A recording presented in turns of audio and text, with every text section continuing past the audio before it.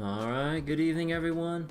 So a little bit of a break from Borderlands 2 for now that the Granblue Fantasy Fullmetal Alchemist Collab is out, and I did mention quite a while ago that I still want to go read what's going on with, at least like this current set of story chapters with main story Granblue, and then, you know, eventually see through the entirety of the Fullmetal Alchemist Collab and stuff. But yeah, I've already said my 2 cents like plenty of times about Granblue when I kind of went on that whole little like journey earlier, like catching up with the main story and just seeing how things kind of go at this point. But yeah, I don't want to repeat myself too many more times though, but yeah, so we're gonna go start with the Fullmetal Alchemist collab. So give me one moment to switch things over tonight. And here we go. Alright. Let me just change some of the sound settings on Chrome real quick. Alright. Also, let me go claim some stuff real quick. There we go. But yeah, I kind of did like some of the farming stuff like earlier. Although not like everything, obviously, because like some of these still require just going through the actual event content. Other ones are just like your daily stuff to get you started with like the reward process, yada yada yada. But yeah, okay. So let's go read. But yeah, like it's been a long time since I've like watched Fullmetal Alchemist and Alchemist Brotherhood. Cause like between the two, I've rewatched Fullmetal Alchemist Brotherhood like a crap ton of times, like over the years. Although it's been quite a while since I last viewed it, despite rewatching a lot of times. But there's one thing that's probably gonna be the most jarring for me. Would be, what was it? Would be the fact that like I grew up watching Fullmetal Alchemist with the English voices, and I never heard too often, except for, you know, some clips here and there, of like the Japanese voices and everything. So it'll probably be like an adjustment period for me, because like I really like the English cast for Fullmetal Alchemist. Like at least to me, it sounds like everyone's like casted well into what, you know, their respective characters and stuff. Like pretty much to me, no one really sounded out of place. But yeah, farming gachas for new patches and stuff. Yeah, I was doing some gacha stuff earlier off stream with Star Rail, because like I kind of did my pulls off stream, mostly because of mainly a bit of impatience, and I want my salty run back with the 4th stage of Apocalyptic Shadow endgame in Honkai Star Rail. So, oh my god, I finally fucking beat the stupid Sparksicon boss in Apocalyptic Shadow. Because here and there I might have mentioned like my grievances with it, but like basically to very simply, or to very, to sum it up very simply, like one of your allies gets sent to an alternative battlefield where they're isolated, and you're supposed to like slap 2 adjacent targets next to the main boss on the other field and raise it to max stacks. And once at max stacks, you want like fast frequent hitters. But then I didn't really have the specific setups, or it's mainly like I was missing the key pieces to the puzzle, and I was like pulling my hair out trying to like figure out how the fuck do I beat this boss, because I couldn't even scratch like 2% off its HP because I can't do the boss mechanics. So yeah, I finally fucking did it.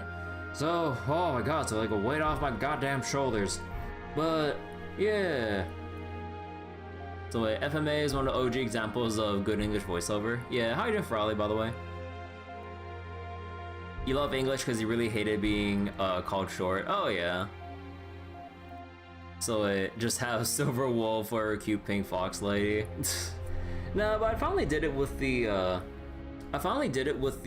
wealth team now that I have Treeby and everything. And oh my god. Hecking. Okay, I had to do a little bit of finessing with like shifting around some equipment on my characters. but Treeby basically helped out with the equipment swapping that I've done to finally push that fight over the edge from getting gate kept to actually beating it with a with a relatively damn good score. I'm just like, oh, thank God. So wait, meanwhile, Manato and Chi defense, they just stood there for like 8 seconds trying to beat Hari. Yeah, that's just kind of like the life we have to live playing with Irari. Did I win the 50-50? I had my guarantee ready for Evanescence because I failed on the earlier one to Yinli. So I'm like, well, shit. But yeah, okay. Let's go read Fullmetal Alchemist now. Also, there's one thing that I really like about Fullmetal Alchemist. It's always like the transition screens to like commercials and resuming. So then you'd always hear like the narrator cut go from like Fullmetal Alchemist. Fullmetal Alchemist. You know, it's like stuff like that. Like, I don't know why that always like gets a little chuckle out of me. It's just like the way that they read the title or pronounce the title, or sorry, read out the title when like when they go to commercial break or resume the show like from the break. I don't know. It's just something about that. I just hear it so many times, but like, I feel like it's always like the iconic part of the show to me. But yeah, okay. In a skydome far away, an elderly man stands in a wait, is my Chrome volume on? Yes, okay. I swear, I was like, I better have the audio on for Chrome. In a skydome far away, an elderly man stands in a trance within a dimly lit basement. Ah, sensei. ここまで長かった。ようやくだ。やっとあなたの見業に届く。あまたの痛みと犠牲があった。しかし、それもあと一つ。すべてはここに至るため。Well, YGX cracked.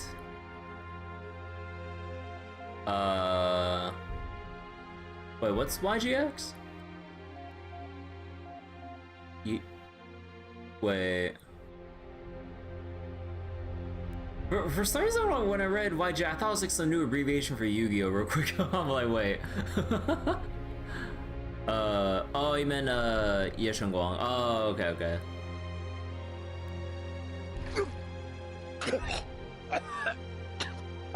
I still have a, you know, okay, I know like the elderly man's dying right now while we're having a little side convo about like Zenless right now, but I still need some more practice with Ye Shengguang because I didn't actually properly read the flow of her moveset because I should probably be having a higher score than I usually should, than the ones I get, because yeah, I think it's like primarily I keep forgetting like I guess like the flow charts in a way between like how you handle the burst rotations and stuff, because I think that's like the main meat of like how I'm missing out on my damage with Ye Shengguang, because I feel like the scores I get should be at least a little bit higher, but like, I didn't read basically the flow charts. A coughing fit seizes the man, staining the corners of his mouth with crimson that drips onto the floor. Still, the man's expression is filled with ecstasy. 長きにわたる王国の悲願、不老不死を、真理を手にするために。 Chilling out with the crew of the schoolyard. Oh man, Yu-Gi-Oh! GX, like, English dub sure is something. Also, apparently from the English dub, they just cut out like whole chunks of episodes, like just entire parts of the storyline, like at some random point, but then like in Japanese, like the story continues where the English dub left off on. I'm just like, wait, did they just not want to dub it anymore? Run out of budget? Like, we're not getting enough viewership to justify continue dubbing? I'm like, what's going on there? It's kind of weird. So trying to understand Premier while trying different teams. Yeah, I need a I finally got around to remembering to switch out the Zhao for Lycon in my Premiere teams, but now I just need to get used to actually switching in Lycon and then using well, I mean, basically all it comes down to just like defense assist into hold button to like activate his thing where he remains on field for a bit as you swap back and all. But yeah, I just need to get used to the feel of it. Oh yeah, four kids does really butchered a lot. Like there's a lot of like memorable, but probably for the wrong reasons, moments with 4Kids dubs. But yeah, there's a lot of like censoring and like complete like rewrites of like dialogue and stuff. Like all like basically think of all the wrong things to do with localization. Like if people get like aneurysms about like how localization's handled in some games today, boy oh boy, don't tell them how shit was back in the 4Kids dub days. Like, oh man. They would not live. Because like I get why people care a lot about like localization or whatever, but then like some people take it a bit too far with like the where they stand on the spectrum of like direct translations to like localizations that match the feel and tone and stuff. But oh boy, but then when you see 4Kids dubs, oh boy. So wait, last year I heard 4Kids now like a light bulb company. What do you mean 4Kids is a light bulb company? What the heck? How you doing, Bryce? But Premiere is good. Unlucky ass not having Nangang or Yuzuha's missing on setup. I mean, you can use Lycon instead of a Nangang. And instead of Yuzuha, you could probably use, I think like any other attack raising support, or maybe just Nicole if you really want. But I mean, like, I think honestly with Premiere, like the setups are actually quite flexible. Obviously, you know, some perform better than others. But yeah, when you understand Protect basically turns into a demon, and Christian 4Kids, like, how are we supposed to censor that? So wait, Butcher One Piece, the opening song? No, okay. The opening song is both super dumb and super meme-worthy. Like, I have a love-hate thing with that. Because, like, on one hand, I grew up with that shit. But on the other hand, oh my god, I part of me can't stand it, but also at the same time, it's what I grew up with. the 4Kids One Piece opening, oh my god, dude. I still remember the lyrics ingrained in my brain and shit. And then I remembered, like, once it stopped showing on 4Kids and I think ended up on Toonami, I was little, like, young me was, like, thrown off so much by the voice cast change. Because, like, everyone just sounded different. I'm just like, wait, like, why are the voices so different? Because, like, me just never understood the whole, you know, idea behind how voice acting works and, like, what studios are doing, like, what thing or whatever other things going on behind the scenes of a show. But everyone goes on about Sanji's cigarettes, but everyone forgets they took out Zoro's beer. You remember Sanji for the accent? Yeah. Zhao for attack damage buff? Yeah. So they were bad at their jobs, so they had to do something totally different. Oh yeah. 4Kids, OP, least offensive thing. Yeah, that's like kind of the sin with like a lot of like studios back then handling English dubs like in like early mid 2000s or whatever, because like they're so afraid of like how Western or American audiences would perceive like, well, what they perceive as Japanese anime stuff in the West. So then like I remember when I was like into Naruto back then in school, like there was like the Naruto openings, and then I started looking them up. I'm like, oh man, like I like the third one. It sounds really cool. I forgot what it was called. I think it was it Little by Little or whatever? Like if you took the English name for it, I don't, something like that. And I was like, oh boy, like we're getting to that episode in Naruto where they're gonna play that opening, right? And then they skip immediately to the fourth one, and I'm just like, but where's Little by Little or whatever? But I'm assuming, looking back at it now, they didn't think American audiences would like that kind of a song for not really feeling super American-y, rock, action-pack, or whatever like genre like they think would be more suitable for American audiences. Cause like little me was actually so disappointed. Cause I was like, when I was like looking up shit all over YouTube, I'm like, oh man, like these Naruto openings sound so cool. I can't wait for the third opening once it comes out, like, you know, like on TV and shit. And then they skip to the fourth one. I'm just like, where'd it go? Where's the other opening? How did they skip it? So wait, 4Kids had some good songs for shows, but One Piece, yeah. Edwards VA actually does English adaptation of We Are for the Funimation dub of One Piece. Really? Oh shit. Okay, anyways. One bright sunny day, the Grand Cipher is soaring gracefully across the blue skies. Oh yeah, the finger guns. On the deck, two alchemists stand in front of a large pile of broken swords. Wait. Oh, wait. なあ、本当に大丈夫か？こんだけの数の剣を一気に直すなんてよ。まあ、任せとけって。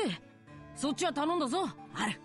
So, just straight up, we don't even see how they get. I mean, we're probably gonna have like a flashback, but like, man, no like prologue-ish intro scene of like Edward and Al then getting dropped into the sky realm. It's just they're already here.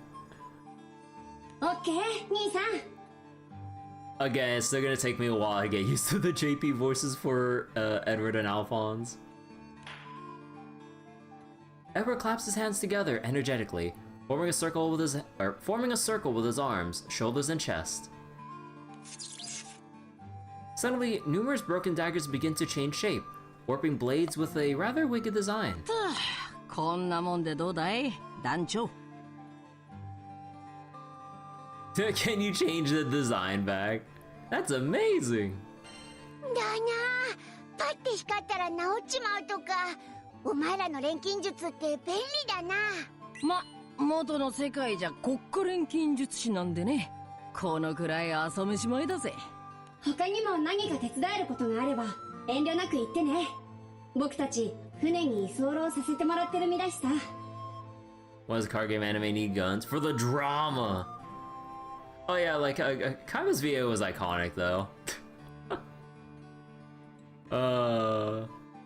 帰る方法を探す手伝いまでしてもらってるしな。やれることは何だってやるぜ。それも10日交換ってか？律儀な奴らだな。それが俺たちの世界の錬金術の基本原則なんでね。The smiling young man is Edward Elric, an alchemist from another world. A while ago, he and his younger brother suddenly found themselves in the Sky Realm. Since encountering Kirby, the brothers have been traveling the skies with the crew in search of a way home. で、帰る方法については何か分かったのか？団員にもいろいろ聞いて回ってただろ？ Wow, like, not even an actual flashback of how it happened? 全然。これっぽっちも。 Oh, shit. If he speaks in English. Nah, that's not how Cygames works when it comes to collabs. Like, it's all, like, based on, like, how things are in Japan and shit. Because, like, technically Granblue is not necessarily released, like, globally. I mean, technically it is now because it's the Steam client. But I believe, if I remember correctly, unless, like... Does the Steam client have the Fullmetal Alchemist collab? Because, like, there's a lot of licensed content, like, from collabs and shit, that's not in the Steam version, because technically, we've been able to view it because we've been accessing it just through our browser, which isn't necessarily region locked. So they never had to worry about licensing outside of Japan. You doubt the Steam app lacks it? Yeah, like, probably with, like, collabs going forward, they have it. But with, like, the old stuff, yeah, I would assume, like... I would assume they have to get around to it eventually with releasing it for the Steam client people. But, yeah, we'll just have to see. 悪い。まあ、収穫はあったぜ。団員たちからこっちの世界の錬金術や魔術の話を聞けて、すっげえ勉強になった。Yeah, there's Clarice and Lena. So learn a lot about alchemy and magic. 個人でできる範囲には限界があるって現実も同時に思い知ったけどな。Imagine bringing out a どう brand すりゃ new 世界転移なんかできんだ。 Imagine bringing a brand new app in order to bring overseas folks and you fuck them over with no event while the rest of the player base gets one. Yeah. Like, I would imagine, like, they have things sorted out for whatever's upcoming. Like, or, you know, basically right now since the Steam release onwards. But then, yeah, like, beforehand, though, I think, like, you know, if I had to give benefit of the doubt, there's probably some, like, business bullshit that's, like, getting in the way behind the scenes of, like, basically getting the okay to unlock it for for overseas fans, basically. 今のところ団長が言ってた通り、戦勝獣くらい力のある存在なら世界転移は可能かもってくらいで。ま、帰る方法くらいそのうち見つけ出してやるさ。世界の真理を解き明かすのが錬金術師だ。 FGO was the same. Global experience FGO. Wait, what do you mean FGO is the same? FGO has been released with a content gap. Granblue's been released to have simultaneous, or to be matched up with Japan. It's just that, like, specifically things are restricted because of certain licensing things. But that's just with the collab stuff. The rest of the game is still okay though. But yeah, like, FGO, like, since the start has always maintained, for better and worse, like, its 2-year content gap. For Granblue, there is no catch-up. It's just, you're just placed right in it. And honestly, I'd rather just have it like that, honestly. Rather than have some, like, annoying catch-up thing. Because, like, there's arguments to be had for the whole, version catch-up or whatever. But I think, like, you know, there's probably good ways to handle it. But, like, depending on how they want to handle it, it's, like, a very delicate thing with, like, releasing a gacha post-release in its original region in others. And then trying to arrange, like, or hopefully try to arrange an accelerated schedule while trying to set up the appropriate rewards or compensation to make up for the accelerated time versus the dead weeks of content. Or they can do what, like, games like Epic 7, technically Granblue now, or whatever, and just plop the new players right in the middle of it. But, yeah, it just depends on how you want to handle or dole out stuff to compensate for such a thing. なるほどな。今向かってる島にはお前らの仲間がいるんだろ。そいつが何か知ってるといいな。 Yeah, I'm not exactly sure on, like, the exact time gap with FGO, but I'm pretty sure, like, I wouldn't say 3, but it's just within that 2-year range, maybe give or take, like, some months or weeks. I'm not 100% sure on that. But yeah, there's, like, some give or take here and there, but it's basically 2 years. Like, I think that's, like, the best way to really sum it up. Because, like, they match the events by month and season and everything. So I wouldn't say 3 years. Like, it's basically just 2 years, give or take some weeks, depending on, like, how the weeks line up on the month and stuff. そうだったらいいんだけどよ。心配半分、不安半分っていうか、そもそも落ち着いて話せる相手じゃないっていうか。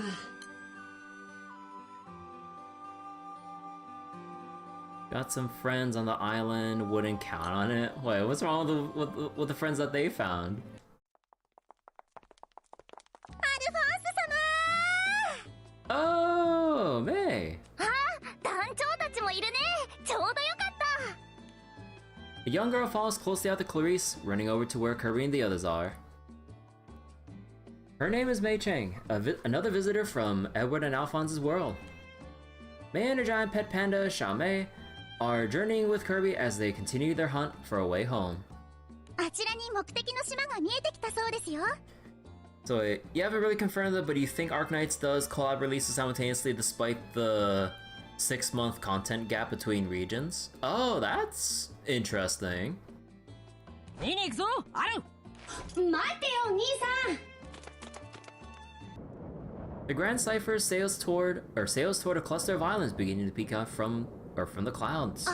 大きい島の周りに小さい島がいっぱい浮かんでるところです。あれが環状群島。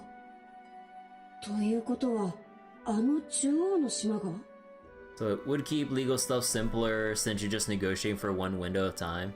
Yeah. あれが師匠。カイソ・カリオストロが錬金術を伝えたって伝説が残る錬金術師の島、ジャナト島。Wait. The island where Cagliostro is said to have passed down the art of alchemy? Jannat島。Edward takes out a single piece of paper he received from the crew of enforcers. Jannat Island's wanted list. On it is the name of a person who has been charged with plotting the subversion of the state. こっちでのんびりする暇はねえって分かってんだろうに。たく、何してやがる。なあ、グリード。Oh yeah, I knew greed was part of the event, but oh. 西を落とすとは、俺の部下どもはなかなか優秀だ。The best boy. Yeah, I love Greed and what's the Ling Yao, right? I think that was his name. Yeah, I love these two so much. この調子だと本当にこの国を取れるかもしれねえな。面白くなってきた。ご機嫌で結構なことだが、Hey, I did remember right. 俺たちの計画を忘れちゃいないだろうな、グリード。水さすんじゃねえよ。俺も計画のうちだろう。Greed is good. Greed's good boy. Or Critical Lore being traveling collab. But yeah. まあ楽しくなってるのは否定しねえ。ここでなら親父殿を気にする必要もねえからな。それにこうやって。His eyes glint as he looks over at a shadowy figure nearby. Oh. ああいう奴らが来るから退屈しねえ。Throwing hands with the air. You're not gonna question? I mean, like, they'll probably explain it or just, like, do a passing mention of, like, oh yeah, I just teleport along here with the rest of them or some shit. Or maybe, like, I don't know, something happened one day, I just woke up here or some shit. Because I'm assuming they're getting very lazy with, how to explain the isekai moments. But honestly, like, how the characters get here is, like, the least important thing at times like these. When you really think about it. おい、目立つことをするな。軍の追っ手に見つかったらどうする？ But it's more like a nice bonus that they can smoothly and nicely convey how they get here, but otherwise you don't really think too deeply on how they get here. So to be fair, there's a movie where Edward ended up on Earth. Oh, is that with the original Fullmetal Alchemist? Because I never saw the... I've never seen any of the movies, I've only watched the shows. Oh, wait, that's kind of an interesting premise, huh? Where he ended up on Earth. Does he still have his alchemy on Earth, or have things like changed when he ended up there somehow? Huh. やろうぜ、賞金稼ぎ。少しは楽しませてくれよ。ちょっと待て。俺は聞く気なしかよ。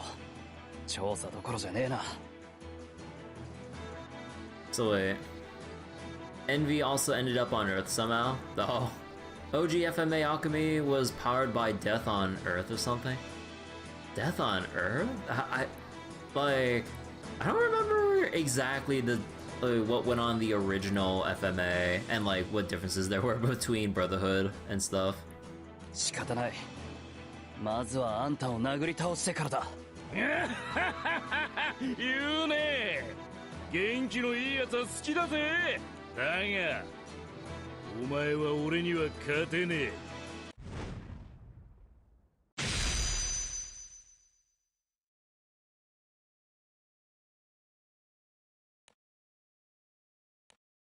Alright, so that's our opener for the FMA collab. 国家錬金術師 Head boy エドワード・エルリック。ま、こっちじゃそんな称号なんの意味もねえけどな。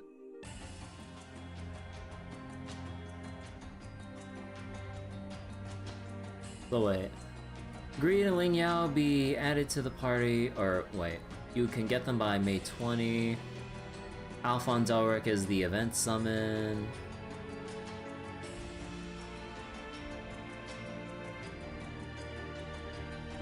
And yeah, you have the gacha characters for Olivier, Roy Mustang, and Alex Armstrong. Alex Armstrong's the Collab summon.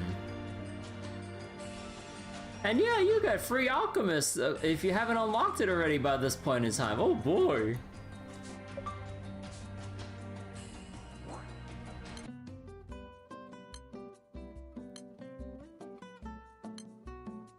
Life has many doors, that boy.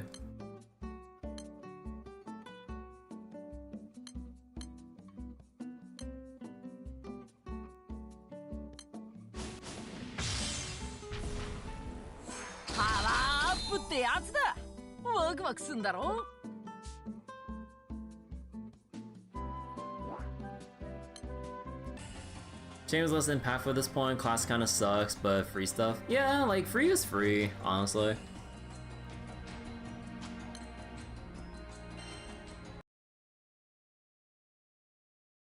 And yeah, considering how they're going about class updates and stuff, you know, with Fighter, Lancer Origin, I don't think we're getting... I don't think we're getting any EX1 class Origin updates anytime soon. Not that I'll be sticking around long enough to find out, probably. 入国手続き時間かかったね。これグリードの捜索をお願いした人たちちゃんと入国できてるかな? Yeah, like at least so far, yeah. Or well, I say so far, but yeah, no Hawkeye is like intro. I thought we'd get Hawkeye in some capacity. I would assume maybe she'd be here just for the for story purposes, but yeah, I guess they just have to choose their characters or whatever, because like 2 designated welfare characters, 2 designated gacha collab characters with 1 who has to be the event or collab summon. Yeah, like, oh, she is in the art? Oh, okay. But yeah, she's probably in the story, but yeah, not a freebie unit or a collab unit in any way. ただでさえ先行して調査してもらってるアイルがまだ合流できねえって話だしな。これで団長に紹介してもらった傭兵たちまで入国審査に引っかかってダメとかな。あいつらの方は大丈夫だと思うぜ。前にもジャナトに来たことあるって話だし、入国手続きは想定済みだろう。So wait, sad to say, she'd be worthless in a world with the threats that Granblue has. We got the power of gun. I'm just kidding. そういうミスはしないと思うぜ。傭兵の中じゃ優秀だって結構有名らしいし。あ、いたいた。団長さん。お互い無事に入国できたみたいだな。Holy 安心し shit. た。It's actually pretty crazy that we have Sturm and Drang like as part of a collab story now. That's crazy. Holy shit. They exist beyond beyond MSQ now. So it should be as good as like Crew Enforcers, Foot Soldier. Probably, honestly. Unfortunately.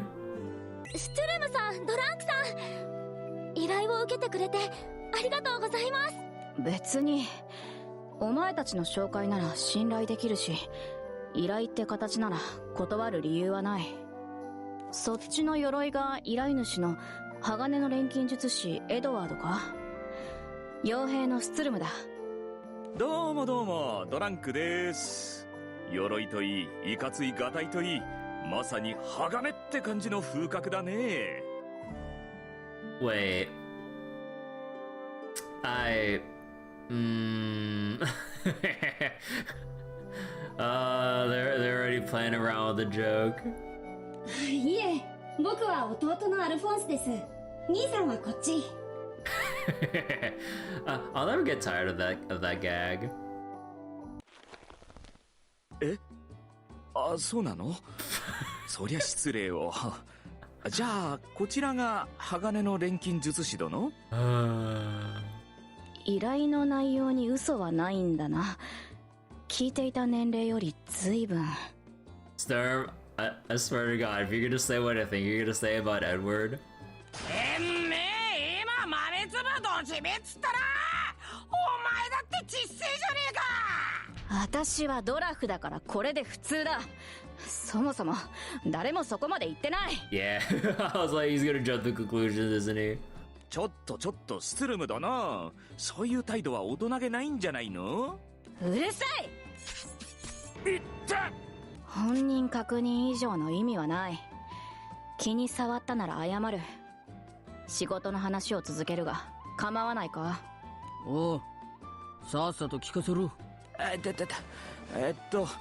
人探しのためにこの島を案内してほしいんだよね。That's racist. Wow. ああ、一応居場所を察知できるのがこっちにもいるんだが。どうだメイ。何をしてるんだ？その人が持つ特別な気を探っているのですが、この近くにはいませんね。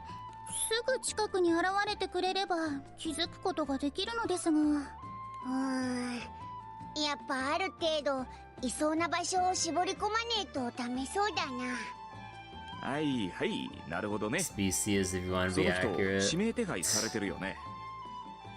まだ決まってね。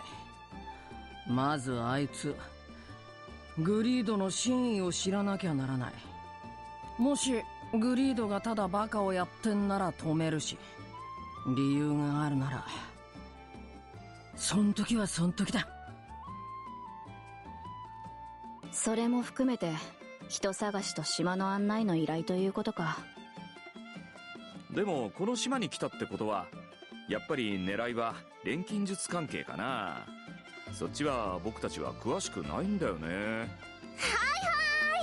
ジャナとの錬金術については師匠代理のクラリスちゃんにお任せ。 In place of master, huh? Oh no, we're in danger. 代理？カリオストロに何かあったのか？なんかヘルメス錬金術学会が変な動きをしてるらしくてよ、そっちの対処で忙しいって言われちまったんだ。Is that how they write out Cagliostro from getting involved with the Collab story? At least so far, I'm assuming. Bro, just like, oh, she has business to deal with, man. そもそもジャナとは師匠的には昔ちょっと立ち寄った島ってだけで別に詳しくないんだって。 Guess Helmuth might show up then.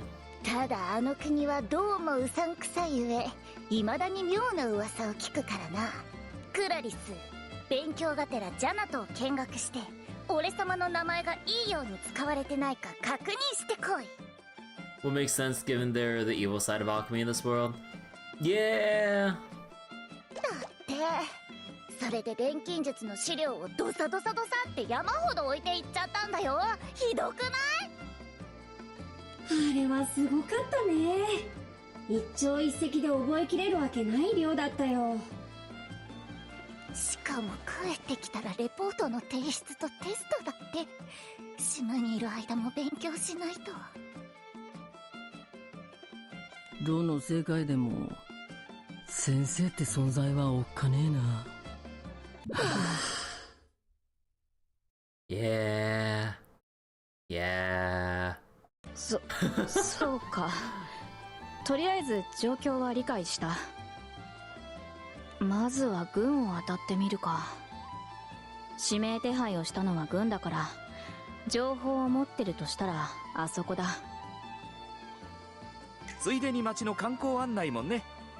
この通りの2つ先にめちゃくちゃ美味しいパン屋さんが。あいた！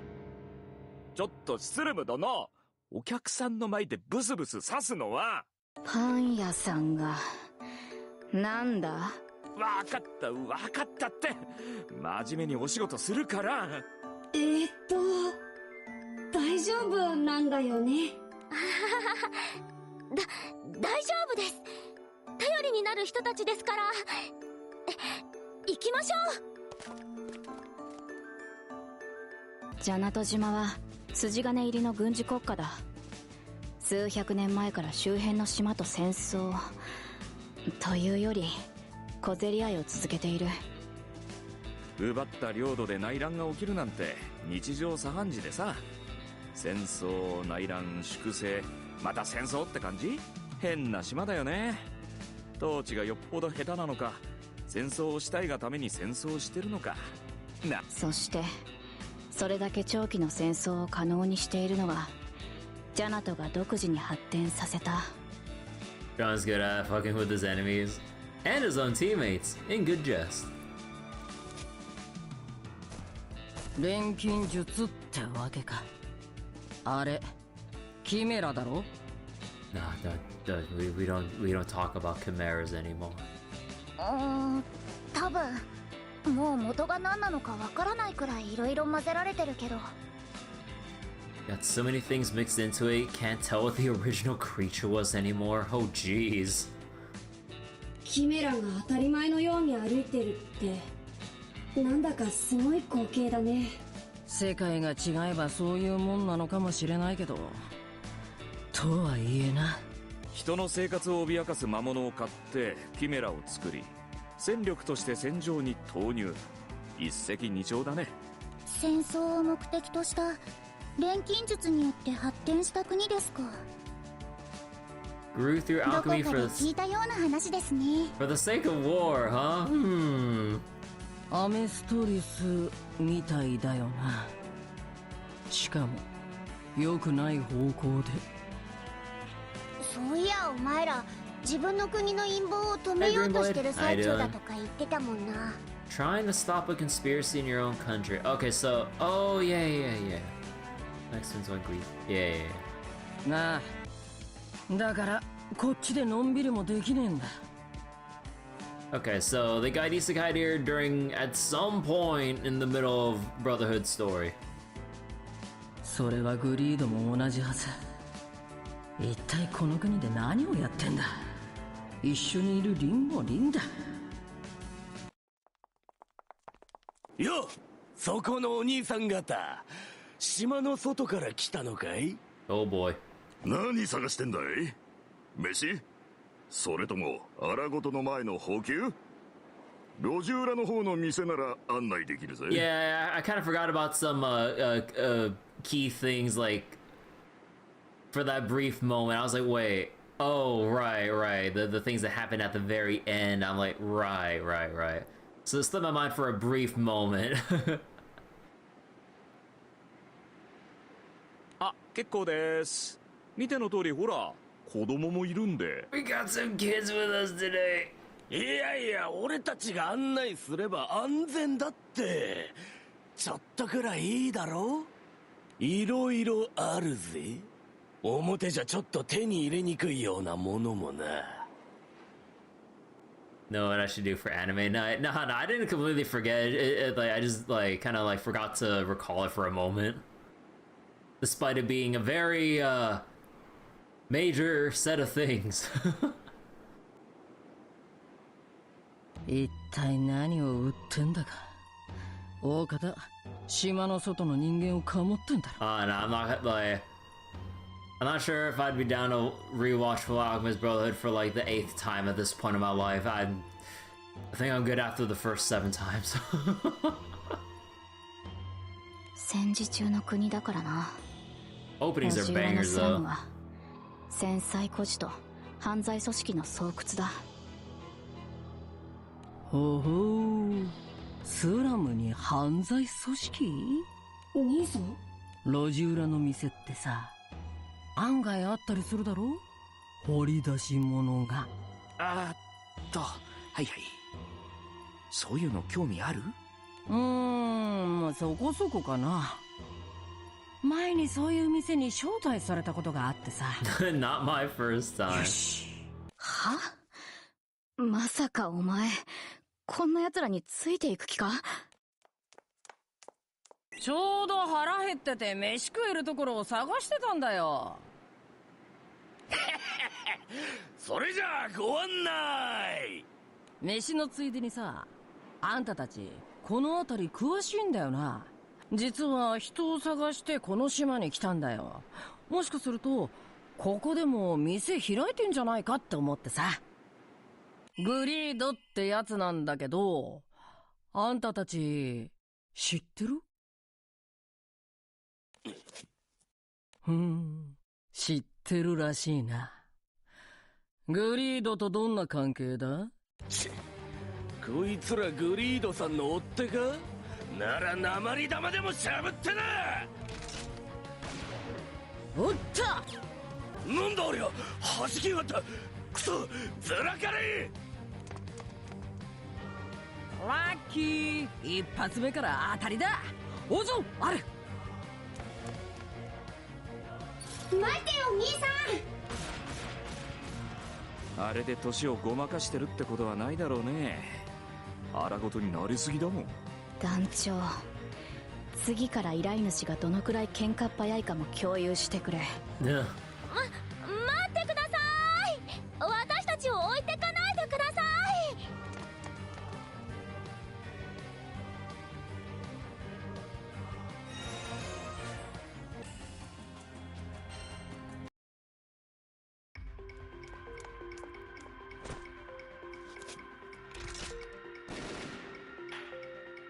Oh, is it bringing up the wall? Or the spikes? なんでこのチビ！誰がスーパーハイパードチビだって！ That man's dead.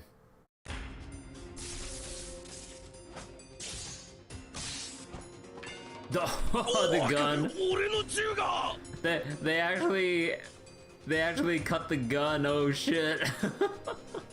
まずは一人。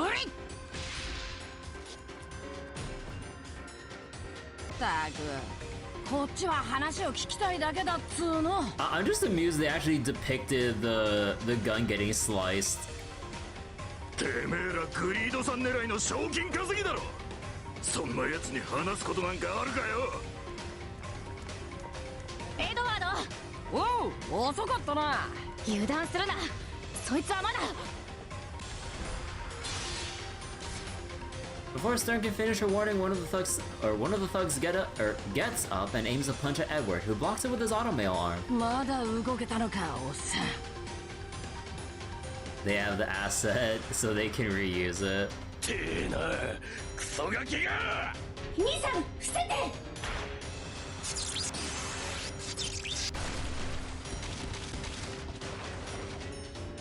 Alphonse uses alchemy to conjure a fist from the ground that knocks down the enemy. However,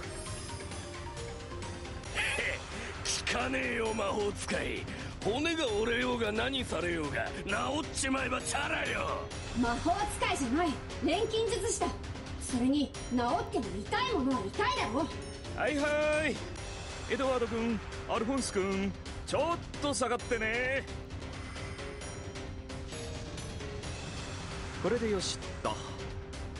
いくら治るって言ってもさすがに炎の壁を破るのはしんどいでしょ。まさか抜粋のゴロつきどもまで錬金術を使ってくるなんてな。これだからこの島で揉め事は嫌なんだ。錬金術？驚くほどの速さで傷が再生した。あんなのまるで不老不死ですか？傷を負ったそばから回復しているだけだ。この島の錬金術はそういうものらしい。短期間に量産可能なキメラと滅多なことじゃ死なない兵士。そんな話は有名だけどさすがに驚いたよ。軍人ですらない彼らまで常識外れの回復力で滅多なことじゃ死なないなんてさ。ジャナとの内乱に関わる依頼が傭兵に人気がない理由がこれだ。島の何もかもが厄介でな。師匠も言ってた。この島の錬金術は根本的におかしいって。 Even Cagliosha says like alchemy here is weird. Huh. それってこういうこと？なるほどな。いかにもグリードやリンが興味を持ちそうな話だな。さてどうする団長さん。エドワード君、炎で囲みはしたけど。このゴロつきども、戦うのも骨だし、簡単に情報を吐くとも思えねえし、なんかねえか？いい魔法とかさ。いや、ちょっとそういうのは専門外かな。そういやあいつアルを魔法使いって呼んだよな。僕の術が錬金術だって分かってないみたいだ。でもこの世界の錬金術でも同じようなことができるはずで。いや、そうか、できないんだ。うちじゃあるまいしできないってこと。 They're all me tier. クラリス、さてはこのこともカイソ様に聞いてただろう。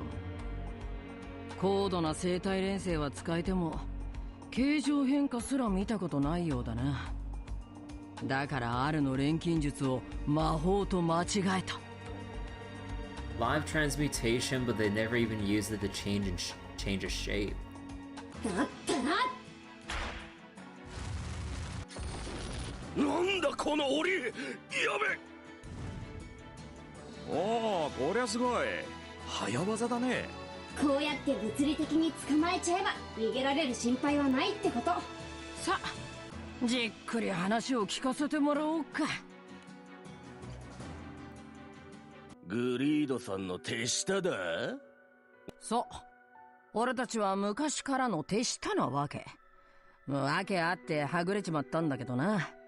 そんでようやく居場所を突き止めたら国家転覆を計画してるとかで指名手配されてやがる。僕たちだから直接会って確かめようとここに来たんです。だとしてもよ、どうする？いや待て、金髪でチビの錬金術師？お前エドワード・エルリックか？ Blonde, short, can do alchemy. チビって言うな。やっぱりお前グリードのこと知ってんな。ああ、知ってる。俺たちはグリードさんをこの島の王にするために働いてる。はあ？グリードをこの島の王に？本気で言ってんのか？少なくとも俺たちはそう思ってる。今日だってそのための資金集めをしてたんだ。今の軍が国を牛耳ってる状態よりはグリードさんが王になった方がよっぽどいい。俺たちに協力しろ。それならグリードさんに合わせてやってもいい。協力って、つまり国家転覆の手伝いってこと？そいつは約束できねえな。まずはあいつに会って話を聞いてからだ。おい、その辺にしておけ。軍に嗅ぎつけられた。まあ街中でこれだけ騒げば当然だよね。どうする？そいつらを軍に引き渡すか一緒に逃げるか。あいにく今捕まるわけにはいかねえんだよ。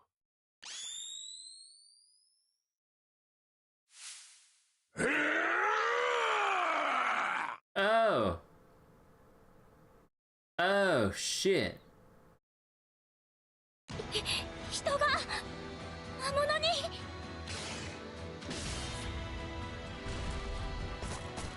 てめえ、次までに選んでおけ。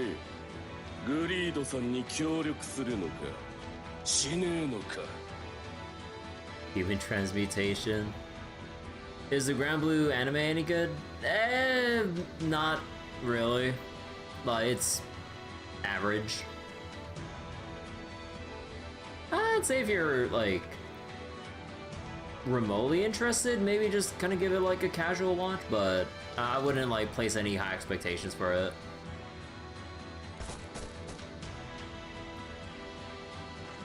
お前たち動くな。両手を上げて武装解除しろ。ふざけんな。今追いかけないと。Yeah, it's an adaptation of the very early parts of Granblue main story, and the early parts of Granblue main story are kind of dull. Like, it's very basic. Yeah, there's some special episodes that are like the more fun parts about Granblue, but because like they you know, kind of have to follow how the story starts, then it's kind of like, yeah, how Granblue's main story starts isn't the most riveting thing ever. 待てエドワード、今はおとなしくしろ。下手なことはするな。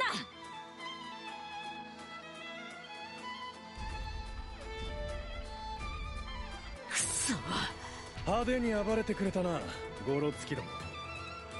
おとなしくしろ。さあ来い。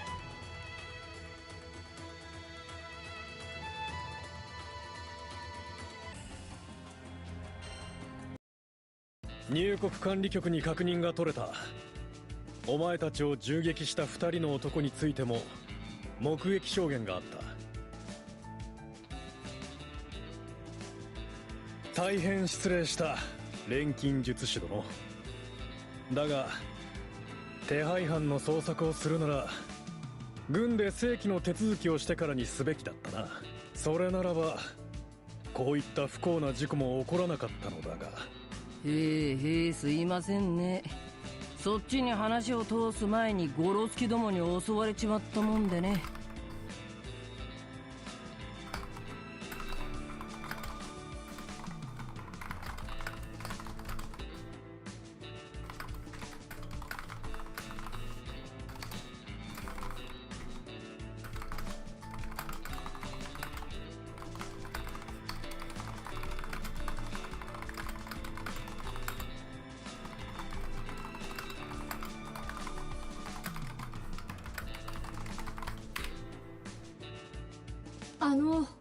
指名手配犯のグリードについて聞かせてもらえませんか。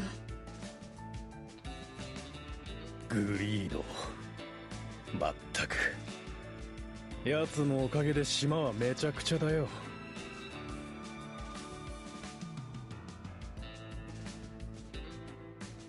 奴が来る前からスラムには軍部解体を掲げる小さな反政府組織があってな。その頃はたまに我々と小競り合いをするくらいだったんだが、グリードが組織に入って状況は一変した。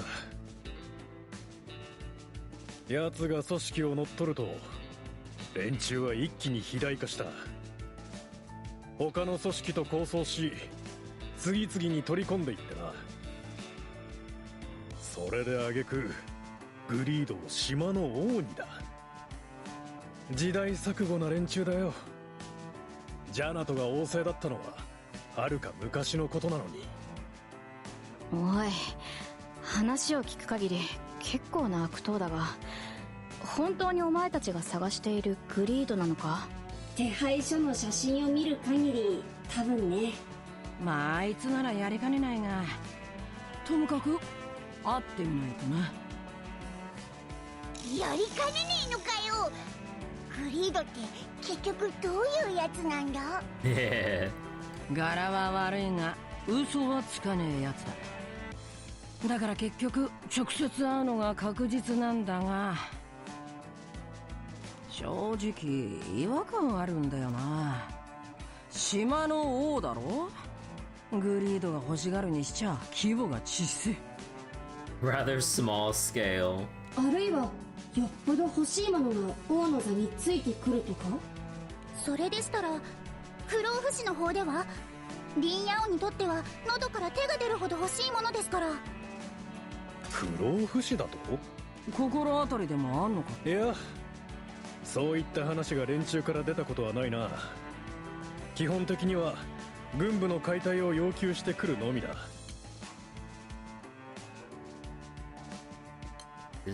Only the dissolution of military。 そもそも我が国には不老不死にまつわる物事など建国以来一切存在しない。冗談だろ。錬金術師の島なんて呼ばれてる国が不老不死に興味すら持たなかったのか。 Hasn't had anything to do with the idea since the founding? 錬金術師の島だからこそだ。我が国では錬金術が身近だからこそ、その手の流言は時に悲劇を引き起こす。不老不死は空の民では実現不可能だ。お前たちも錬金術師なら骨身に染みているだろう。Yeah. Impossible for sky dwellers, yeah.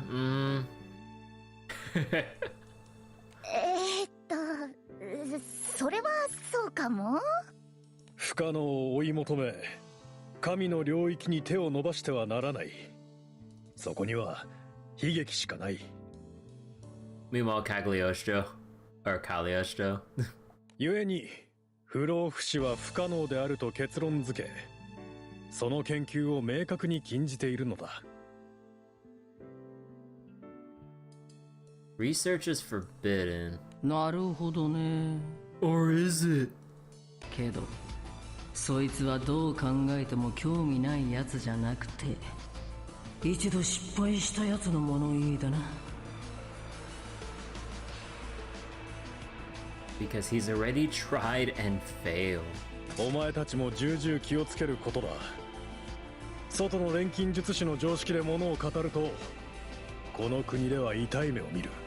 Outside alchemy to things in Jannat? Oh. Cagliostro cackling in the background as she murders a whole group of Helmuth plebs. 不老不死などとザレ言をのたまうのは冗談でもやめておけ。国外追放にするぞ。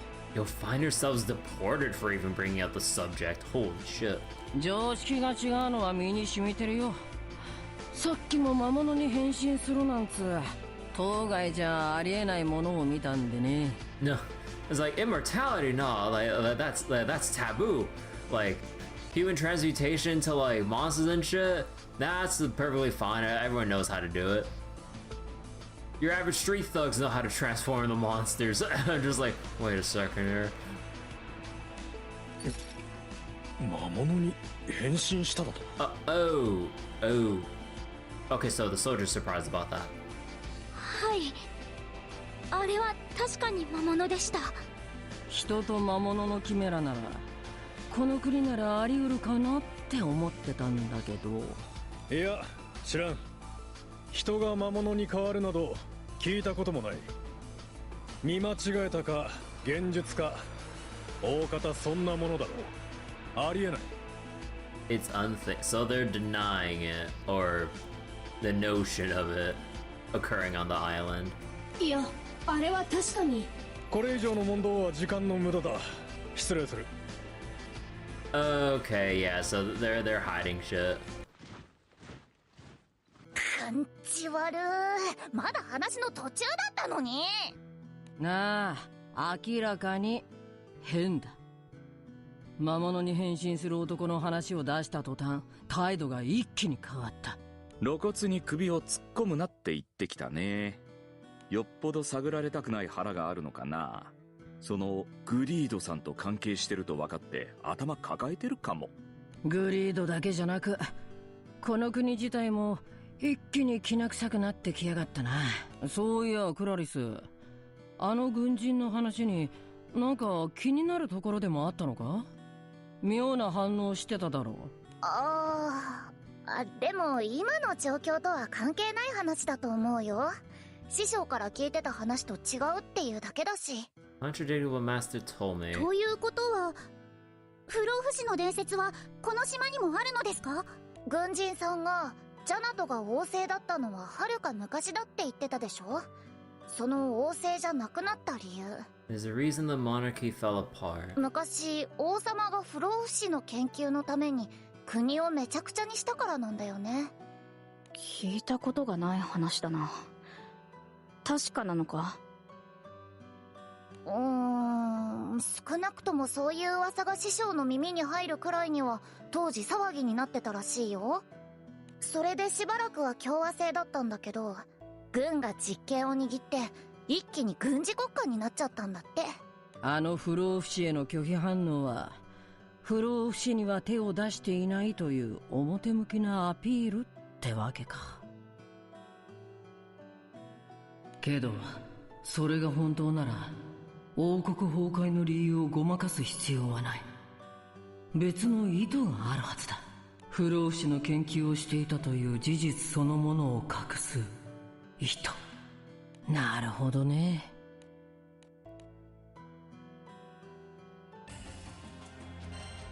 He's figuring out the mystery. くそ、こいつどうなってやがる。お前結構やるな。俺を相手に殴り合いができるってのはすげえよ。だが俺には最強の盾があるんだね。おらWhen Air swings his fist at Greed, what he hits is not flesh, but a material as hard as steel. Naturally, Greed suffers no damage and only laughs provocatively. 無駄だよ。多少は頑丈みたいだが、お前の拳が壊れる方が早い。You know what you gotta do, Air? You gotta be a dirty grappler. どうだろうな。試してみなきゃわからねえ。Look, if striking ain't doing it, you gotta resort to throwing. とは言ってみたが、あいつの言う通り、正直俺じゃこいつを倒すのは厳しい。黒いのが炭素効果とかいうやつか。逃げるための隙を作るか、それともどうにか説得。いい目してんなお前。絶対に諦めねえって目だ。あんたにはそう見えるのか。見えるね。暴力大好きって顔に書いてある。どこぞの裏社会にいただろうお前。ごちゃごちゃ考えてねえで来い。戦いてんだろ。付き合ってやるよ。昔だったらその誘いに乗ってたかもな。でも今の俺は違う。グリード、それにリンヤオ、鋼の錬金術師から伝言を預かってる。なんだって。あいつもこの世界に来てやがったのか。その反応、あんたみたいなのが本当にエドワードの仲間だったのか。仲間？バカ言え。あいつが俺の手下なんだよ。それであのチビはなんて。こんな島で何してやがる。なんか企んでんなら吐きやがれ、このバカ。どうやら本当にあいつの使いみてえだな。転移したのは俺たちだけじゃなかったってことか。これは吉報だな。グリード、一度この少年と落ち着いて話を。ちょうどいい。お前も俺たちを手伝え。はあ？あんた何言ってんだ。あいつの仲間だってんなら俺の手下ってこった。なら俺に従う道理はあるよな。That's greed for you. ふざけてんのか。あんたは指名手配されてんだぞ。そんな奴に理由も聞かず協力するわけねえだろうが。理由ねえ。つってもいきなり全部は教えてやるわけにはいかねえな。なのでこういうのはどうです？who is？ 動かないでください。下手な動きをすれば首をはねます。Who the fuck is this？ なんだこいつ。どこから現れた。At the time he's like, いつの間に俺の後ろに。that time he's literally from like the new story parts of MSQ that I'm about to read later. Because I don't remember this guy anywhere. おうしよくやったディアマン。やっぱ便利だな、お前の姿隠しの道具。ネタばらしやめてくださいよ。知られてるのと知られてないのとじゃ効き目が違うんですから。お前何者だ。俺はディアマン、グリードさんの右腕です。以後お見知りおきを。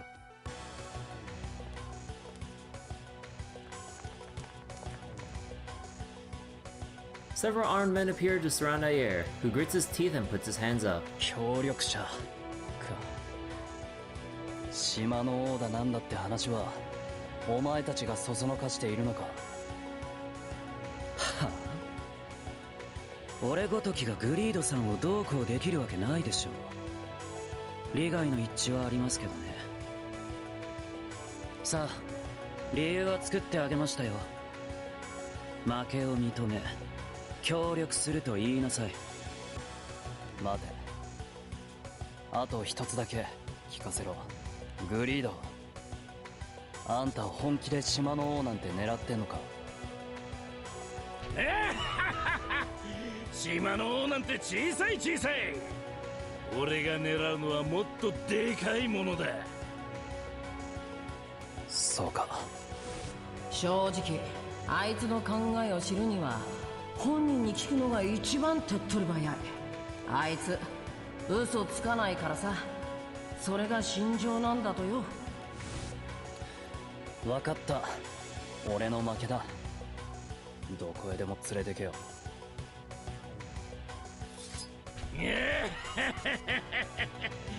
仲良くやろうぜ。団長とエドワードには悪いけど、これはしばらく連絡は無理だな。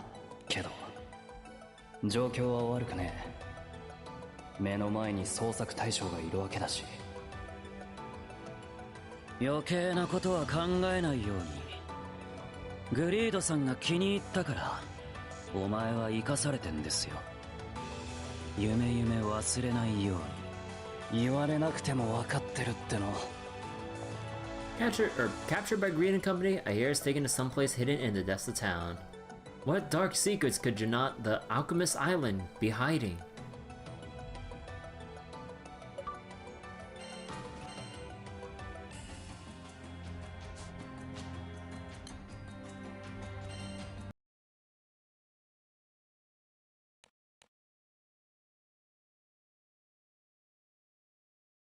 Once again, jobbing. Yeah!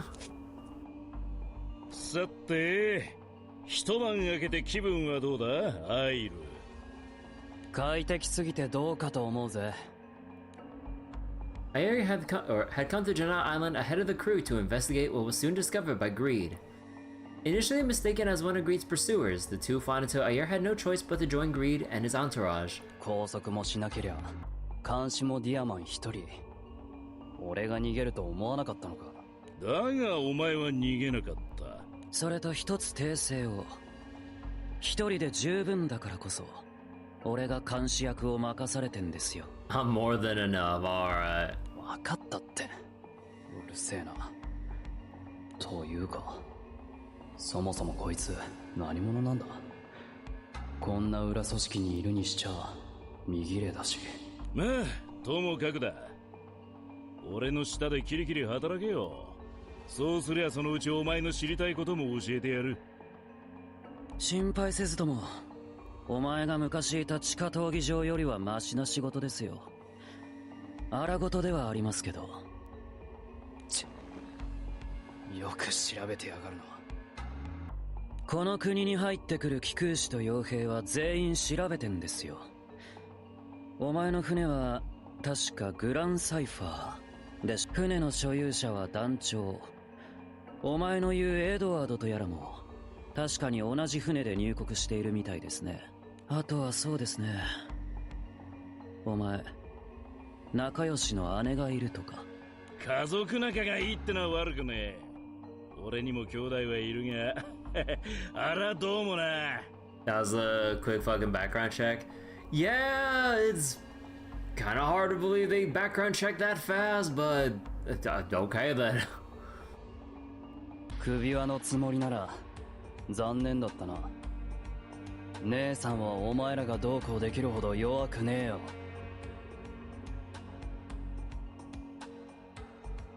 その上でもし手出すならそれ相応の覚悟をしろ。Nonsense of us to have the primal on hand. Yeah, it's really weird that like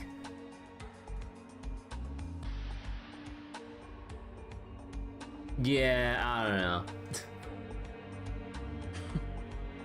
家族愛ってやつですか。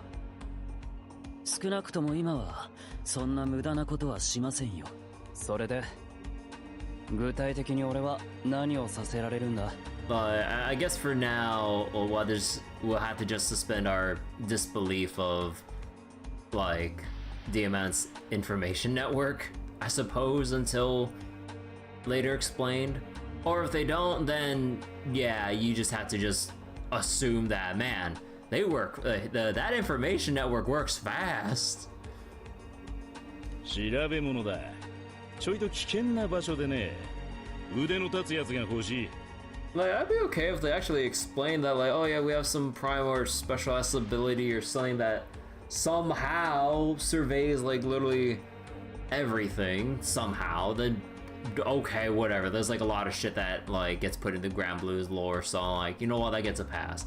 But then, until they say that there's something supernatural involved with, like, how quickly and accurately they can figure out who steps even foot on the island and shit, yeah, it's kind of hard sell on, like, believing it genuinely.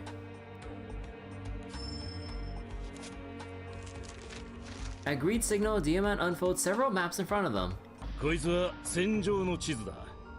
ジャナトと周辺国とのな。And surrounding countries. はあ？重要機密だろ。にゃ部下が優秀で助かるよな。Man, I know they built up, like, Greed to, like, really, like, to be that charismatic figure to really, like, get a whole bunch of people and things together and organized and shit to take, like, a ragtag group of thugs and shit to turn into, like, an actual organization of people to, like, overthrow, like, the, like, authority on this island, but, like, holy shit. It's so silly how, like, things, like, how he progresses, like, things so fast. And we only just started seeing what they're up to. とはいえ、俺たちの欲しいものはここにはまだ書かれちゃいない。この地図を完成させる必要がある。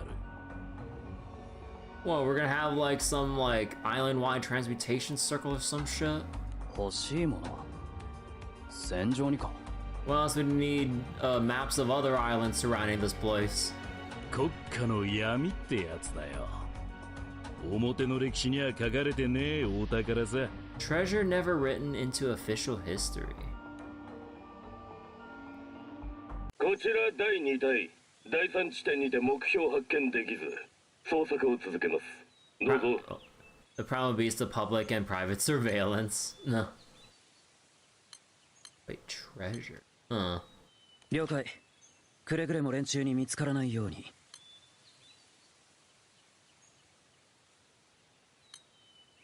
So wait, Unit 2 cannot be acquired at... Okay, so they just have a very extensive network of people just radioing each other and communicating very efficiently. 小型の通信機。少なくとも各隊の隊長格に行き渡るくらいには数があるのか。Okay, so I guess that's it. Like they just have a very capable and efficient like what was it? Like squads of people that can communicate with their transmitters and shit. They already did countrywide transmutation circle though. Yeah. こんなチンピラまがいの連中が持ってていいものじゃない。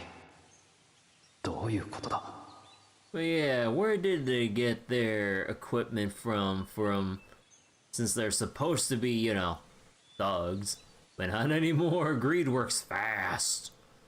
その通信機、グリードが異世界から持ち込んだものなのか? Transceivers, rare expensive tech, even society is limited amount.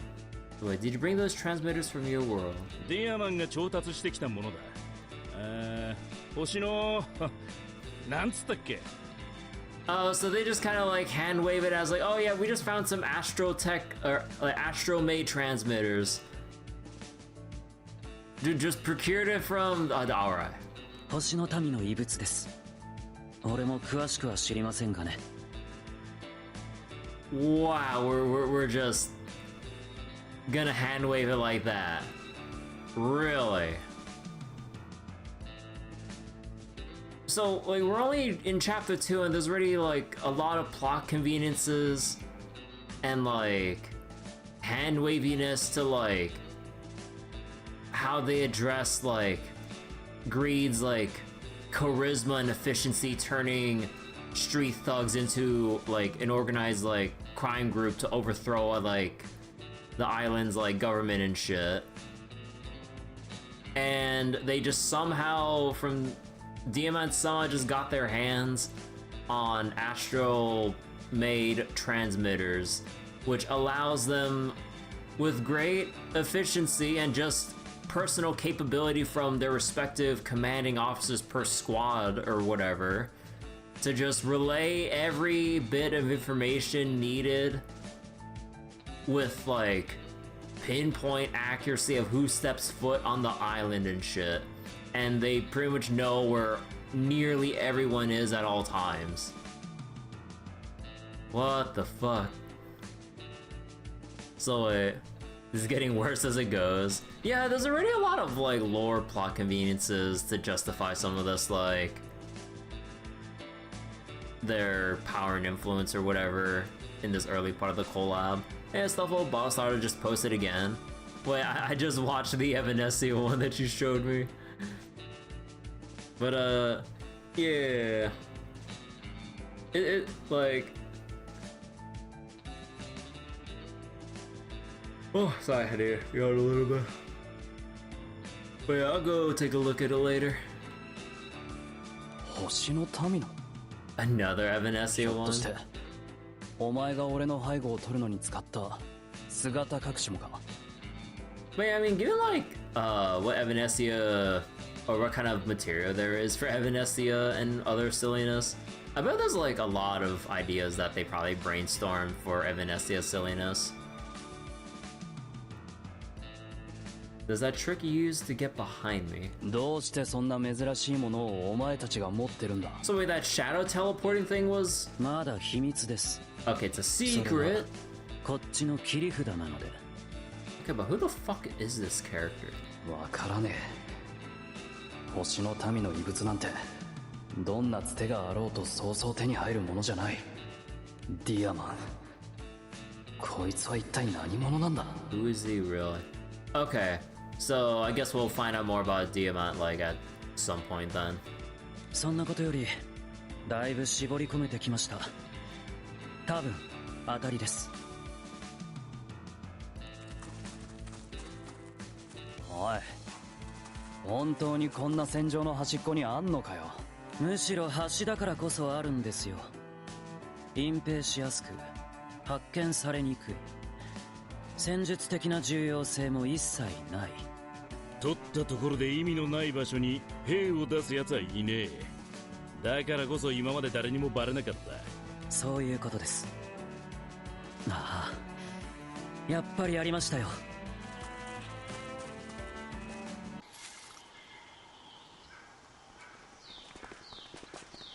なんだこれ。辺境の軍施設にしては警備が厳重すぎる。予測地点とも一致。ここですね、グリードさん。ああ、上出来だ。よくやったディアマン。これではっきりしたって感じか。まったくどいつもこいつも似たようなことを考えるもんだ。まさか殴り込むとか言わないよな。それで解決すりゃ楽なんだけどな。残念ながら今日は偵察に来ただけだ。ディアマン、引き上げるぞ。別動隊の奴らも。おい貴様、そこで何をしている？大丈夫、俺たちじゃありません。通信機越しでした。どっかの班がやらかしましたね。今のは第7班のようです。どうします？どうしますって、そんなの。俺の立場で言うなら即時撤退を提案します。第7班はこの間傘下に入れた西の連中、まだ大した情報は持ってないですから、捕まっても漏れる情報は限定的かと。この野郎、部下はどうでもいいのかよ。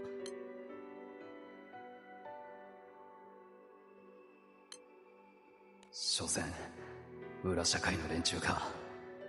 俺の古巣と大して変わらない。都合が悪ければ見捨てるなんて当たり前だろ。エドワードの知り合いだからって期待しすぎたか。救援を出せ。俺たちも行くぞ。もちろんです。行きましょう。はあ？俺を誰だと思ってやがる。強欲のグリード様だぞ。部下は俺の所有物なんだよ。俺のものを奪われてたまるかよ。何なんだよこの茶番は。侵害です。俺は本気で撤退を進言しました。その上でグリードさんには従うというだけで。第7班の救援と撤退の指揮は俺が取ります。二人とも通信機はありますね。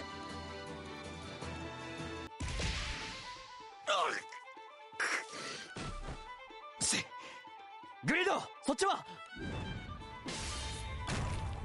おいおい、軍人だってのに歯応えがねえな。ディアマン、片付いたぜ。第7班も全員無事だ。さすがです。ではもう一暴れお願いできますか。まっすぐ東に向かって交戦中の第5班を拾ってください。回収後はそのまま南東へ。それまでには第2班と第3班に退路を掃除させておきます。自分の大将をおとりに使うのかよ。俺だって不本意ではありますが、間違いなく一番効率がいいですから。それがどれだけ難しいか。それにお前も情報が欲しいなら無事帰れるよう気合を入れて戦わないといけませんよね。葉っぱかけてるつもりかよ。いい性格してるよお前。けど実際に軍を相手に仲間の救援と撤退戦ができている。それも仲間の犠牲も出さずに。国を相手に反乱なんてバカかと思ってたけど、この二人が組んでるのならThey just might pull it off.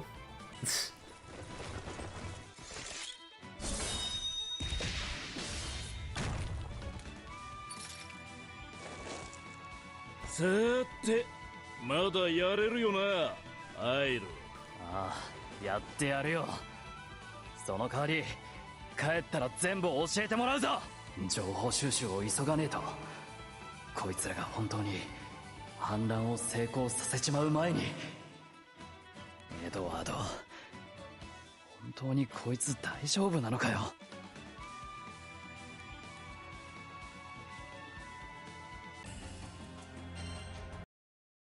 ようやく次で調査も終わりか。ディアマンのやつ散々こき使いやがってよ。ディアマンの話に乗ったのはお前だろ。そりゃあまあ、俺には叶えなきゃいけない願いがある。そのためなら全てをあんたにやる。 Got a wish that needs to come true. I'll give you anything to make it happen. 面白そうだったからな。あの目を見りゃわかるだろ。欲しいもんのために全てをやるだぜ。それにあいつの話じゃ、俺が欲しいものもここにあるらしいじゃねえか。そうだな。あれは俺にとっても必要なものだ。そしてエドワードにもな。そろそろアイルに話す頃合いか。デアマンを説得すんのがめんどくさそうだな。よし、ちょっと変われグリード。アイルと話がしたい。なんか狙いがあるんだろうな。戦ってる時折別人のような気を感じた。それに彼には守りたいものがあるんだろう。俺が腹を割って話す。 He just like me for real. いいだろう。うまくやれよ。なんだアイル、お前それだけしか食わねえのか。 He can sense わけん Bowman. だからもっと食え。力出ねえぞ。 That's why Ayer's here.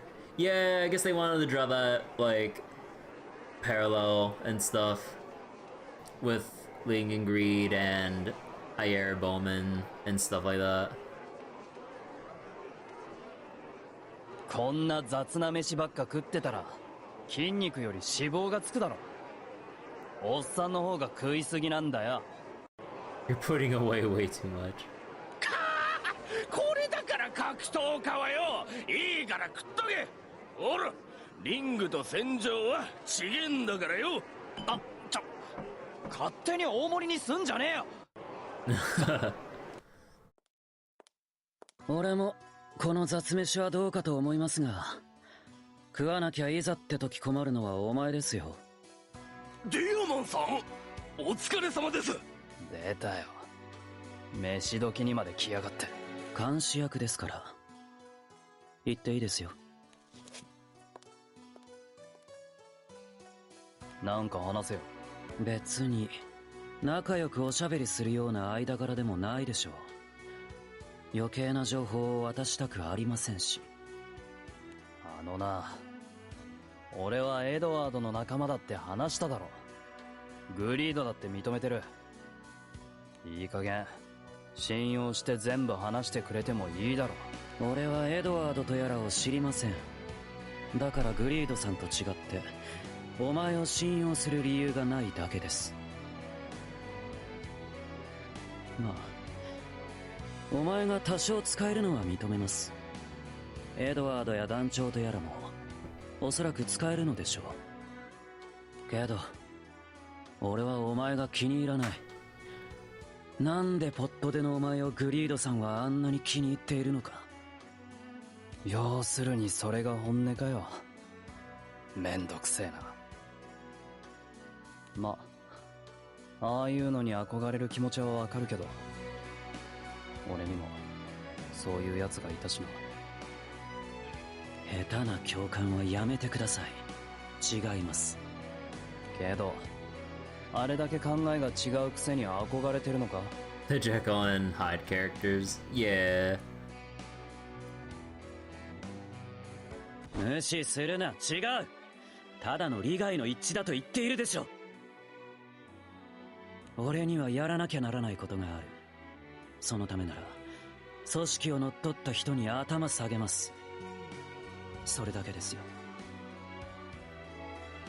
無理があるだろう、その言い訳は。あれだけグリードに懐いてんのに。Excuses. 何か。なんでもねえよ。そういえば元々の反政府組織はあんたが率いてたんだったな。Headed the original anti-state organization. なんだってそんなことしてたんだ。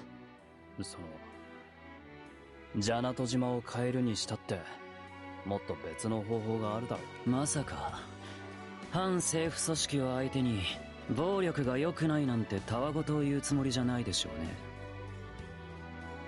全ては必要な犠牲です。あんたそれ本気で。 Oh man, everything's a necessary sacrifice. That's villain talk right there. Or anti-hero talk at least. 何も知らない奴がまともですって面して適当言わないでください。 You haven't gotten a clue. それじゃあ何も守れないんですよ。何一つ。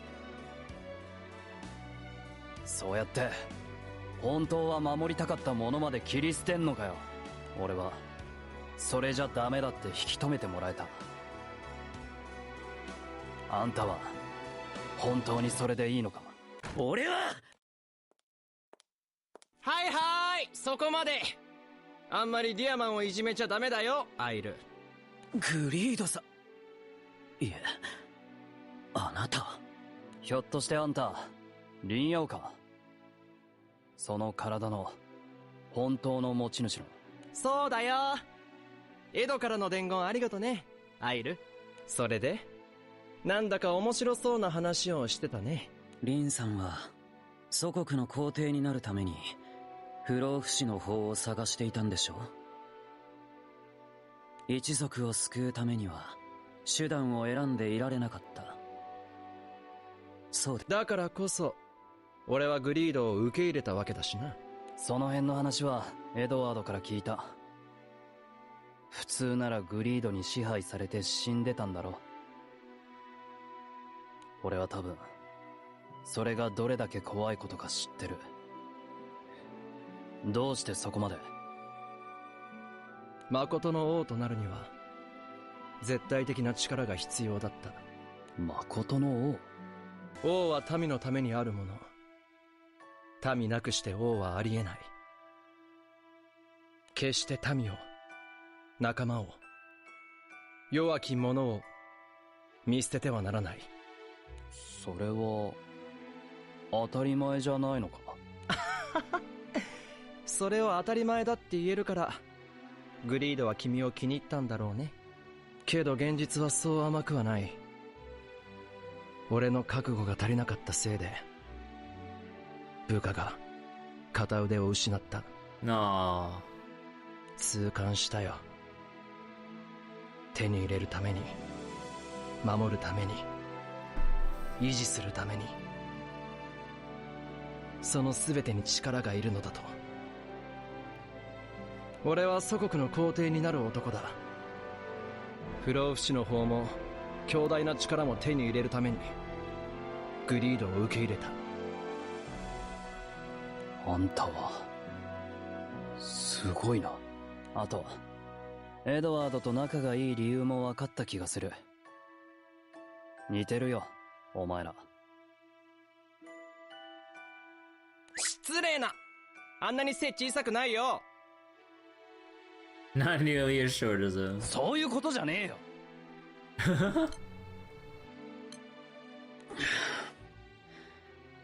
リンさんに話を振った俺がバカでした。確かにそうだ。あなたは俺とは全然違う。諦めが悪いのはディアマンも一緒だろ。じゃなきゃこれまでの犠牲者全員の名前を覚えていたりしないはずだ。全員って言った通りの意味だよ。ディアマンは計画の犠牲になった人全員を記憶している。最初は俺の友達のグレイでした。次に使用人のグレッグが。初めてこの手で殺したのは敵対組織のベイル。確かに覚えてますよ。忘れたくたって忘れられるわけがない。でもこの行いに意味はありません。結果的に俺は誰も助けられなかったんですから。 God, like the way the music builds up and swells and then just abruptly like goes back to the start of the loop. like it was a pretty good lead with what Demon's like trying to say, but then because of Granblue's like short ass like music loops, it just cuts so abruptly. Like we're having a moment here, like when Diamond was going on about like remembering all the kills and sacrifices to achieve like that one thing that he wants and shit. God, it took me out of the moment so much when I heard like the abrupt like loop back to the start. Oh my God, Granblue. そいつは助けたかったって言ってるのと一緒だろ。分かった。この際もう教えろとか言わねえ。俺たちを使え、ディアマン。何言ってんですか。お前は俺たちの目的を知るために来たんでしょ。もういいよ。リンがいるなら俺はあんたらを信じる。俺たちをグランサイファーを巻き込め。どうせあんたのことだからもう大体計画は考えてあるんだろ。それでグリードみたいに欲しいもの全部奪いに行けよ。自分Whoops. なんで今さらなんだよ。これは希望的観測です。この通りに行くとは絶対に思えない。だけど確かにお前がいれば犠牲ゼロにできるかもしれません。あんたな、それ黙ってんじゃねえよ。言えよ。いくらそのためにはお前に全ての情報の共有が必要です。作戦会議室に行きましょう。全てお話しします。いいのか。ここまでの仕事でお前の能力は認めています。その裏社会にいたとは思えない青臭さも十分分かった。お前が俺に都合のいい可能性を信じさせたんです。ちゃんと責任取ってくださいよ。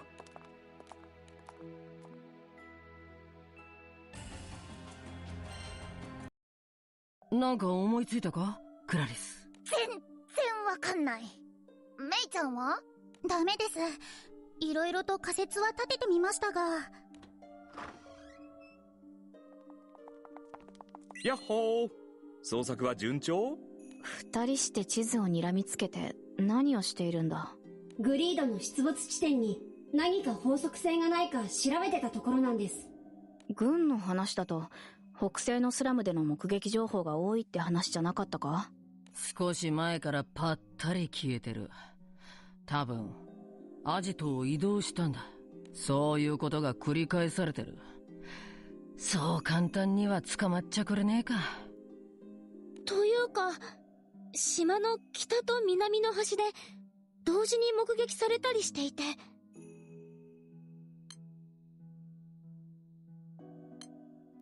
見間違いかもしれないけど、グリードが意図的に流してる誤情報ってところかな。あらら。まあでも確かに軍だけじゃ捕まえられないから島の外の機空士や傭兵に指名手配出してるんだもんね。ま、しんどい顔はここまでにしようか。実はいい知らせがあるんだよね。仕入れたてほやほや、角度の高い情報が。傭兵仲間がつい最近北部の戦場でグリードとジャナト軍が戦っているのを見たらしい。信頼できる情報筋だ。ただ場所に違和感がある。戦場の端も端なんだよね。軍の施設とかもないし、戦略上の優位性も何もない。それってグリードっていうよりジャナト島の軍人がいる方が変なんじゃ。 Is the military up to something there? 少なくとも軍が公表してる資料には何も書かれてないけど。つまり何かあるとしたら、そいつは意図的に隠された重要機密ってことだな。一回現地に行ってみっか。わかった。異論はない。案内する。ただ目的はあくまで調査だ。交戦は絶対に避ける。その上で身軽に動けるよう人数は絞った方がいい。あ、それならうちは居残りでいい？この地図と師匠の資料を見てたらなんかモヤモヤして。Okay, so Clarice is gonna figure out the bigger mystery surrounding the island while everyone investigates. グリードが暴れてたっていう場所、なんか見えてきそうっていうか、もう少し考えたいっていうか。Well, sure, Clarice has learned a thing or two from Cagliostro to figure this stuff out, right? Right? クラリスさんもですか？私も北の戦場の地図に印をつけてからなんだか気になってて。なら地図絡みの調査は2人に任せて、現地には傭兵組と俺、ある団長たちで行くか。そうだね。これでグリードの手がかりがつかめるといいんだけど。こうして実際に来てみるとど田舎だなこりゃ。特に変なもんもなければジャナトの軍人も見当たらねえな。いや、変だ。どうしてつい最近戦闘が起きたような場所に軍人がいない？ Clarice, they learned how to make a black hole, sorta, kinda, functionally, not quite. That's sorta kinda there. But not really, but maybe a little. 警備にしろ調査にしろ普通人員を増やすはずですよね。それができないほどジャナト軍が人手不足ってことはないはずですし。むしろ人を近づけたくないってことかな。いよいよきな臭くなってきたね。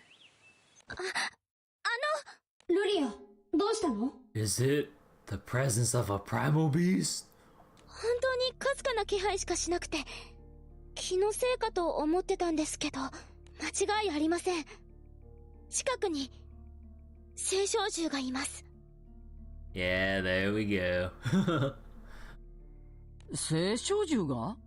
Almost like nearly the only reason she would speak up in the middle of like serious talk like this. ありえない。ジャナト周辺の環状群島に青少獣がいるなんて聞いたことがないぞ。でも確かにあっちの方向です。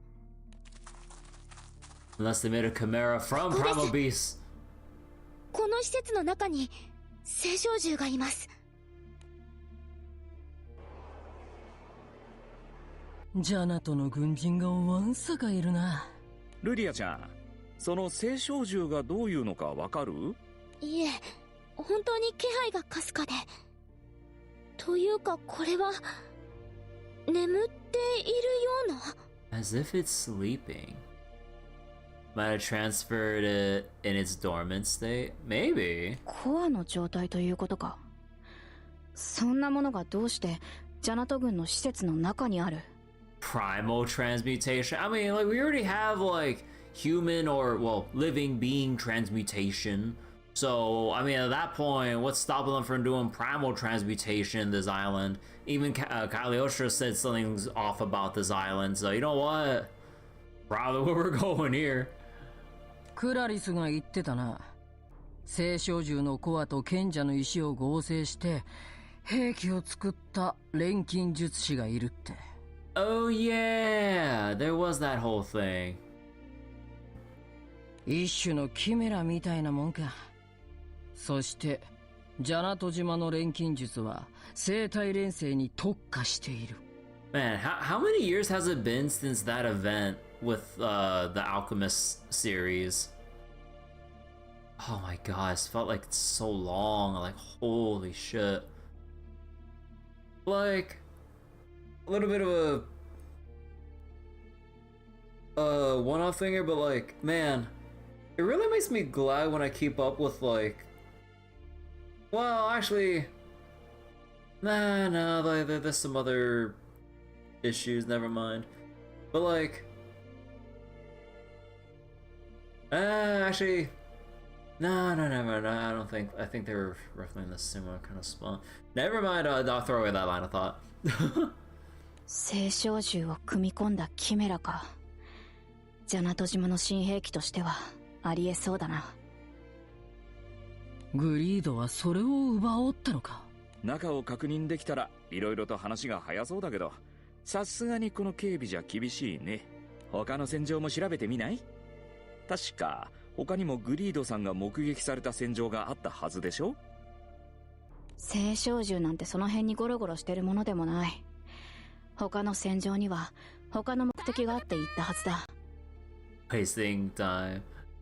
Like, I had a line of thought about like how long it takes like Cygames to progress their event series, or whether or not like they'll even bother trying to continue with shit sometimes, and like how other gachas like more recently, well, okay, maybe not more recently, but like how other gachas like tend to focus on continuing their main story updates. Although there's like a good amount of gachas that introduce like some subplots or like foreshadow some things with certain characters or factions that they just never get around to. But for the most part, like, they just continue the story, like, they just like keep the momentum going with like the current main plot and whatnot.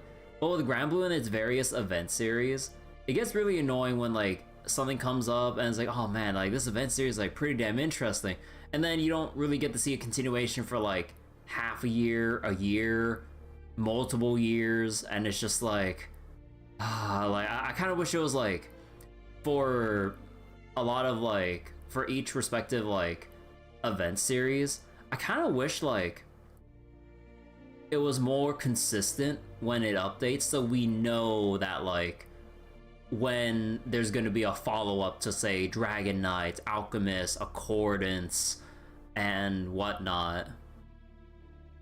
They take like half a year usually, but they usually bring updates out.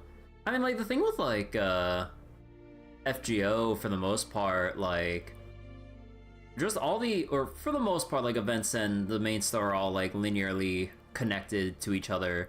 But the Granblue, at least leading up to now, Dragon Knights are in November. Oh, is it? I don't remember the full like schedule for this year and whatnot. But like it's just more like in general with the various event series, like just making like an example more than anything. Like depending on the event series, sometimes they just stagnate and they just don't really update for a while, or maybe they do update routinely more than others. But I kind of wish like between each respective series, like they're all roughly equally consistent, so like if we're interested in one, we can like confidently feel like, oh yeah, there's probably going to be something about that down the line, until they have a grand finale to like finish off like whatever they have planned in that sub-series or that event series. So wait, I have a point, but that one event series is the sole bad one. Typically come out same month each year. I haven't actually kept track of the pattern, so I actually didn't really realize that. グリードの狙いが青少獣とも限らねえし、軍の施設に手を出すのは判断材料が揃ってからだな。よし、見つかる前にここを離れるぞ。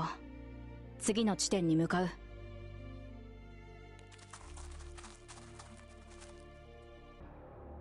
The group follows Reach Trail, surveilling the different battlefields around the archipelago. Just like the northern location, each battlefield appears to have a military facility tucked away unnoticed.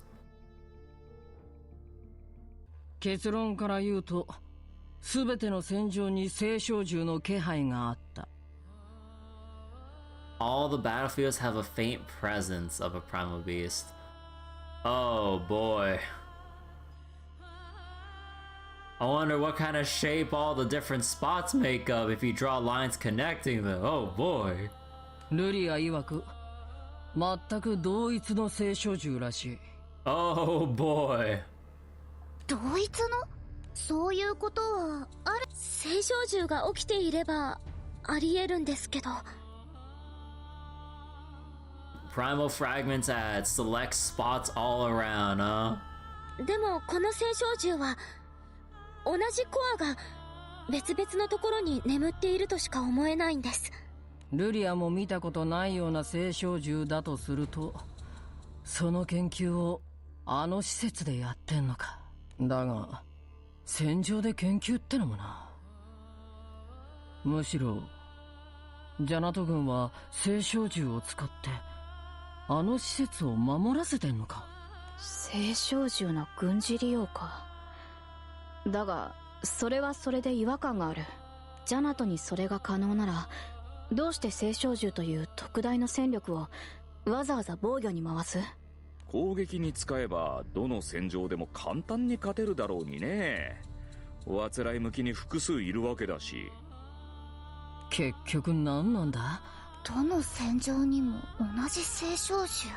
そういえばメイとクラリスは何か分かったの？はい、カリオストロさんの資料を見たのですが、こちらの世界でも円は循環を意味しています。 Circular shapes represent a cycle in this world too. そしてこのジャナト本島と周辺の小島はまとめて環状群島と呼ばれていますよね。 Jannat and small islands make up a circular archipelago. それでジャナトと周辺国との戦争は過去一度もジャナト本島では起きてないんだって。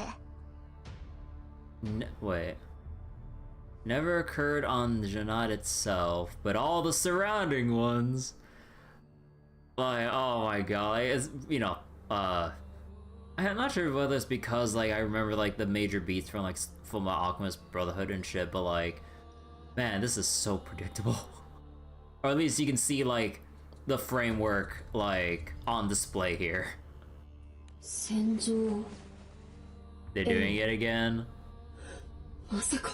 Yeah, it's kind of like one of the most obvious things they'd gone for, like, writing-wise. To kind of, like, copy the major thing that they're, you know, of what happens in the anime or the manga, and then just kind of, like, translate it to Granblue terms of, like, the setup and lead up. So, yeah, that's why I'm very unamused. Like, the first time when you hear it, like, when, you know, you're watching or reading Fullmetal Alchemist, like, the big, like, twist and reveal when you didn't really connect 2 and 2 together, and then when they, like, draw it out with, like, the grim realization that they've, like, come across, I'm like, oh, shit. But then, kind of seeing the template being applied to this collab event, I'm just like, eh... 過去の戦場を全部地図に書き込むとこんな感じ。 The group peers at a map of the archipelago where marks have been drawn all around the main island. Oh boy. Connecting to form a complete circle. 血の門。兄さん、Crest of blood. 国土連星人に似ている。 The countrywide transmutation circle.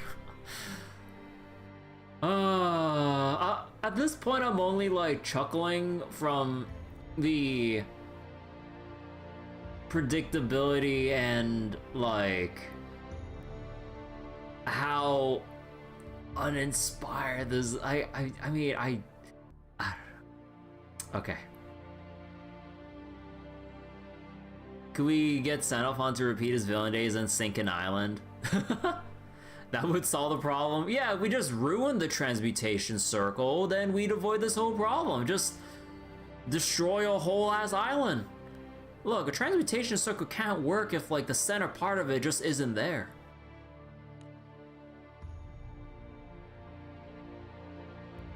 Or maybe we just dig it up and push it somewhere. Oh wait, they're floating.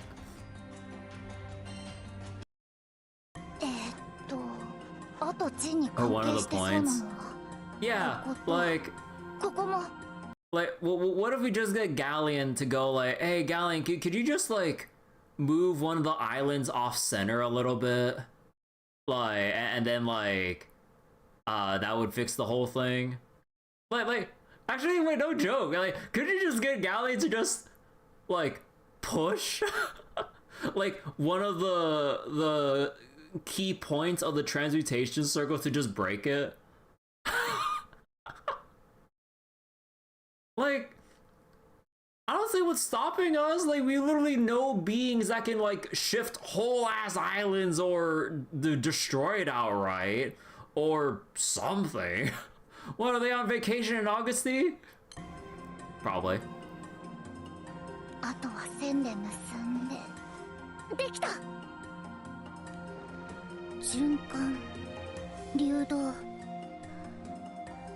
群島全体を覆う大きな力の流れ。And yeah, like if they really want like Clarice to like go crazy with like whatever power up she gets or power spike just for the sake of story, she could just black hole an island, or at least like whatever small part of it to break the circle to like at least disrupt their plans before they try to like slap together a new point to like focus their circle on or some shit. I don't know, but like, yeah. But I mean, I guess like, you know, it wouldn't really fit their way of operating if they just commit like a massive act of environmental destruction. Well, I mean, it's not like it's not this before during some cases, but I mean. 本島、群島。グリードが現れた場所をつなぐと、連星人らしきものになる。多分、町の中心にコアがあって、そこから陣を通じて戦場に星照銃の力を。Galleon can just replace the island is fine. And yeah, it was like the site of past conflict, so it's not like anyone got killed. Like, you know, it's what happened. Like the battle already took place, the lives were lost beforehand. So hopefully there's no one on there right now. She got a power up with a great uplift. She must be in a good mood. Yeah, I kind of wonder how Galleon would take the whole like great uplift, or was it grand uplift? I think it was grand uplift. But yeah. それなら全然別の場所にある戦場で同じ星照銃の気配がしてもおかしくないだろうし。Really makes you wonder how the six dragons are dealing with the grand uplift. おお、すげえぜクラリス。カリオストロみたいじゃねえか。I almost thought you were Cagliostro. ついに来ちゃったかな、クラリスちゃんの時代が。まあ、何を連成しようとしてるのかは結局よくわからないんだけどね。ジャナと独自の術だと思うし。Her whole thing was she was weak due to the lack of earth and it made her sad how little land there was for people to live on. Yeah, and now there's land everywhere. ただ、一つはっきりしたことがある。軍事国家としてのジャナトは根本的に成り立ちからおかしい。成り立ちから？どういうことだ？僕たちの国にも国土連星人っていう似たような陣が存在するんです。発動すれば間違いなく全国民が犠牲になる最悪の代物だ。アメストリスは国土連星人を完成させるために軍事国家として建国された国だ。連星人に必要な領土を必要な分だけ効率よく併存していったんだ。クラリス、この国はもともと王政だったんだよな。うん。王政が崩壊して一回共和制になったんだけど。Yeah, it's toward the end of FMA, like if they already know about the countrywide transmutation circle that they're in the middle of like trying to stop. そこからだんだん軍部が実権を握るようになっていって、今みたいな軍事国家になっちゃったんだって。But yeah, what a time to get Isekai to the Sky Realm while they're trying to stop the countrywide transmutation circle from activating. 戦場に合わせて引かれてる以上、この陣が作られたのは軍事国家になってからだ。It still amuses me, like, or still kind of surprising, how like they just kind of introduced them like unceremoniously. Maybe because they just really didn't want to like figure out the writing of the pace of the writing to like explain how they got there. But like you would think that we'd have some like introductory conflict of like, let's say Edward, Alphonse, Greed, and whoever else they bring in as well, like get involved in some kind of fight or something, and then like whatever crazy ass setup they got teleports them to the Sky Realm. I don't know, it's just really odd that like they're just here. So wait, let's send Edward back with a doggy bag of goodies from the skies, including a lich. See how father deals with that. けど、多分逆だ。軍事国家になったから陣が作られたんじゃなく。陣を敷くために軍部が実権を握って軍事国家にしたってことかい？それはまた大胆な。名前をつけるなら軍闘連星人ってところか。ろくでもないところまで同じだからな。Pelagic transmutation circle. あの時の軍人が過剰に不老不死研究を否定した理由もこの軍闘連星人かもしれない。この陣の目的は不老不死の実現の可能性が高いということか。星の力が関係してるとなるとありえないとも言い切れないよね。星の民は不変の民。外的要因がなければ基本的に不老不死の存在なわけだし。Immortal unless influenced by external forces. ということはグリードは不老不死の陣を奪おうとしている。少なくともグリードがこの陣を構成するポイントを調べているのは間違いない。ここまで陣の形が分かったならグリードが現れる場所も予想がつく。おそらくこの3カ所のどこかだ。だな。手分けして張り込みするのが手っ取り早いか。よし、北の出没予測地点は私とドランクが行く。では南東には私とクラリスさんが。西のポイントは俺とアル、団長たちで見張る。目標はグリードから目的を聞き出すことだ。万が一の時は逃げてくれ。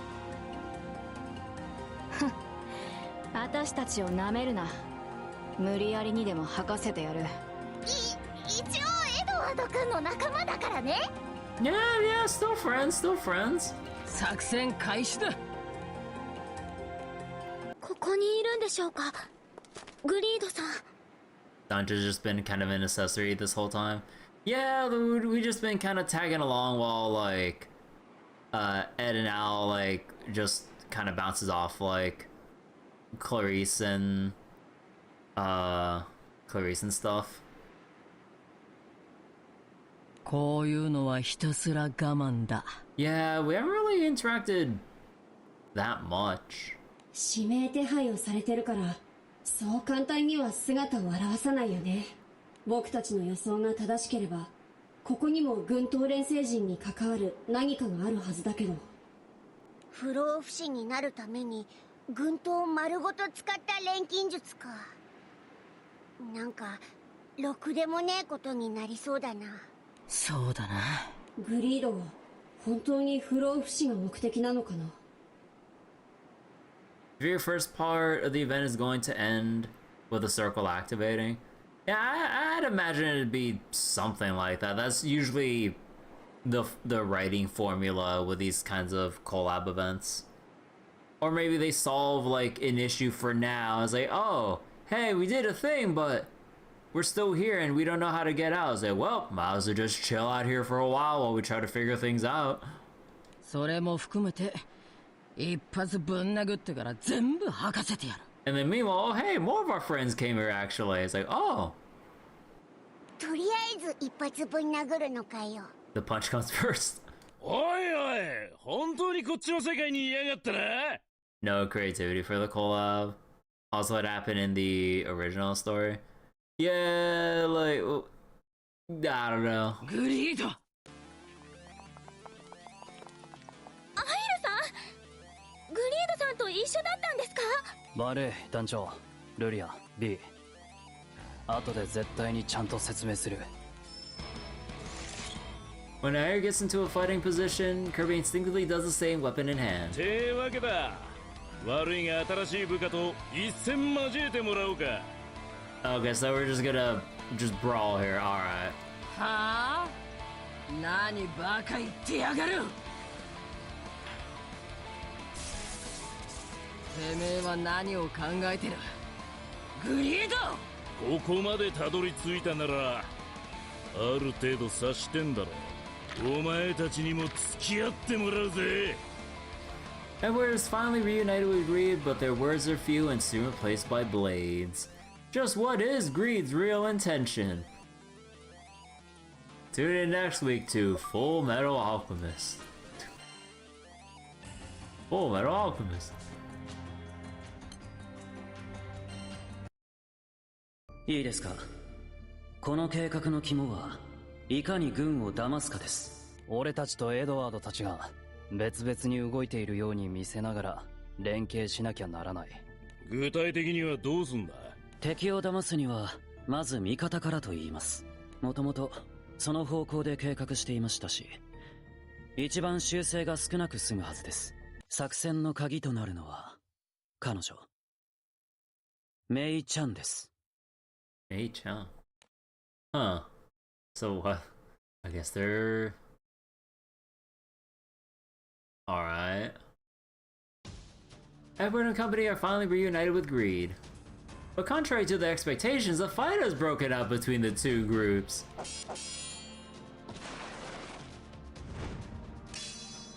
この国の連星人、あれはなんだ？てめえとリンが欲しいものはあれか？残念、外れだ。もっと別のものだ。島の王とか言わねえだろうな。そいつも違うな。察しが悪いな、おい。グリードとリンの目的は不老不死でも島の王でもない。俺はディアモン、グリードさんの右腕です。以後お見知りおきを。別にお前個人に対する悪感情はないのですが、これも俺とグリードさんの計画のため。やるしかなさそうだね。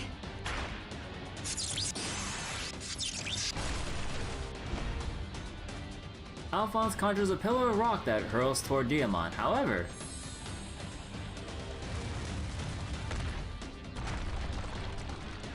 錬金術。ジャナトの錬金術師は生体連戦しかできないはずなのに。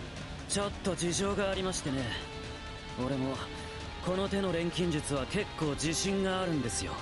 俺の錬金術とお前の錬金術。whoops.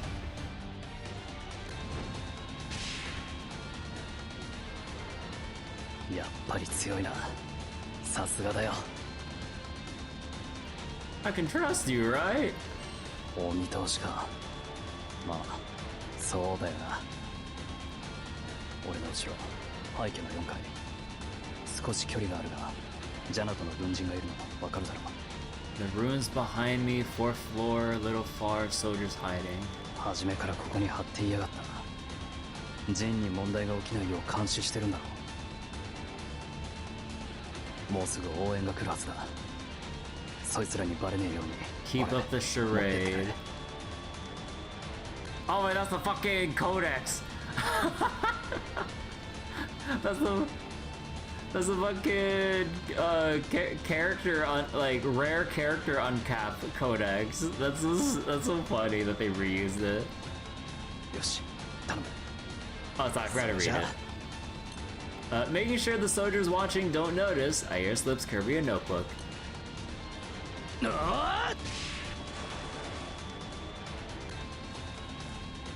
そこまでだ。直ちに戦闘行為を中止し、でけえの行きますよ。相殺します。離れ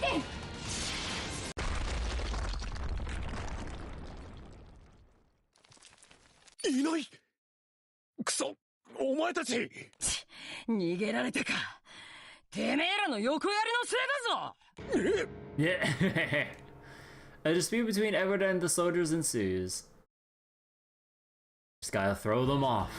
The crew later arrives safely back on the Grand Cipher. つうわけで、軍人相手に一芝居打ってまで手に入れたのが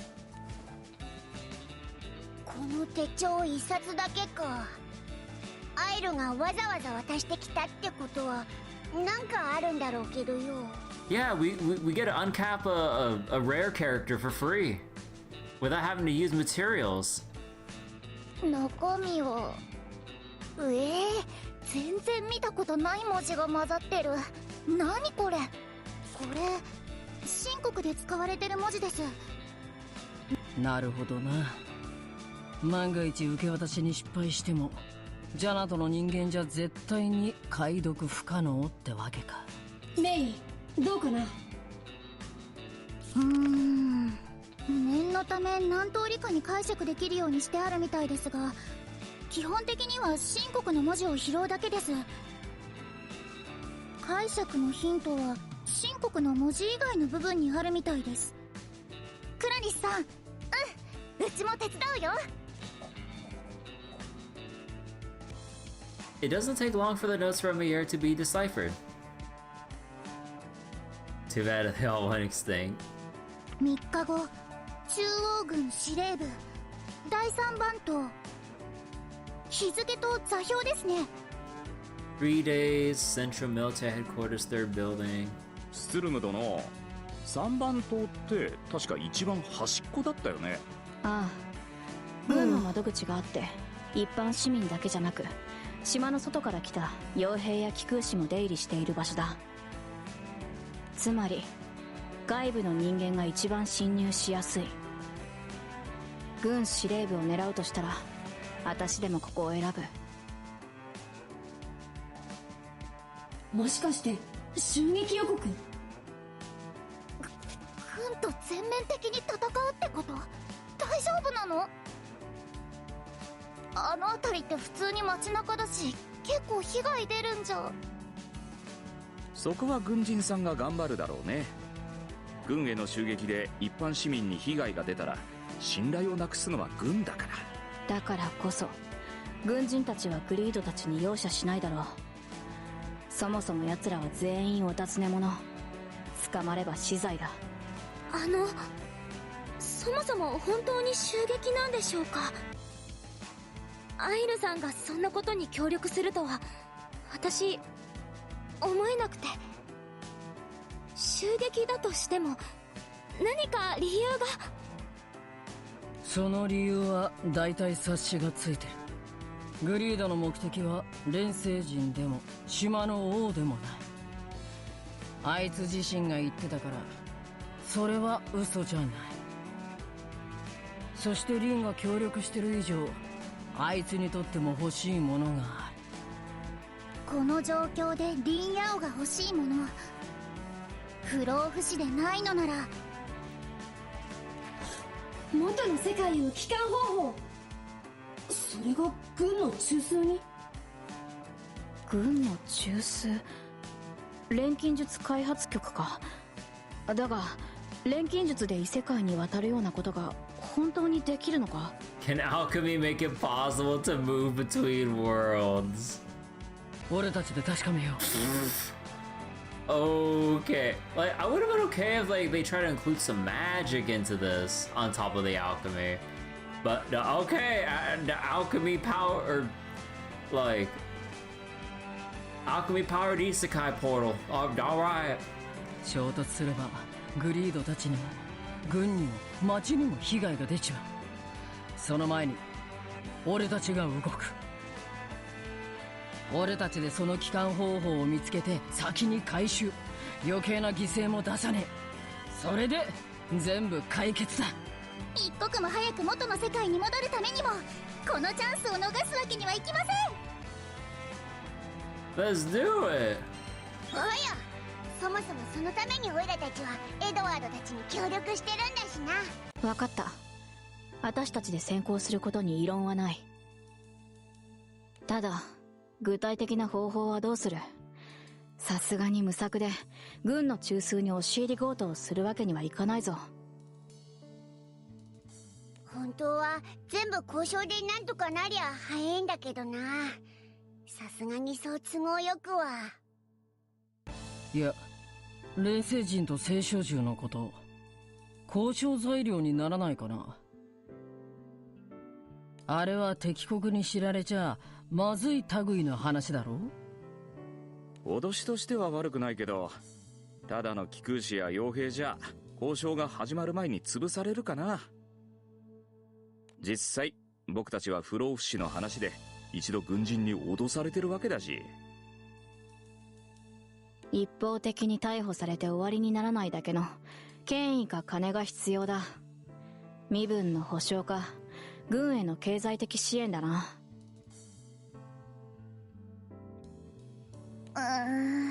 これこそ師匠がいたら話が早かったのにな。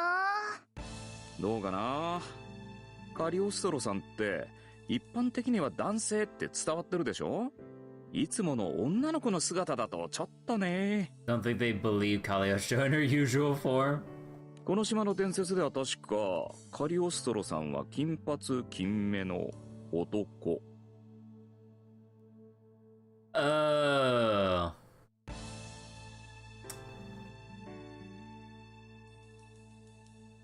A man with golden hair and eyes, huh? Oh boy.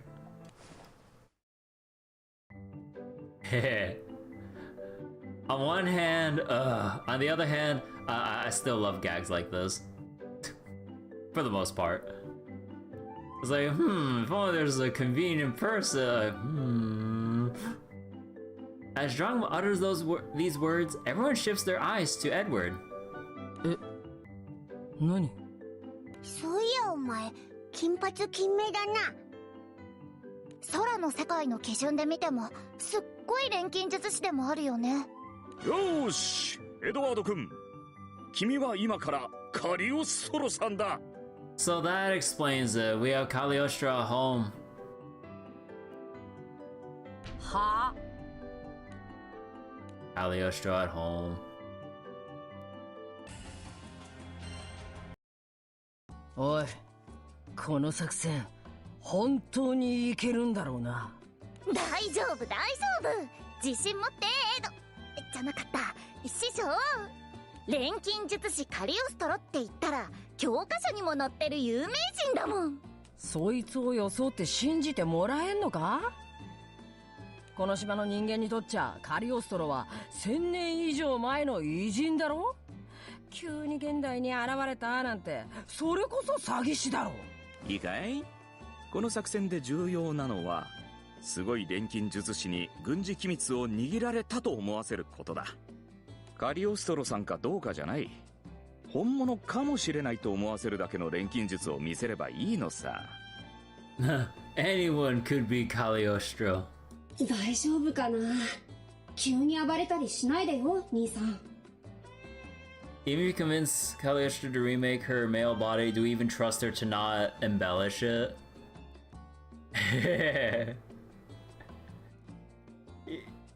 You know, yeah. Makes you wonder. 応援してます。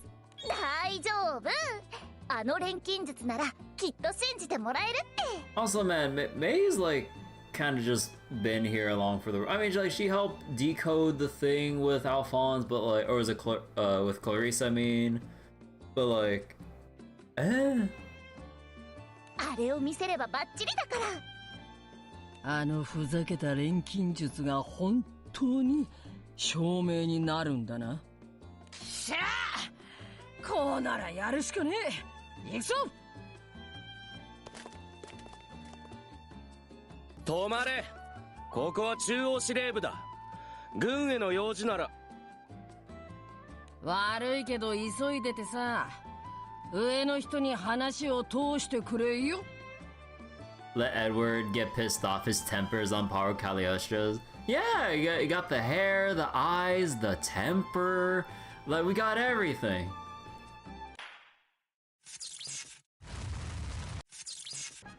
No, この金色、まさか。No way. 要件は北部をはじめとする複数の戦場にある軍施設と青少銃について。God, it's so funny that they just painted over it like or as gold and stuff with his default pose. The likeness is uncanny. 錬金術の開祖カリオストロが来てやったって伝えろ。あのさ、エドワードさんより少し身長高くありませんか？ Wait. Oh, it is by a couple pixels. なんでこういうくだらないところで見栄を張るんだ。乗ったね、兄さん。俺様そのものだ。これは驚きましたな。かの伝説の錬金術師がまさかこのような少年とは。金髪金目の男。わかりやすいだろ。ジジイの姿じゃねえと敬意を払う気にはなれねえってか。まさかこの島にカリオストロ様に敬意を払わない者などいないでしょう。よく言うぜ。どうせ信じちゃいねえくせに。ま、こいつを引きずり出せた時点で目的は達成してる。あんたが出てきたってことは俺たちが握った秘密にはそれなりの価値があるってことで間違いなさそうだ。青少銃については存じ上げませんが、野良の青少銃が戦場に住み着いたとなれば我が国にとってはリスクです。よろしければカリオストロ様のお慈悲をいただきたく。とぼけんのはなしにしようぜ。こっちは戦場をつなぐ錬星人のことも分かってる。俺が与えた錬金術で随分と好き勝手してるみたいだな。俺たちは別にお前らが何をしようと知ったことじゃない。だがわきまえるべき態度ってもんがあると。どうかご容赦を。カリオストロ様のご敬願であればすでに我々の計画などご存知なのでしょう。であれば私に機密情報をわざわざ喋らせるような意地の悪いことをなさらないでください。それに私の思い違いでなければどうやら本題は錬星人や青少獣のことではないように思えますが、どうかおっしゃってくださいませ。他ならぬカリオストロ様の願いとあれば無下にすることはございません。異界渡りの方あるんだろう。こことは全く違う世界に渡る方法が。どうやら本当にあるらしいな。まあそれなら話は早い。伝説の救世主様のお願いだ。それ渡してもらおうか。それは一体どこからそのようななんだ不満があるとでも言う気か。仕方ねえな。欲しいのは金かそれとも技術か。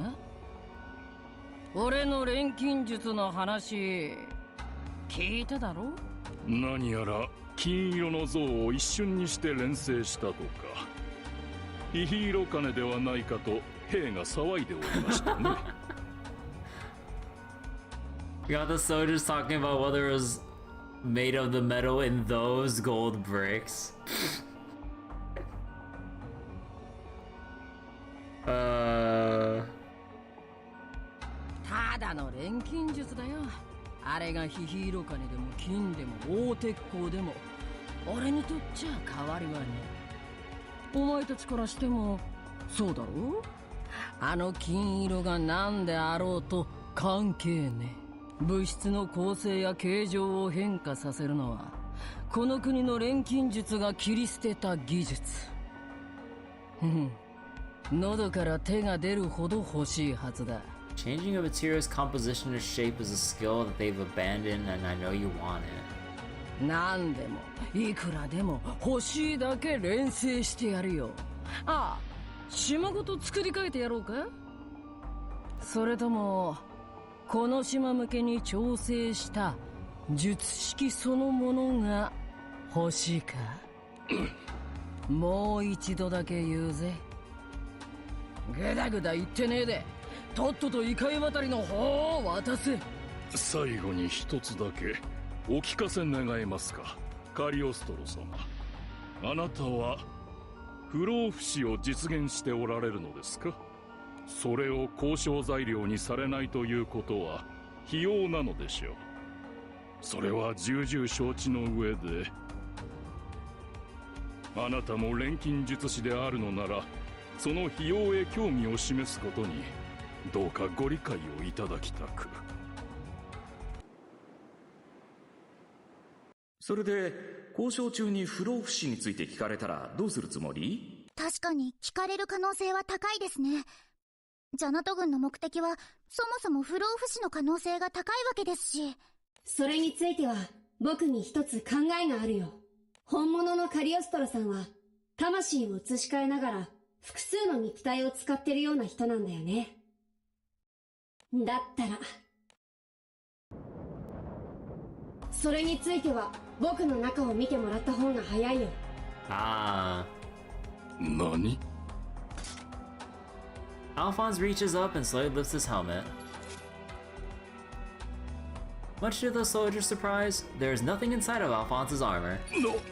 魂を他のものに移し替える術、それが錬金術師カリオストロの不死の秘密だよ。これで証明になった。この人は正真正銘伝説の錬金術師カリオストロだよ。俺のこの体もジャナト向けに作ったもんだっつったろ。これで証明になったか。魂の定着、肉体の乗り換え、まさかそんな。しかしこれ以上の交渉はここではふさわしくないでしょう。場所を変えましょうか。Yeah, that's pretty clever of them to like pull the wool over his eyes. I'll give him that. At the general's invitation, Edward exchanges a look with the others before replying. ああ、わかった。さっさと行こうぜ。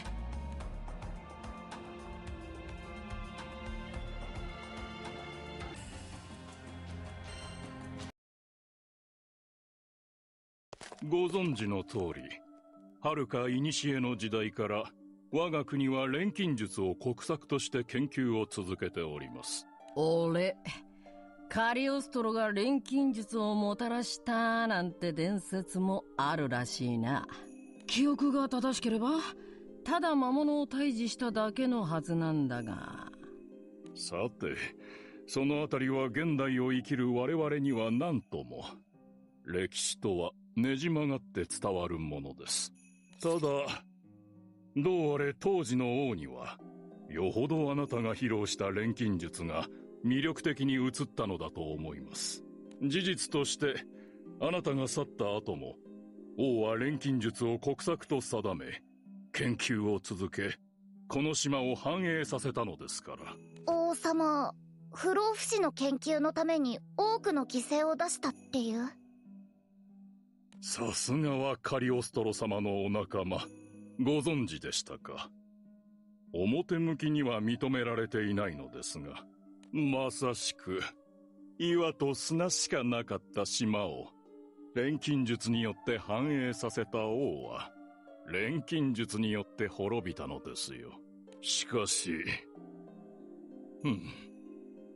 これは私的な意見として聞き流していただきたいのですが、私はかの王こそが誠の王だったと思っているのですよ。Personally, I believe that king was our true king, the king that also brought the island, or was going to bring the island to ruin with alchemy. Yeah. Just his humble, casual, one-off opinion. Holy shit, chimeras. ご存知、我が国の最大戦力にして主要産業、キメラの研究拠点です。いかがです？素晴らしいでしょう。力強く、量産性も高い。これこそが錬金術の力だ。ああ、そうだな。錬金術にそういう側面があることは否定しねえよ。難しい顔をしないでください。これは全てかの王の功績なのですから。王がどれだけの民を救ったか、この国を捨てたあなたはご存知ではないでしょう。Son has deserted this country. この国を豊かにしたのは錬金術です。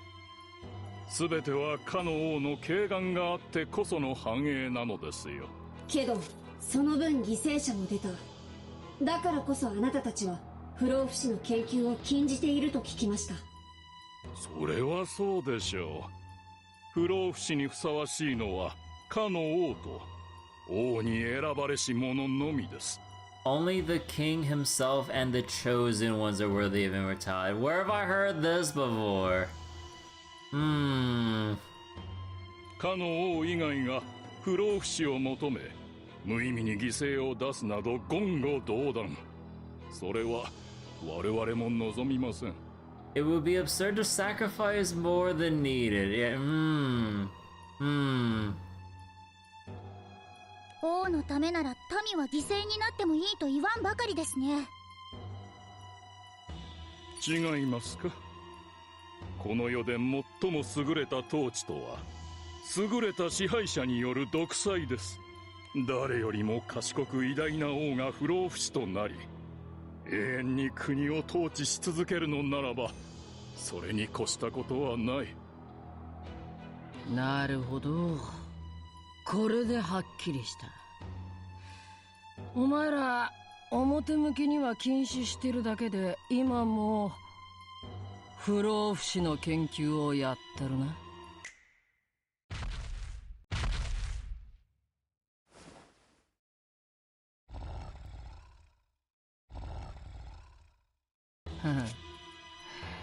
それでこのキメラは何のつもりだ？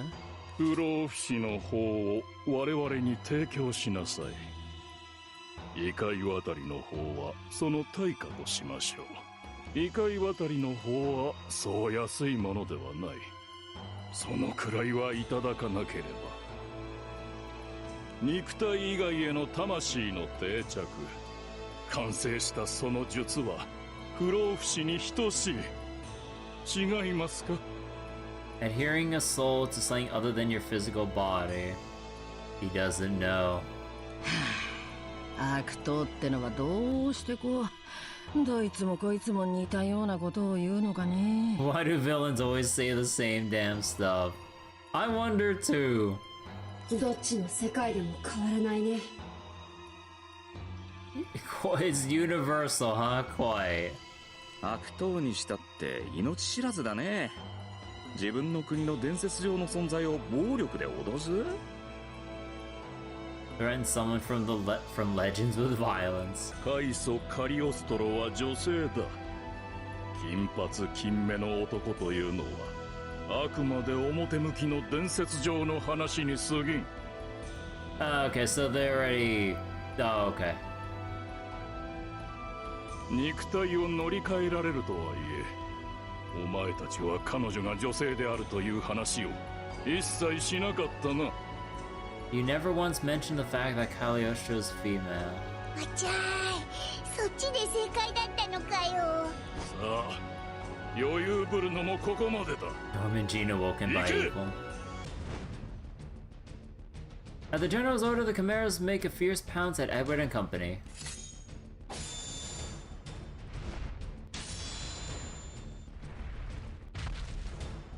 どうした猫野郎。しっかり味わえよ。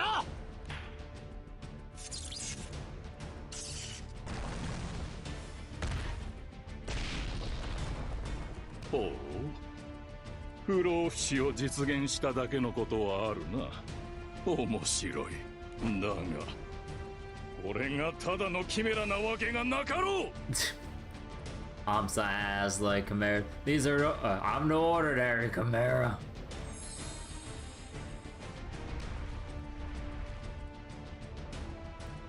Just as a smug smile spreads across the commander's face that we can't see under the helmet, the defeated Chimeras start to pick themselves up from the ground. おお、こりゃすげえ。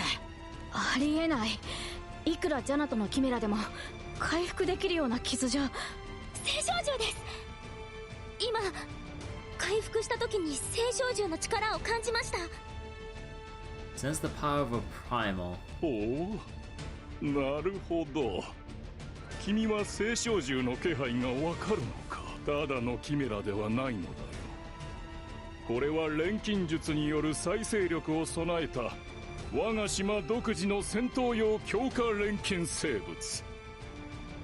それも聖少獣のコアから抽出した星の力により聖少獣の再生能力を組み込んだ新型なのだよ。 Regenerative abilities of primals extracted from a core. さあ、二つに一つだ。不老不死の法を吐くか、おとなしく取引に応じるか。なんて言ってるけど、どうするエドワード君。どうせ花から生きて返す気なんてなかったんだろう。まあそうだな。悪く思うな。花の利くお前たちの自業自得というやつだ。さあどうする。本物の開祖であってもこの状況は罪だと思うがな。 Oh, that guy is like just talking out of his ass now. I doubt even the real Kaliosha could escape this checkmate, bro. あいにくと死なない敵には慣れててね。まだいけるか団長。師匠。 Oh.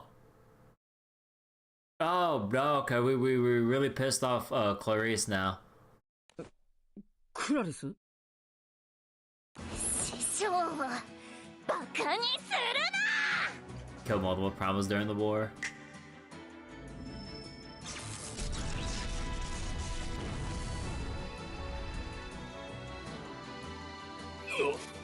バカな。なぜ再生しない。言っとくけど本物の師匠ならもっと楽勝なんだから。錬金術をこんなことに使ってどうせひどいことをいっぱいしてきたんでしょ。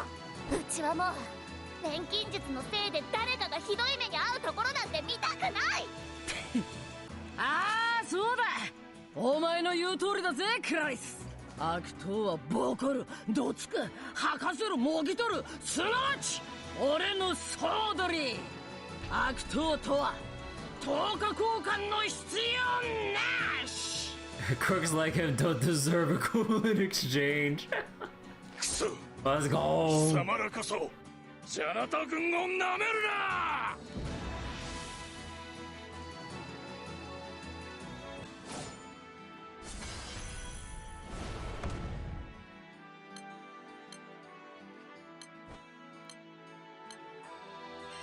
ドカーン。ドカーン。Body can't be reconstructed due to decomposition alchemy.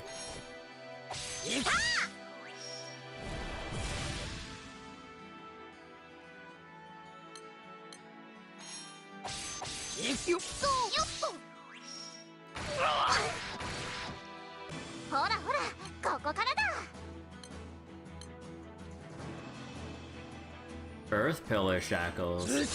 Oh shit. And another.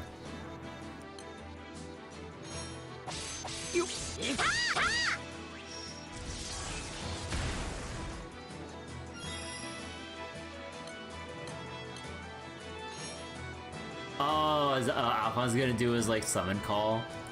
おとなしくしてもらうよ Man, we almost never see like actual full summon animations, or at least like that was like a quick one. But because for the most part we just skip like the whole screen swap for animations. Like for the most part it's just like the attack effect and then that's it. Dokkan! Dokkan.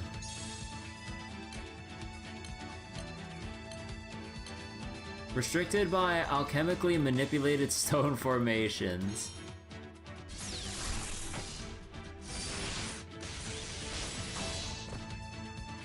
資源の竜闇の炎の子汝の名はバハムート覚悟しろよドサン竜角度違い Oh, ってやつを the 見せて transmuted lance.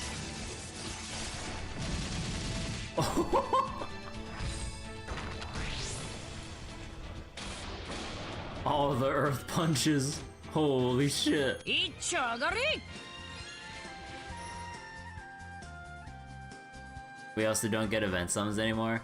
Yeah, we don't really like they've removed event summons for a long while.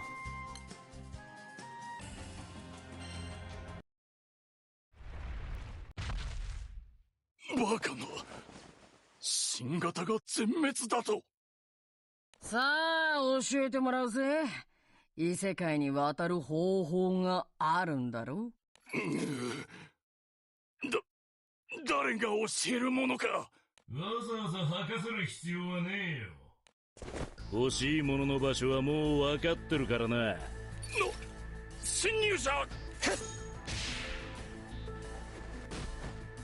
グリード予定より早く襲撃を来たのは俺たちだけですのでご安心をこの姿隠しの異物は3人までしか効果を発揮しませんから They just happen to have some astral concealment relic that works on up to 3 people. Oh, fuck off with it. Like, just say you snuck here. Like, that'd be more believable. というか別にもともと襲撃をする気なんてありません軍の気を引くためのただの陽動です Like, I'd rather they just say they actually, you know, like, snuck in here with actual infiltration skills, rather than just say, oh, hey, we have a astral concealment doohickey. I'm just like, could they just say that they're capable, instead of just saying we have some magic or astral doodad?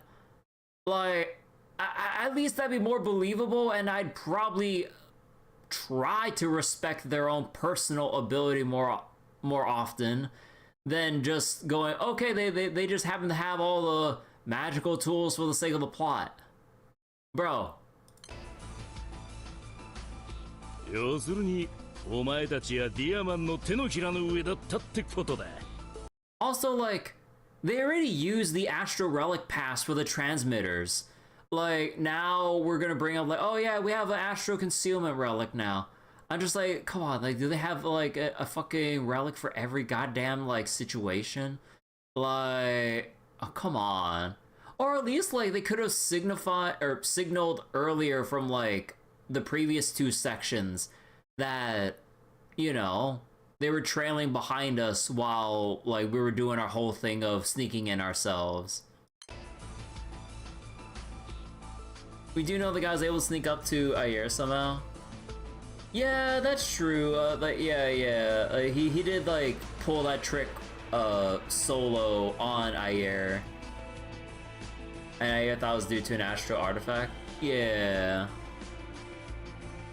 詳しくは目的地に向かいながら話しますこちらへちゃんと説明しろよ Unless like the thing that Diamond has is like an actual personal stealth ability and then they happen to have AoE group concealment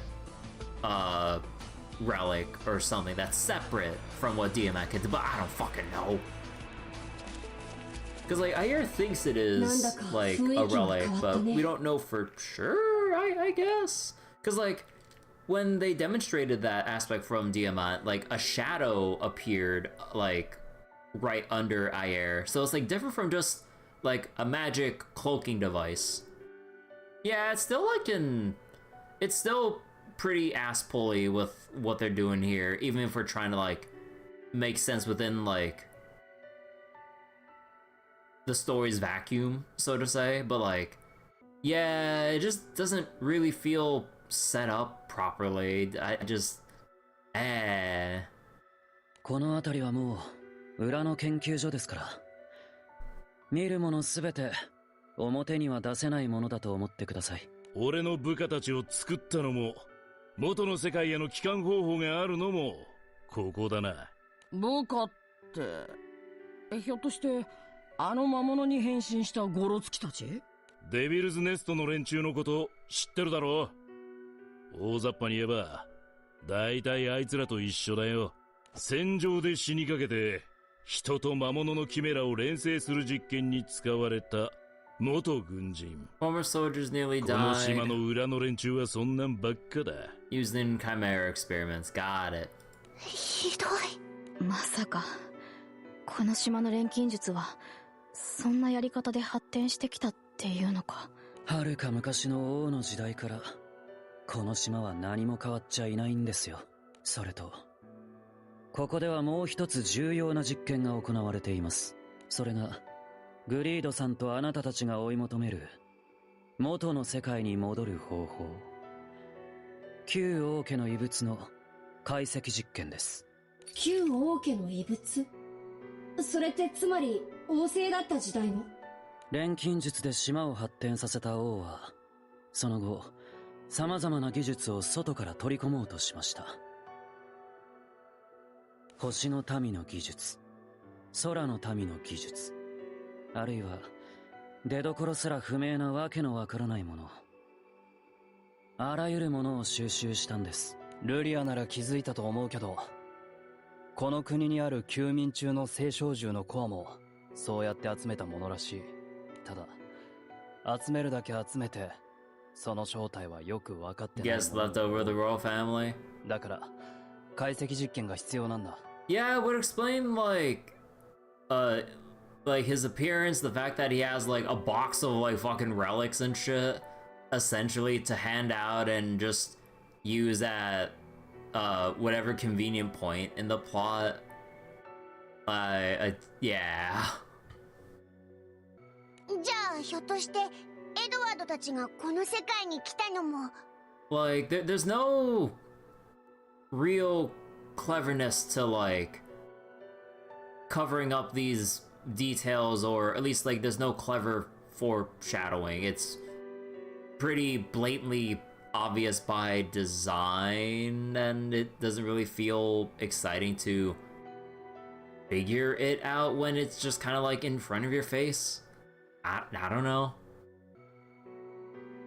実験記録と照合した結果、まさにグリードさんが転移したその日、ある異物の実験が行われていました。断言はできませんが、可能性は高いかと。 Maybe I'm right to leave the game after this collab. We still gotta wait for part 2 to come out to you know, get closure on the FMA event, but yeah. だからお前はこの場所にグリードを連れてくるための作戦を立てた。 They blew their load in the first 12 years. That's a long time to do so. 裏組織を率いて襲撃を示唆したのも陽動。軍の目を組織全体の動きに向けるため。実際にはお前たちは組織の動きとは関係なく少数精鋭で忍び込むつもりだったってことか。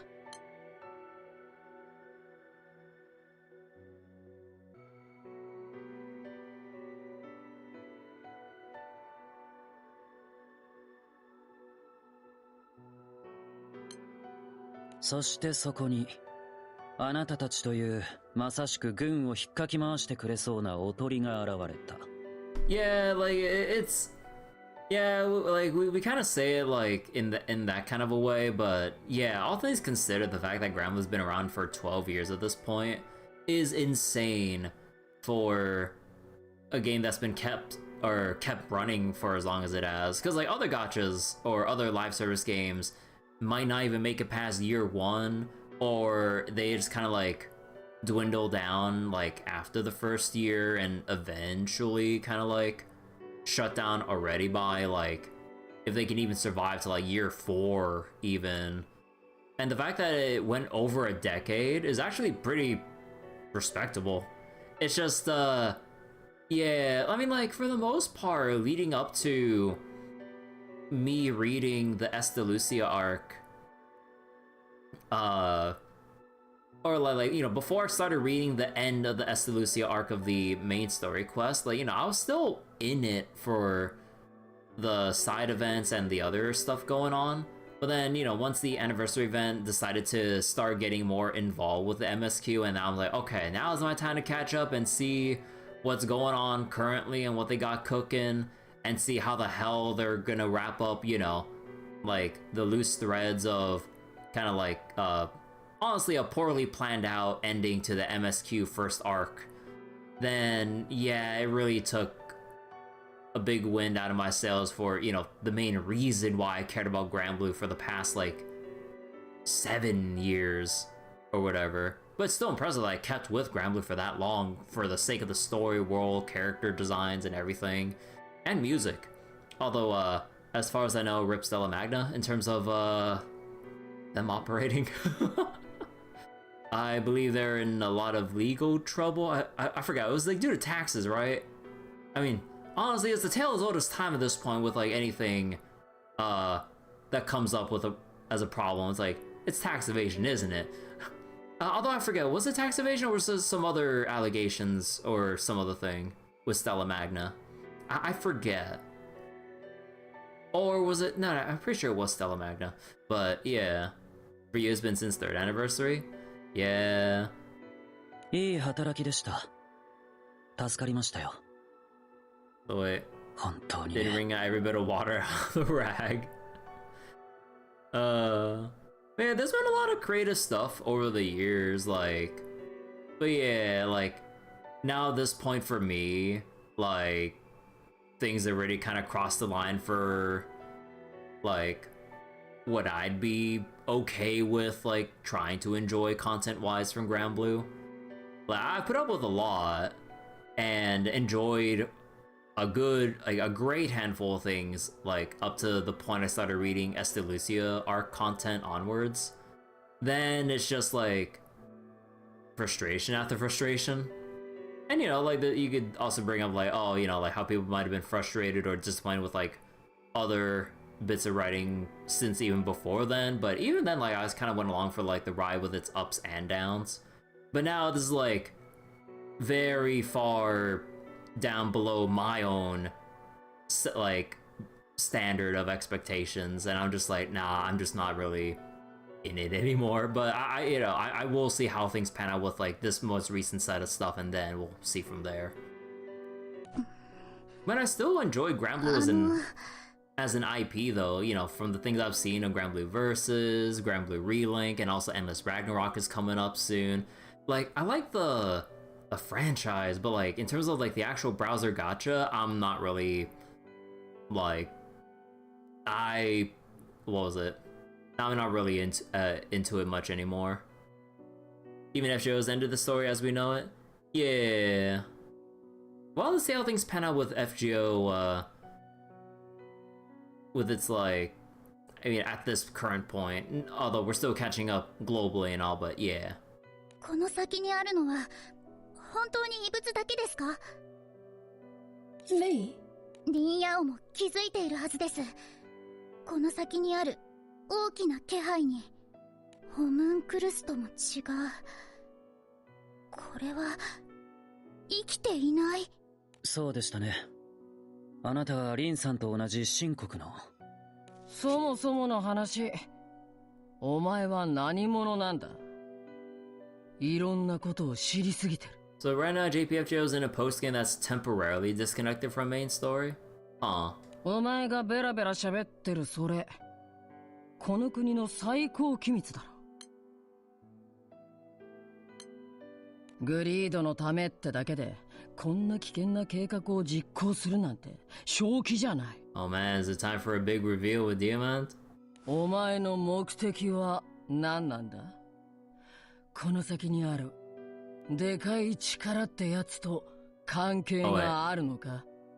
Oh, you meant temporally. Oh yeah, like, I just kind of read that off the side of my eye and just thought it was temporary. Yeah, my bad. 着きましたよ。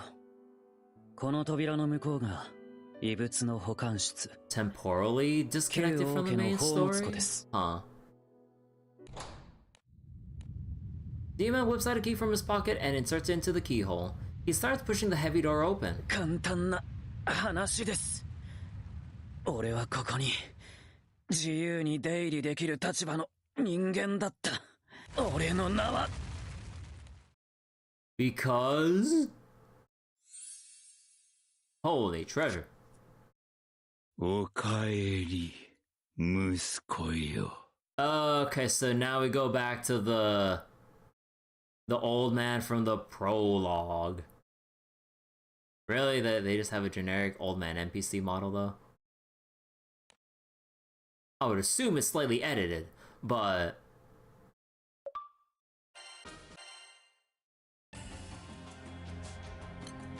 Sudden arrivals. So basically it's a way to handle having more story while they set it for part 3, since story ended in a very solid manner, but they needed to tide people over until then. Yeah, I can imagine. バカな。貴様は寝たきりだったはず。そんな嘘。クラリス、あのじいさんを知ってんのか？あの人は知らない。だけどあの石をうちたちは知ってる。なんでここにあるんだよ。Kirby, Clarice, Viren, and Lyria fix their eyes not on the elderly man, but on the familiar rock in his hands.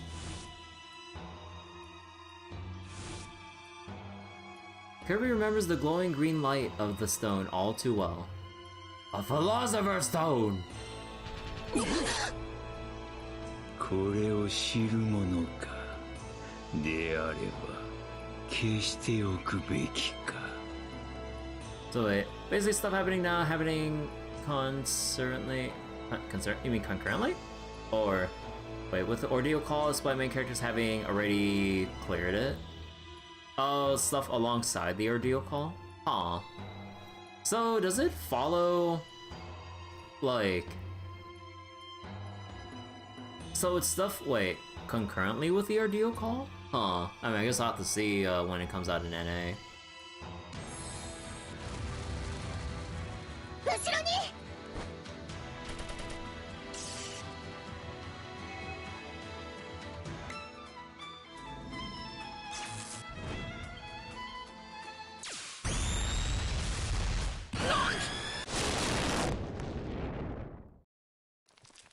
ちくしょう。どうなってやがる。 Oh. Whenever he looks around, what he sees is no longer the dimly lit underground treasury, but a town street covered in debris. なんだこれ。俺たち地下にいたはずなのに、建物ごと吹き飛ばされたのか。 That was some rapid destruction then. そうだ。みんな、アルフォンス、団長。大丈夫だよ、兄さん。僕たちは無事だ。死んじゃうかと思った。メイちゃんのおかげで助かったよ。なんとか間に合いましたけど。ほう、面白い術を使う。 When everyone turns toward the voice, they see the elderly man standing there, clutching his stone without a single scratch on him. スルブ殿、これまずいね。ああ、こんな化け物がいるなんて聞いてないぞ。 The elderly man glances at Edward and the others before casually putting his hand to a pile of rubble to pull out something. 壊しすぎたか。まあ問題はなかろう。直せばよい。 Broke it. Oh, is Demon supposed to be a homunculus? じじい、てめえ。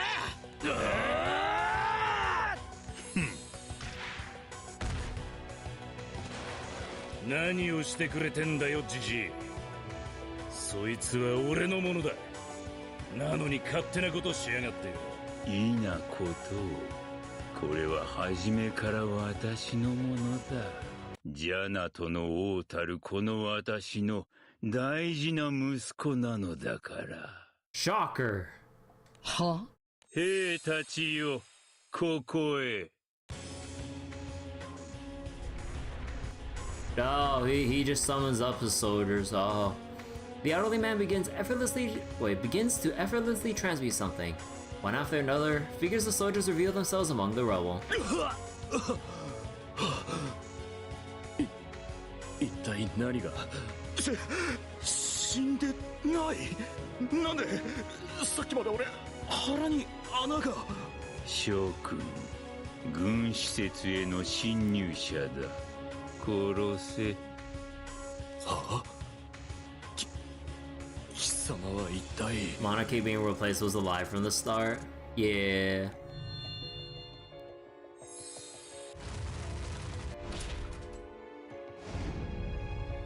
Suddenly, a flash of light blinds a soldier. The elderly man procures a spear from the debris and rushes at the soldier with it.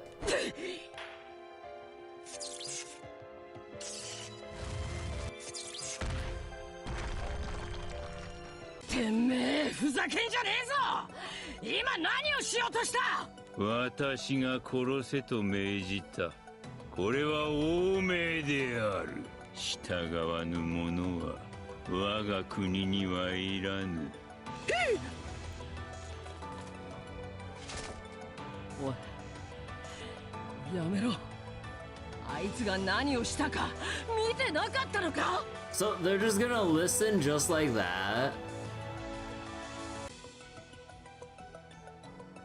見てたからこそだろうが。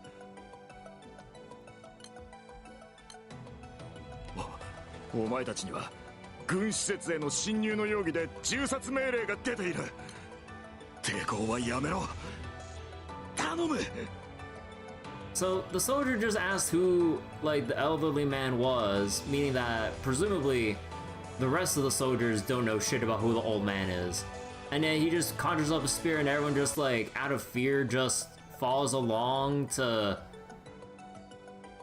try to capture Edward and everyone out of fear for their life. They don't even know who the old man, like, they don't even recognize who the man is. To be fair, they saw old man break down a stone wall with a spear. Yeah, like, at this point, like, they should all be running for the hills or something, but they're just, like, listening to them as if, like, like, he has absolute authority over the soldiers, when I'm pretty sure, like, the soldiers don't realize that that's supposed to be the former king of Jannat, right? Or do they think that little display of power is all the proof they needed? I get, but then, like, at that point, like, any show of power would be like, oh, yeah, that's our, king from before. The game made it look like it moved really fast, so they might not be able to run. Yeah, I mean, I don't know, like, the whole thing doesn't really seem like it makes sense to me with how the soldiers could or should be acting, but instead it's like, yup, that display power is all they needed to do. Basically, okay, we gotta execute you guys. Yup, that's all the convincing we need. You might just outrun them. Hard to know given the event or the VN format. I mean, it doesn't really matter whether or not they would make a run for, or they could make a run for it or not.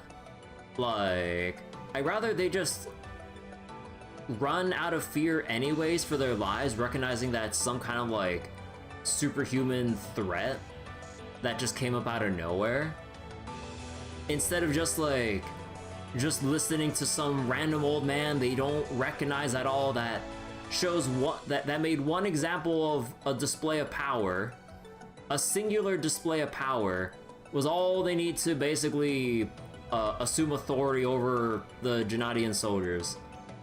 Like, I'd rather like they just try to run away out of fear, or maybe one soldier would try to go like who the hell are you to say that, you know, you can order us around? Like, I thought like with the way that the soldiers were teleported in, I thought like he tried to the old man would have tried to do something to like influence or manipulate their minds to then try to execute Edward and everyone. That I would have bought. But no, like it seems like he just made a display of power. The soldiers are, for some reason, like, are so scared. It's like, yep, we're just gonna try to bring you in or execute you now, instead of like questioning who or what the old man is, and then trying to like just run away. I don't fucking know. Like, this is so, like, this is just illogical for me.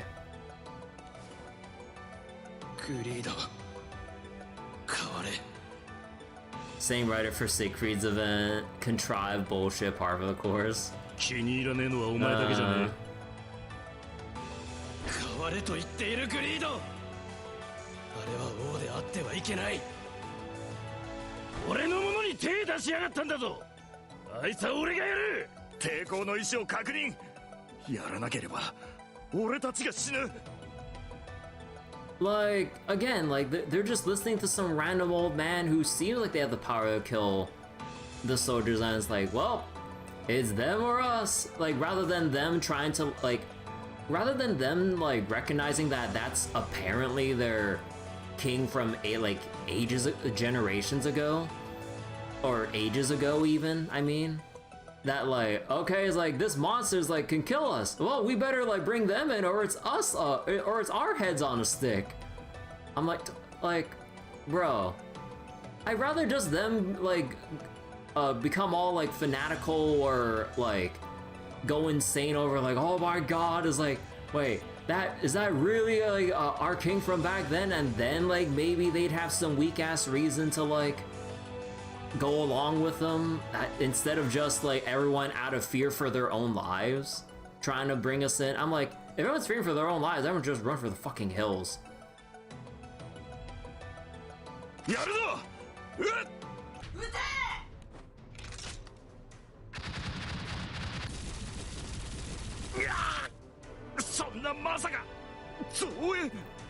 the soldiers saw him make that explosion. Yeah, like the soldiers like saw like more proof or evidence, or had some way that they would get around to believing that old man was their or king from way back when, then sure.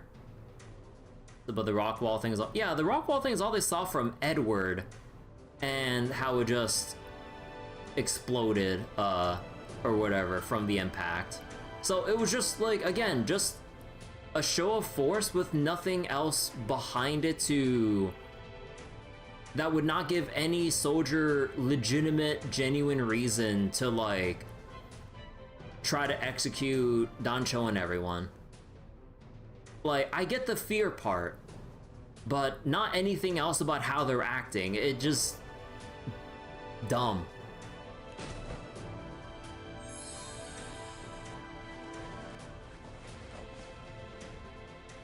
Caught off guard by an attack from unidentified skyfarers, the soldiers immediately use alchemy to heal before picking themselves back up.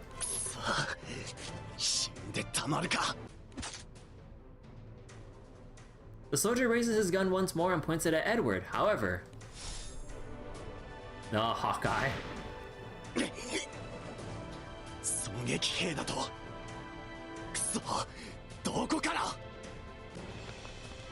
Oh, it him. He snapped his fingers. Oh, pff, damn. 今の狙撃、それに炎。まったく、お前たちはいつも先走る。おかげで我々もまだろくな準備ができていない。だが敵の主海を引きずり出したその手柄は褒めておこう、鋼の。見るがよい。我がアームストロング家に伝わりし芸術的錬金法。 Of the Armstrong family.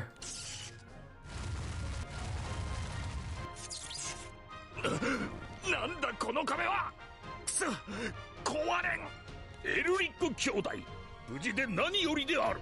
マスタング大佐に保護くらい注意。アームストロング少佐まで。どうしてここに。我々の機空団もこの島が怪しいと睨んでいたということだ。姉上、エルリック兄弟を見つけましたぞ。姉上ではない。機空団では団長と呼べ。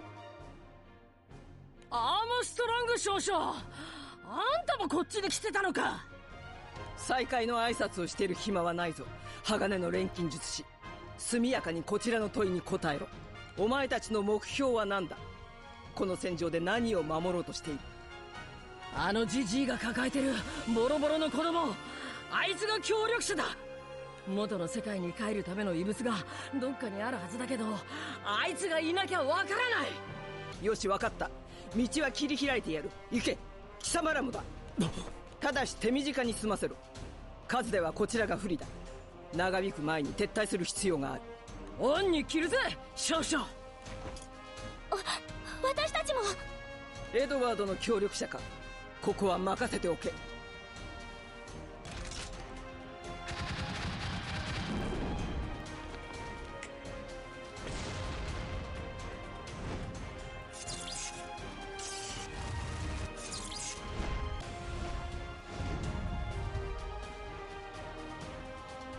ディアマンを返しやがれ。実に見苦しい。 Oh, the attacks that Kirby, Edward, and Greed unleashed had reached their target without a doubt. But the blades slashed through thin air, and the elderly man, the Philosopher's Stone, and Demon have abruptly disappeared. どこだ。どこに行きやがったジジイ。ディアマン、返事しろ。ディアマン。 Greed shouts cut through the noise of the battlefield, but still no answer comes.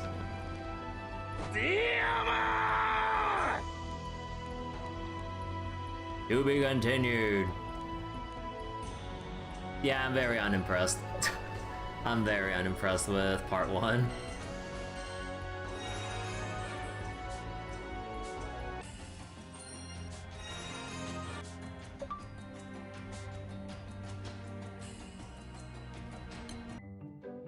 Oh, kitty!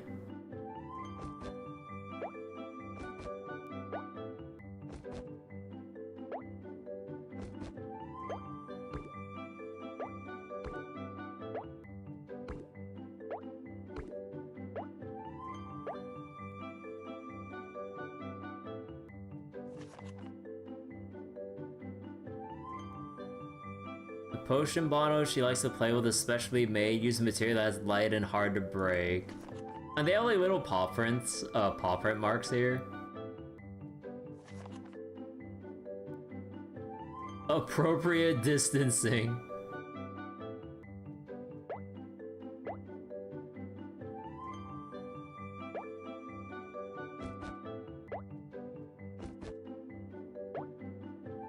Okay, so then like it doesn't really matter at this point. We need the other 4 from like the next part of the event. Alright. Did I finish everything yet? Nah, not yet.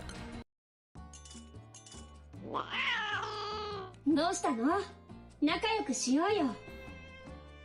So you will say it's about as absurd that she could put together a crew as it was for Greed to take over local underworld small amount of time.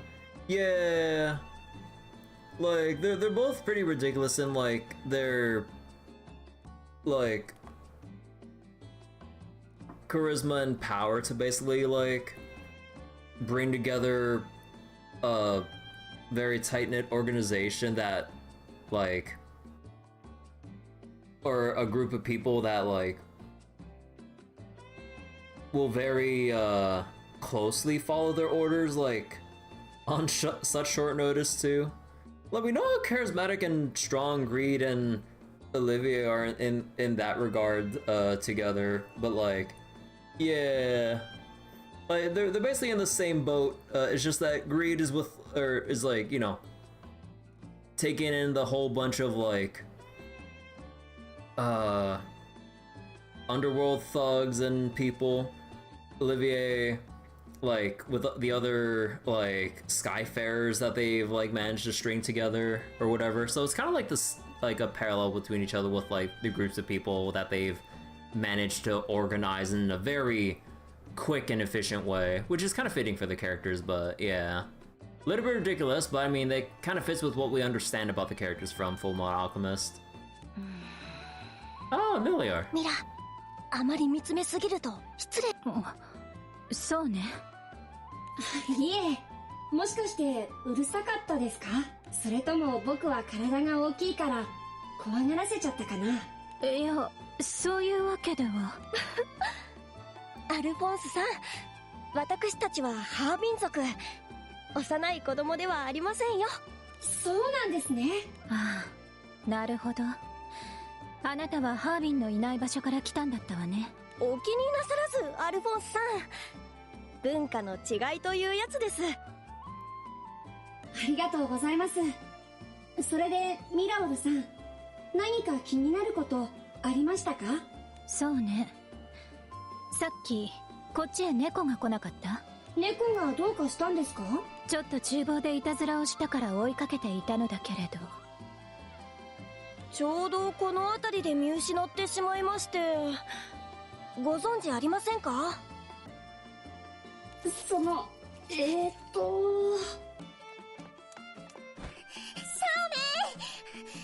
メイ、どこですか？ That got me playing with Tiger or my cat. お？もう出ていいの？シャオベイ、こんなところにいたんですね。まあ、猫さんも。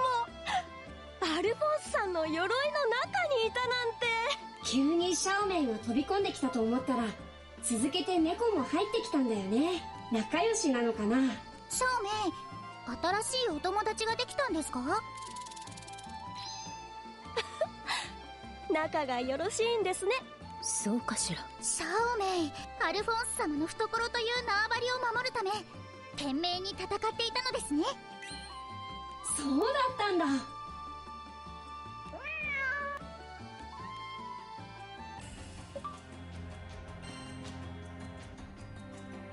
Oh, okay, so that's it for the collab for now, though. There's the collab missions that I should do eventually, but okay. Well, it's time to get started with the new arc. Like, we'll just jump right into it.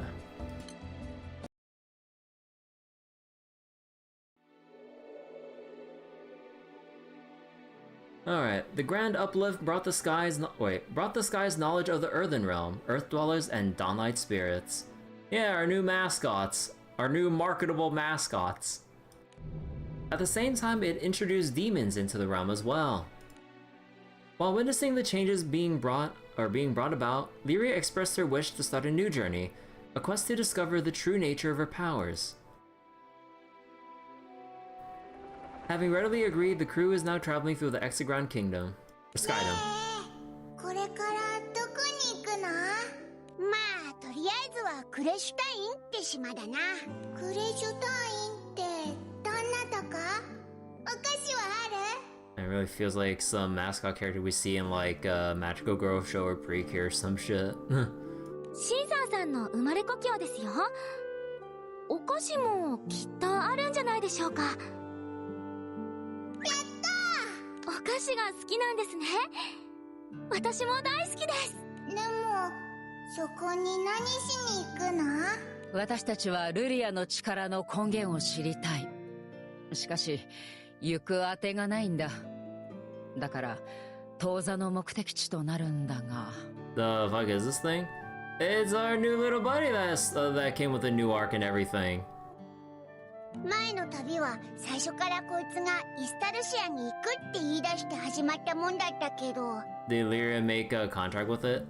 Okay, my mind might be a little bit foggy, but then during the whole thing when Vilcus was possessed by, I think, like one of the demons from the Earthen Realm, like something happened that brought about Phos, the Dawnlight Spirit, to help exorcise it, because the Dawnlight Spirits are meant to help exorcise the demons from the Earthen Realm or something. So basically, we got a new mascot character that's butting in on Viren's territory. この旅はまだ目的地すらわからねえから、フォスみたいな幻曜霊を探していくって話に But な yeah, った like, だろ。 I believe we don't have the full picture on the Dawnlight Spirits as a whole, but that's like the general gist. Magical Girl Lyria does sound like something they would do. Yeah, especially because the whole new arc is going to be the big focus on Lyria and her, like, origins with her power and everything. While, like, the previous one was kind of like, I guess at the end, more Dancho focused about, you know, Dancho's parents, Lucia, you know, all that stuff. So now we're shifting the focus from, like, Dancho to Lyria now, and see how Lyria is trying to, like, I guess discover more about herself and the new, like, forever changed Sky Realm at this point. あ、そうだった。でも探してどうするの？そりゃ聞き取り以外ねえだろ。Daridara suddenly enters the conversation. なーに？ダラダラ。 Dala dala. だりだら。お前らのボスの大いなる意志ってのにルリアが関わってそうなんだよ。 Lyria is more of a plot MacGuffin than a character in part 1. Kinda, yeah. だったら幻曜霊をたどるしかねえだろ。お前は知らないみてえだが個体差はだいぶありそうだしよ。 Wait. Following the trail of... Wait. Seems like the boss of you Downlight Spirits, the Great Will, connected to Lyria. Right, yeah, I guess they did mention something about that. そうなんだろ。 Daridara turns to Filcus as she does maintenance on her Magishell, Andorina. 幻曜霊に個体差はだいぶあるよ。 Oh, is that her, like, mechanics visor? That looks so weird. It looks like a flag as, like, a little visor goggle thing. I guess, like, the left eye to see more clearly, and then, I guess, like, if they had to bring out the welder and some other shit, but, like, they had, like, the right eye to kind of, like, limit the amount of bright light exposure or something. Actually, I'm not exactly sure how, like, these kinds of, visors work, or helmet, or, you know. つうことは幻曜霊の中には大いなる意志に詳しいのもいるかもしれん。そうか、ウランって言ったっけ？ストラード一家にさらわれちまったのもフォスよりしっかりしてそうだったな。だから船で行った先々で幻曜霊から話を聞いていきゃもしかしたらだろ。各地で幻曜霊を探してヒントをもらっていくなんてすごいこと考えるな。よくよく考えてみればこれは幻曜霊を巡る旅とも言えるのでは？ So like how our whole thing earlier was finding the sky map or like the little like sky pieces or whatever. Now we have to find our Dawnlight Spirits to see the way forward or some shit with like this whole thing with the Great Will and whatever the fuck. No, okay. 愛らしいばかりではないか。Oh my. 胸が高鳴るな。ダリダラのおかげで旅の目的がきっちり整理できたぜ。細けい分析はお手のもんだな。Knock off memes. 細かいとか言うな。 You mean the memes? そもそも細かくね。目的の整理はきっちりやるべきだろ。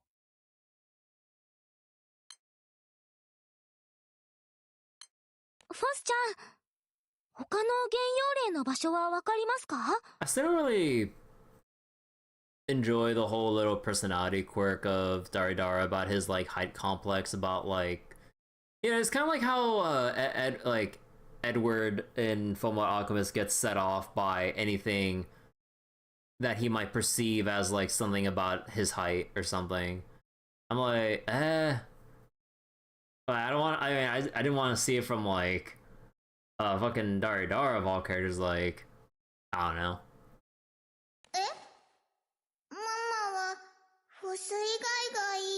You want another one and being replaced? Yeah, like they already had the whole thing with Charlotta, so I'm like, couldn't you just brought in Charlotta or something? But I guess they just wanted someone else with entirely new history and potential baggage to write about, since they've kind of covered Charlotta over the years, I suppose. But it is kind of weird, like, out of all the things, when they want to bring in a Harvin representative to the crew, like, because that's literally how they designed the new MSQ crew at this point. Like, a lot of the characters we have like are cycled out, so they have like race reps and everything.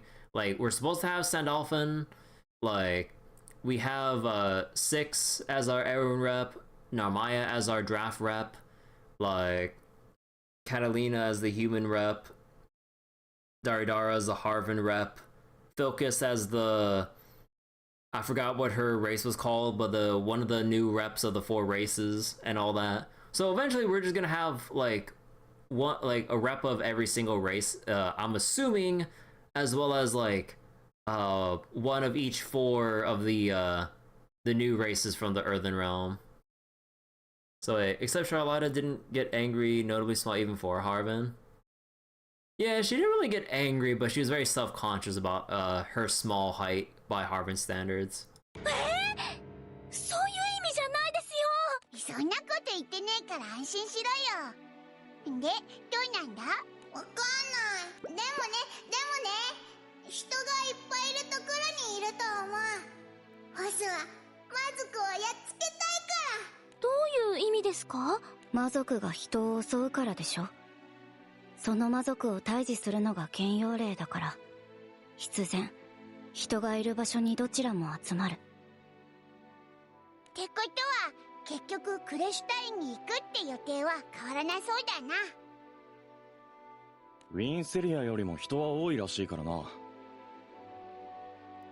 クレシュタインには謎の遺体を持っている聖少獣がいるそうだが。The crew had managed to acquire that information by tricking a secret society called the Argent Vigil.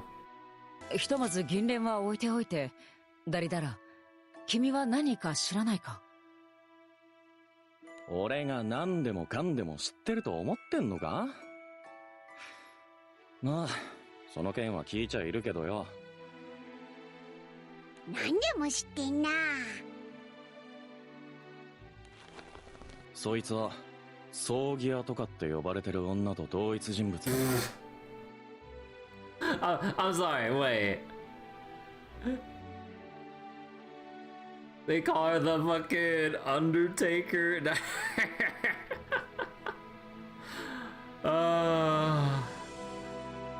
Oh my gosh. 葬儀屋？四六時中棺を担いでるからそんな呼び名がついたんだが、聖少獣とは知らなかったぜ。いずれにせよ目立つ行動を取るやつは誰かを誘い出そうとしてるんだ。 Does she suplex people? そしてその誰かが俺たちじゃないって保証はない。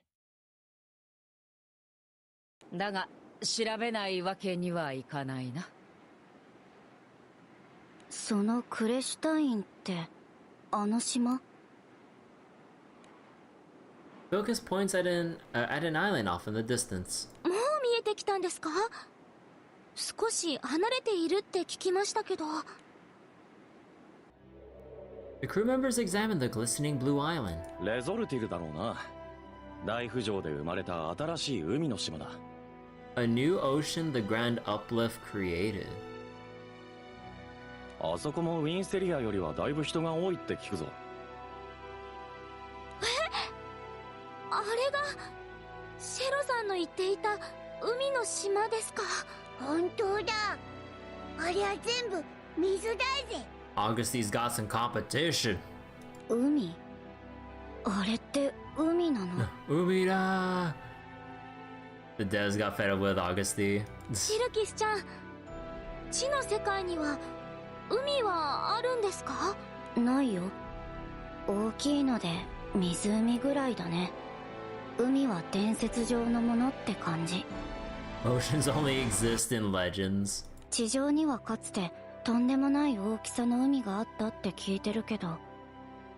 いいね。見てみたいな。 So you're saying that Summer Focus is in the cards.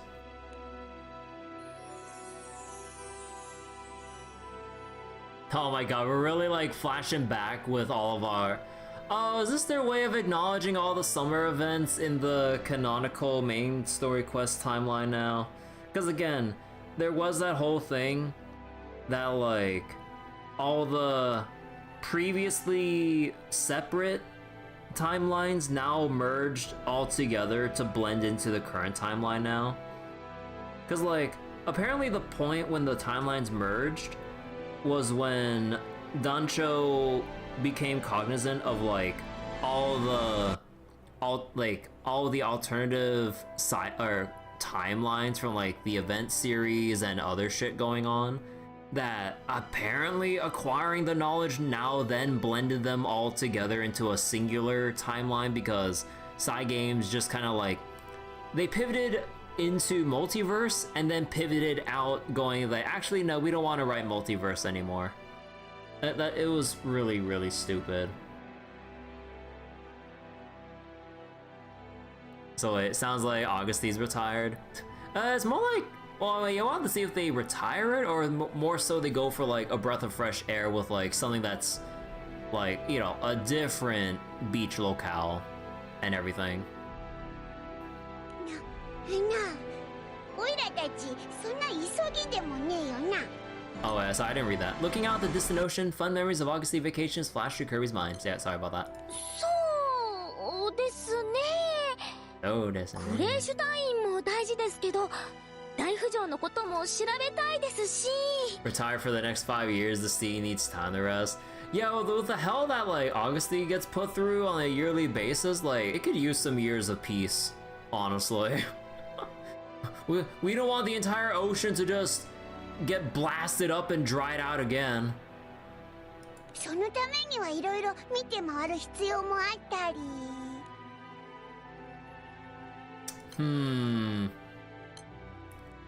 The two fix intense gazes on Kirby. Let's go to Resorter Island.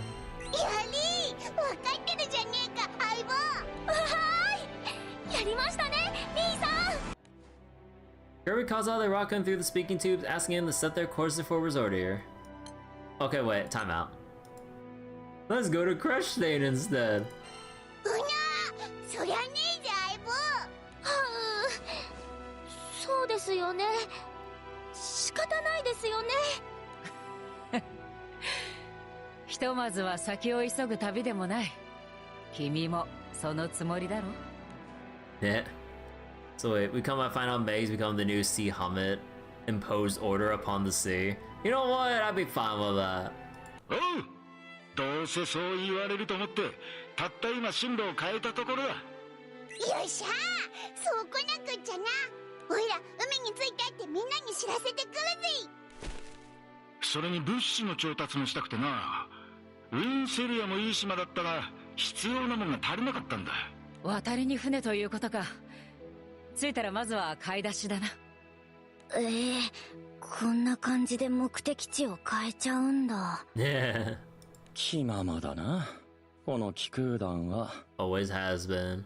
楽しみですね、フィルキスちゃん。あ、うん。As she watches the blue island get closer, Focus feels anticipation growing in her heart at the prospect of new experiences. We got an explanation as to why Augustine has an ocean, but what about this place? I guess we'll go into that honestly, because it is a new island, new lore to explore and set up and stuff. So we'll probably get the explanation, honestly. 海か。楽しみだね。I mean, we got 4 chapters to explain this. Surely.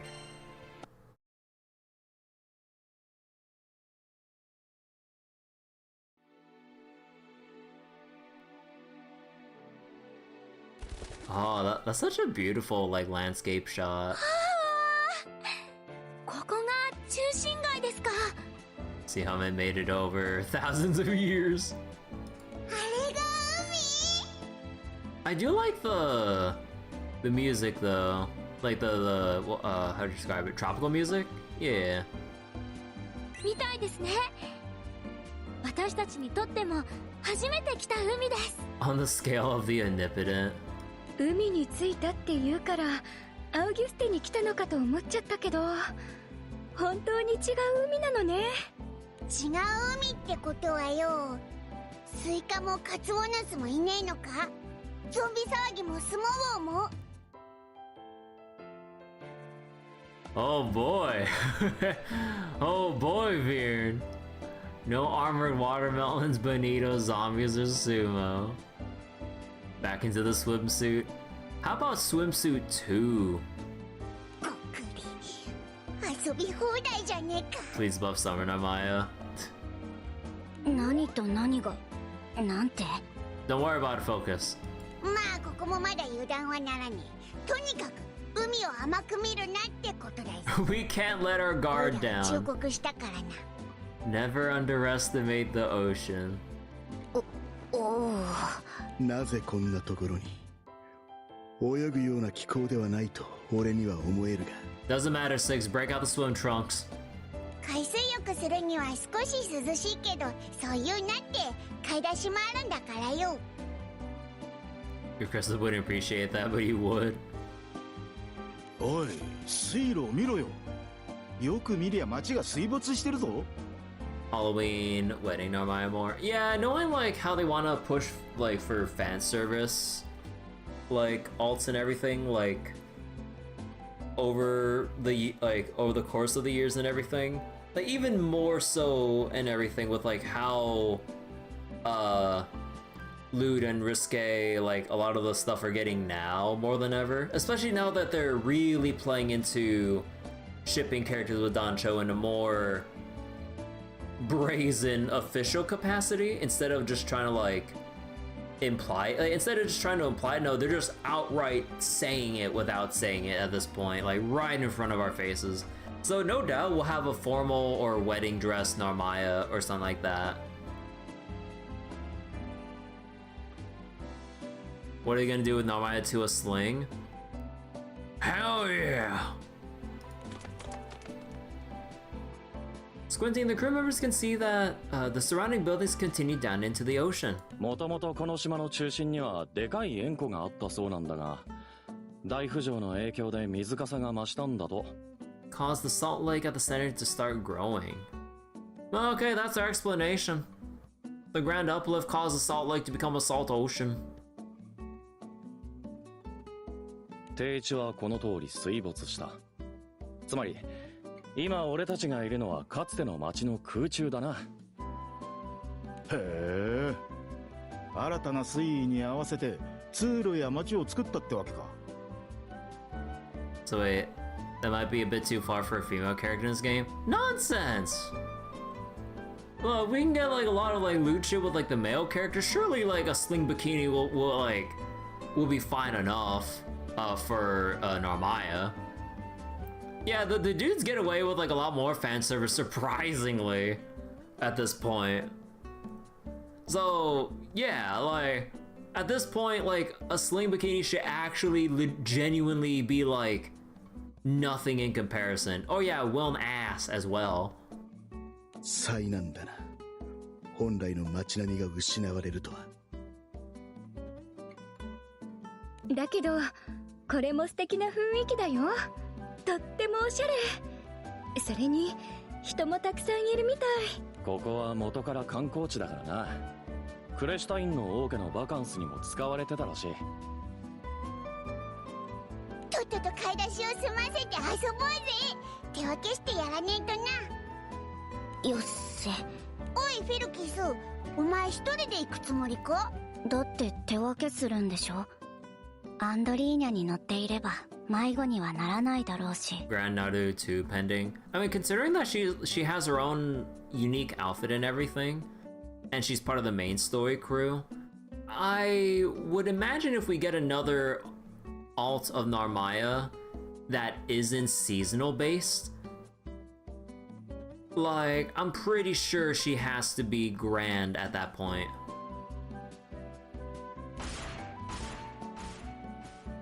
Kirby waits for her to continue, but Focus simply rides her Magishell away. あらら、行っちゃいました。勝手なやつだな。そりゃ目立つだろうからすぐに見つけられそうだけど。フィルキスちゃん、まだちょっと私たちと距離があるのかな。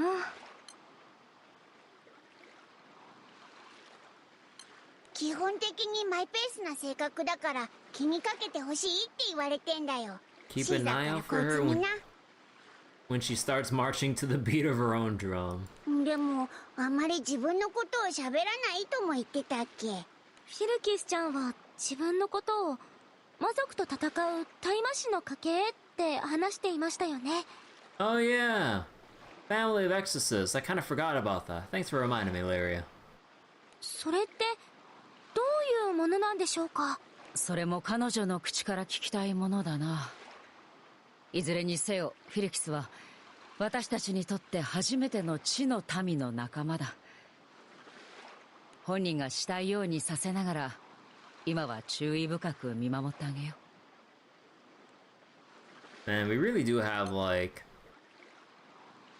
crew members from all over. Sky Dwellers, Earth Dwellers, Moon Dwellers even. What's next? Ocean Dwellers? to be seen in Arc 3. I mean, like, what else at this point? I mean, there's probably gonna be like, they'll probably have to make up a new realm or some shit. Although, would we want them to really make up a whole ass new realm at that point? It's already enough as it is that they brought up like the Earth realm. Mermaids, please. You know what? Bring on the ocean realm. Well, actually, like, I mean, technically, we do have, well, sort of, kind of mermaids because of the sumo event, but oh god. 自分たちの住んでいたところとは全く違う世界に来たんだもんね。不安は尽きないんじゃないかな。 The greater uplift. The grander uplift. If the uplift was so grand, why isn't there a grand uplift too?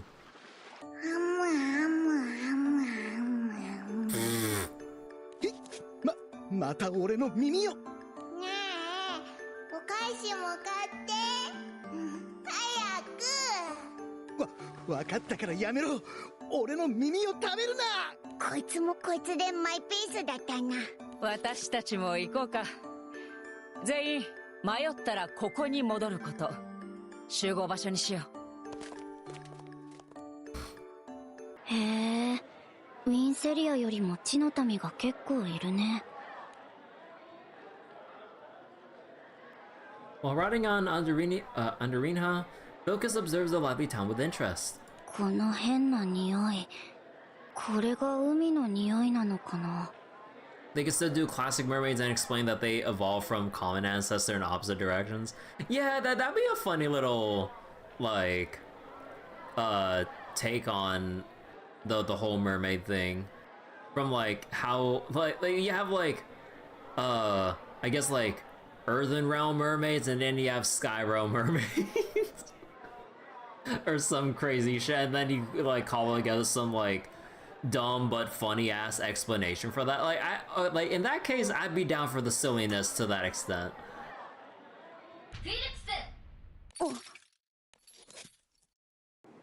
Oh. Focus's breath catches in her throat as she turns to face the voice that called out to her. どうしてここに？それはこっちのセリフだ。 Oh. Well, holy shit, someone get her an actual shirt. Like, she is only like, it's all torn up at that point. Like get a new shirt. Where do you have Sky Wolf people and Earth Wolf people? Yeah. それにお前、ここでもまだマギシェルなんかに乗って。相変わらずだな。Oh.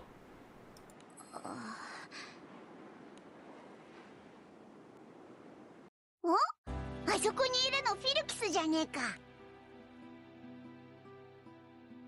Rena is the first to spot a familiar face through the bustling crowd. フィルキス、こっちにいるのなんで？ Where was her and... Yeah, I think it was like Wolvere or something like that. 何かあったんでしょうか？フィルキスちゃん、さっきは反対方向に行きましたけど。They actually updated the race categories in like the character options, or in the character filter options, so we can see what the other races are called again. Cause like, I kind of forget what Focus's race is called, so I'm gonna need a reminder looking at the character menus. わーい、フィルキス！Ah. That's not Focus! Also, she's cute, huh? Wait, is that like a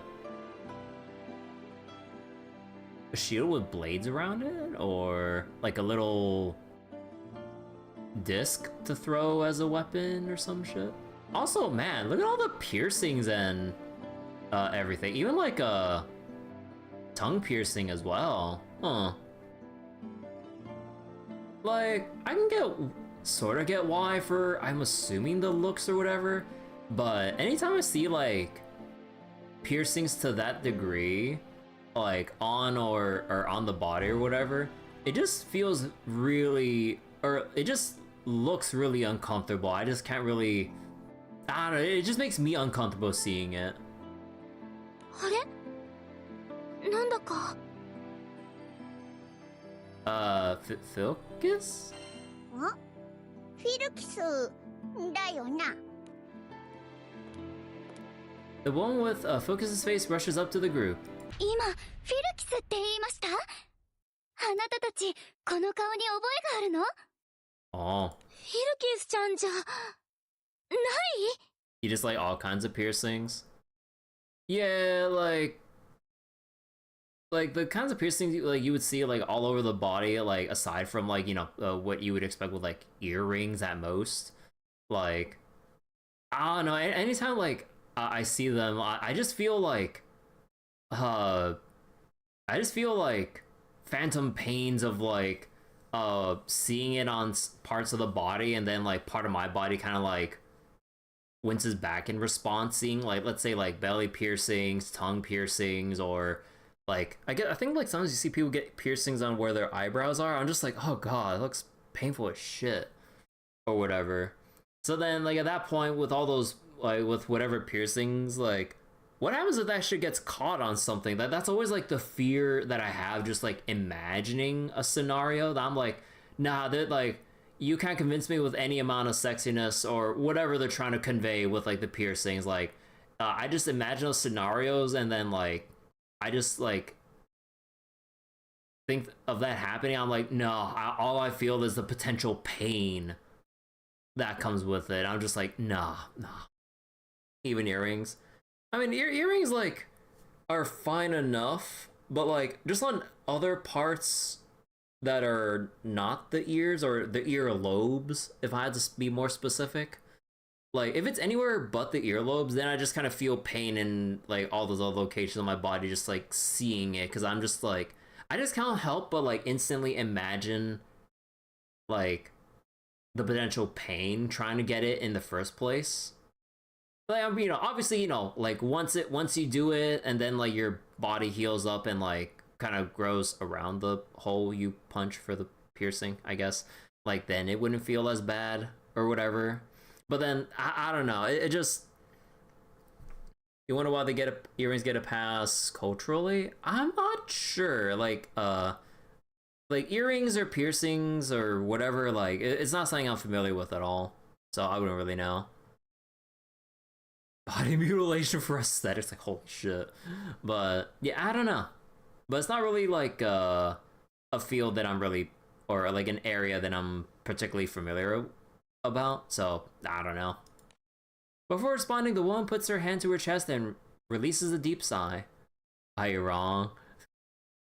He's out of line, but he's not wrong. よかったフィルキスは生きてるのね。しかもこの島に来ているの？あなたたちはどなた？フィルキスとどういう関係ですか？いや、そりゃオイラたちが聞きてえところだけど。私はミーキス・アーモン。フィルキスのクローン姉妹、姉ということになってるわ。Clone sisters? 姉？アーモン？いや、クローンって。アーモン家のことは聞いてない？ About the almonds? フィルキスちゃんがクローン？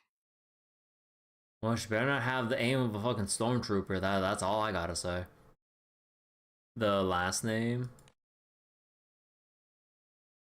まさかこんなすぐに再会するなんて。 Exorcist with the last name of a demon? Oh, I'm sure there's nothing deeper than that. Surely.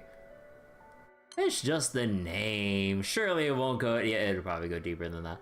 やっぱり空の世界は狭いな。島しか住めるところがないから。I think the name would be like symbolic? Nah, no way. 今日までどこで何をしていた？ She's been journeying around, you know? どう生きようが私の勝手じゃん。ウェルキスには関係ないし。Welkus, Filkus, Mikus. Oh. そんな勝手があるものか。私たちが生まれた理由と惨劇を忘れたわけじゃあるまい。Forgotten the reason we were born or the tragedy we lived through. フィルキスちゃん！団長。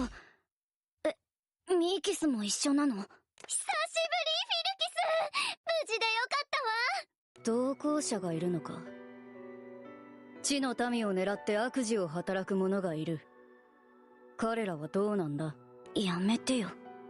団長たちはそんなんじゃない。New antagonists be like the Godia. We'll find out Belial's the same thing going on. Fob Bubs. Clone of a pre-existing greater being. I guess we'll have to see, but I mean, well, I guess other people have to see, like, once the main story updates and reaches, like, a climactic point at some point.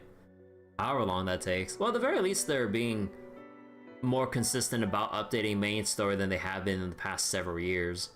So maybe there will be an actual foreseeable climax at some point within this new arc. あそこにもフィルキスと同じ顔が。空の民と一緒に行動とはな。むしろお前には都合が良かったか、この大浮上は。なんとか言え！黙っていたらわからないだろう。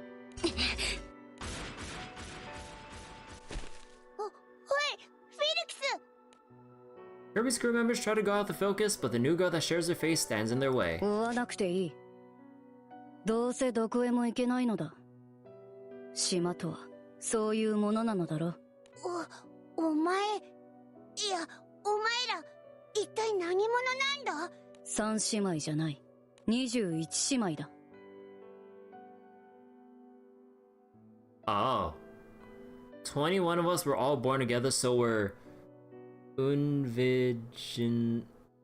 Unvigintuplets? Holy shit, I've never heard. Like, god damn. Yeah, that is like, because like, you know, we know like twins, triplets, quadruplets, quintuplets, but then we never really think like how the other tuplets, or like, I guess how they like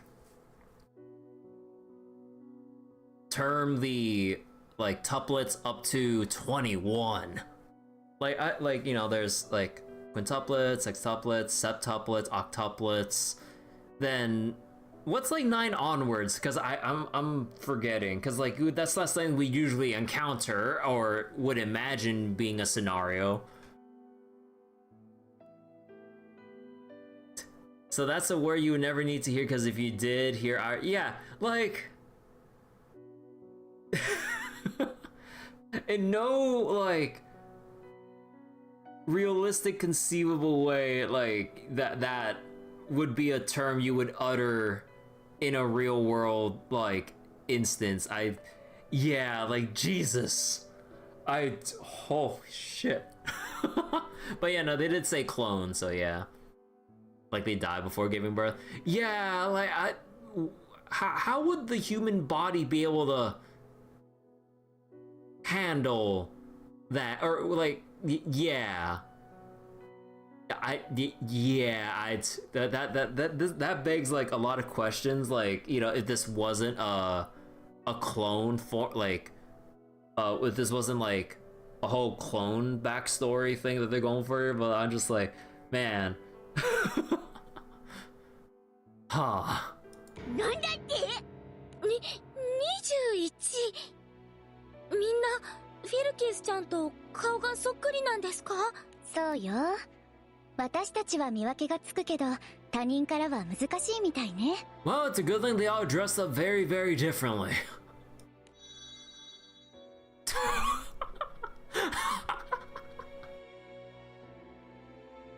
Kirby is no less shocked than other crew members at the idea of 18 more girls sharing Focus's phase being out in the skies. 地の世界の機械文明は空の世界よりもいくらか進んでいたわ。We got the clone in technology. それが魔法と組み合わさり、一部のタイマシの家系にクローンを生んだの。So, cloning tech is just commonplace within certain Exorcist families in general. So it's not just like a unique thing. It's oh. 私たちは魔族と戦うために人工子宮でデザインされたタイマシだ。Artificial womb to be exorcists to fight demons.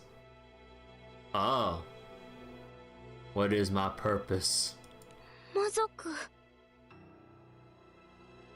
確かにオイラたちも戦ったけどよ。魔族と会ったのか？どうやって戦った？どうやってですか？みんなで力を合わせて、あとは work together and the power of friendship and this cute mascot character. ファスのおかげだよね。The two Levleaths stare in shock at the small figure that pops up from behind Lyra's back and settles down into her arms. Oh, okay, so that's what their race is called again, Levleath. Demons so bad that they lose to them enough they need mass and number clone. Yeah, like the situation is probably super duper dire just with how they had to contend with them in the Earthen realm. 幻妖霊？嘘！幻妖霊が目の前に？空の世界に来ていたなんて。フィルキスもそうだったけど、やっぱり幻妖霊って地のために驚かれるものなんだな。お前、ひょっとして偉いのか？え？フス、偉い？控えおろう。 Oh my god, they're really selling the whole cute marketable mascot thing. Neo Bavor. You know, it kind of reminds me of like Dew from Demon Lord's Daughter Can't Be This Cute. 偉そうにしろいとは言ってね。 Also, like that show is so heartwarming, like, and everything. It's so adorable. Dew is too adorable for the entirety of the like demon race or humans or even angels to handle, I would imagine. じゃあ、フスは褒めてほしいな。 Actually, is that the same VA? Or is it just like the similar kind of like tone and cadence and everything? I already am one. いい子です。リーセリアでも頑張ってくれましたもんね。幻妖霊をこんな間近で見るなんて不思議ね。魔族を倒すとすぐに姿を消しちゃうのに。 They're supposed to disappear after defeating a demon? 疲労困憊の私たちを置いてまるで風のように消えてしまうのが常だからな。 Gone with the wind after recovering from exhaustion. あの小さな体でよく凶悪な魔族を払えるものだわ。なあ、ちょっとわからねえんだけど、魔族ってそこまでのやつか？ Kirby recounts what happened at Port Breeze and Winseria Island to the pair. やはり空の民への啓発活動が必要なようだな。 He's like, alright, we need to give them the exposition dump. そうね。魔族の存在と危うさ、対策、その他もろもろをね。なんだよ。なんか間違ってるのか？端的に言うと、お前たちが見たのは第一形態と第二形態だけだ。First stage and second stage demons. もちろんそれも十分な脅威だが、まだ本領は発揮できていない。せいぜい魔食対象の力を借りるだけだ。いや、それはそれで結構大変だったんだぜ。はい。能登さんが乗っ取られて町が大変なことになってしまって。地の世界で猛威を振るう魔族は基本的に第三形態だ。 In the earthen realm, usually be in the third stage. 第一とか第三とか、オイラたちにも分かるように言ってくれよ。第三形態は極めて強い。そこへ至った魔族を倒すには膨大な犠牲がつきまとうほどに。私たちのようなクローンがなぜ存在するかというと、魔族に対抗するために必要だからだ。魔族を専門として戦う戦士は多ければ多いほどいいからな。私たちはアーモン家の第77世代。昔から魔族との戦いの最前線に立ってきたの。77世代って、しかも他に18人もいるんだろ？他の18人は死んだ。魔族に殺されたんだ。Oh. 77 generation of Amon family.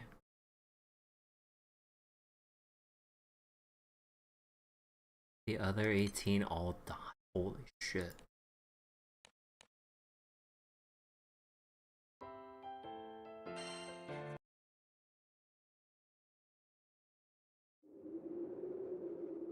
Far away from the Exigran Skydome and on the outskirts of Fontegran.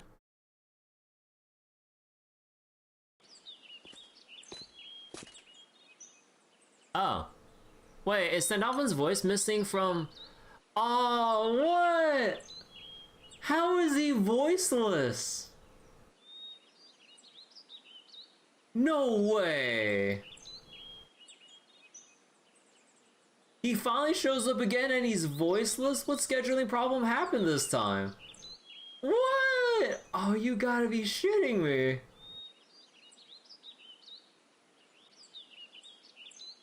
His VA might have been ill.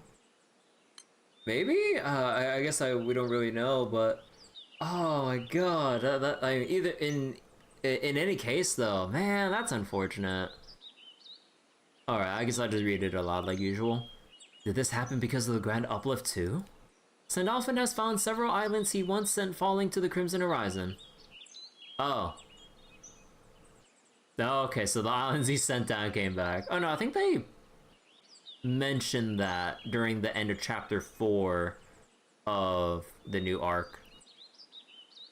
He's voiced in Relink, so what the hell happened when they recorded this? I got no idea. Sensing an ominous mystery in the way they appeared before him, he has landed to investigate. I'm not finding anything unusual, but the Grand Uplift, the Earthen Realm, all of this was completely unpredictable. Not even the Astros would understand what is happening in the Sky Realm right now. So there's actually no consequence to his actions? Yeah, it's kind of weird how... I don't know. I don't yet know what kind of effects this event will have, but I'm sure they'll be long-lasting. Even so, When Sandalfin hears a voice coming from behind a nearby tree, he instantly backs away from it. Who's there? I didn't notice her. Even at this distance, that's no primal beast. Is she a sky dweller? 私は探し物かと聞いたんだ。手伝ってあげてもいいぞ。 No reason for him to feel guilty anymore. I mean, well, I don't exactly remember back then, but like, surely there was people or other creatures and stuff. Well, I mean, I don't think people would care about the creatures, but other people on the islands, or did they evacuate them all before they got sent down? Because I don't remember. It's been a long time since I read the story or read about what he did beforehand. She's fast. Sandalphon turns to face the voice after it comes from a new direction. I'm neither trusting nor kind enough to answer questions asked by people who won't show themselves. You failed to kill any people because the ruler Maya saved them all? Oh, okay, so they all got bailed out, so it's only the lands or the islands that just got destroyed. Okay. So... yeah, like, technically, no lives are lost, so, yeah. She did that because Overlord gave her info ahead of time? Oh. And the aura of sinister hostility I sense from you is not one of someone interested in casual conversation. Not the land is back? Yeah. Like, the only thing he would feel remotely guilty of would be the people he displaced in the chaos and everything to get everyone that were evacuating and stuff. Like, although that's kind of like stretching it, so I don't know. It's more like the only thing he would feel guilty of would be, at this point, the massive inconveniencing rather than loss of life and all that shit. So yeah, I don't know. I really don't know. What are these islands? Tell me what you're after. なんだ見覚えがあるだろ？それともお前がこの島にしたことを私から説明した方がいいか？それが今や天使長を名乗るとはおこがましいとは思わないか？ So is this gonna be one of the other fallen angels that we don't know about or remember? What are you after? 欲しいものがある。 What is it? それは As the voice speaks, something makes a sound in a nearby bush. When it becomes obvious that the sound was not from the wind, but rather created by someone intentionally, Sandalphon is the one to move first. Huh?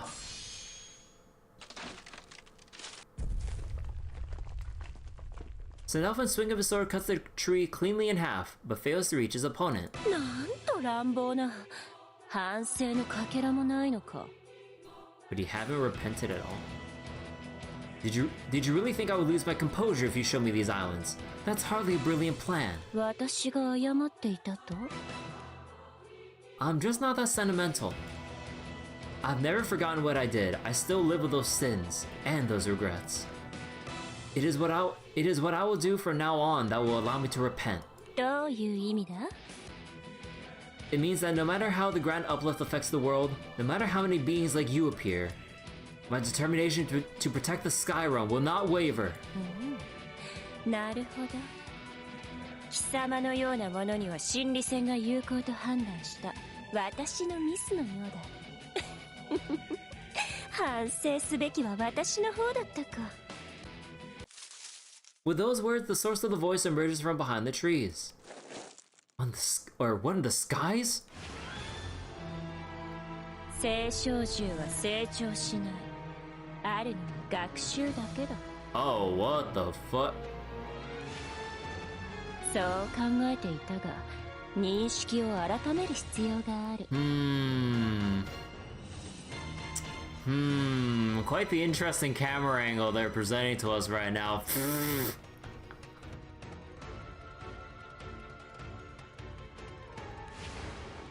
今お前から成長を感じたぞ。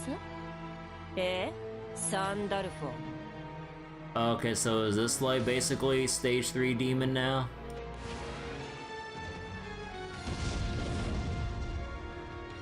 Upon showing herself, she unleashes the aura that she's been concealing. That's no Sky Dweller, but... What is this? How are you giving out the aura of a primal beast? I felt no primal presence until a moment ago, but now I do clearly. But it's somewhat different from how it normally feels.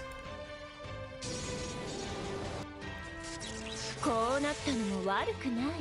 私は遊ぶことが好きなんだ。その力を私に見せてくれ。共に遊ぼう。天使長よ。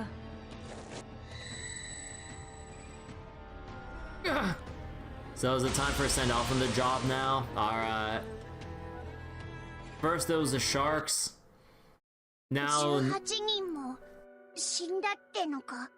presumably new face demon possessed primal beast or some shit or whatever the fuck. Okay. The crew is now hearing that Focus once had 20 sisters but has lost most of them to demons. 姉妹たちは皆勇敢に戦った。フィルキス以外はだ。どういうことですか？フィルキスは昔からマギシェルばかりいじっていて、ろくに訓練すらしない。でも私たちも地域の人も喜んでたじゃない。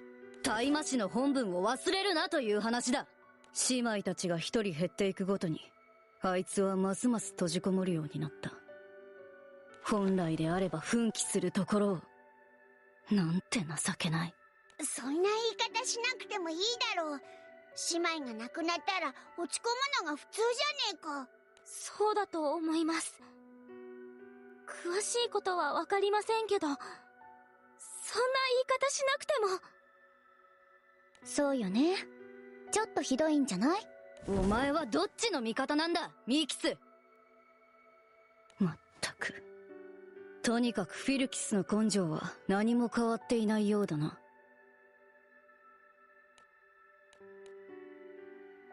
はあ、うつすぎる。出会ったのもあれだけど、逃げたのも良くなかったかも。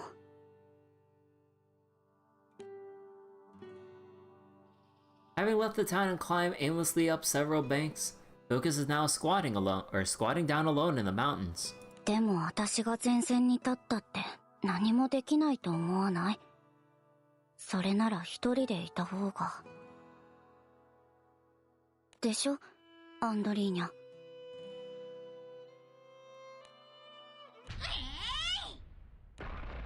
あ？何？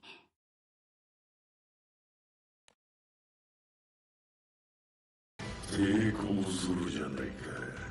Oh my god, what the fuck? Wait, is that a demon possessed cat?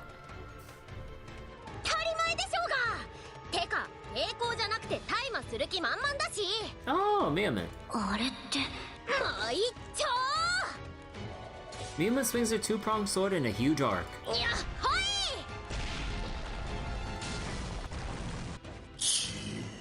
何あのでかい動物。いや、魔食されてる。Apparently frustrated by Miaman's fierce attacks, the being flees. なあちゃん、逃げられちゃった。一人でぶっ殺目前だったのに。しかも超いい感じの活躍を誰にも見てもらえてないしさ。何よ、ウランは数に入らないの？で、ああ、ごめんごめん。お母さんとお兄ちゃんの話、二人に見せたかったなーって。私も見てたよ。おわっ！ Miaman quickly turns around and looks at Focus in shock. 超ビビった。あれ？あの気空団と一緒にいた、フィルキス。そっちは確かミアミントと原妖霊のウランだっけ？ついでみたいに言ってくれるわね。Make it sound like I'm just a bonus. 何してんの？てか、気空団ここに来てんの？一人で魔族と戦うなんてすごいね。私にはできないや。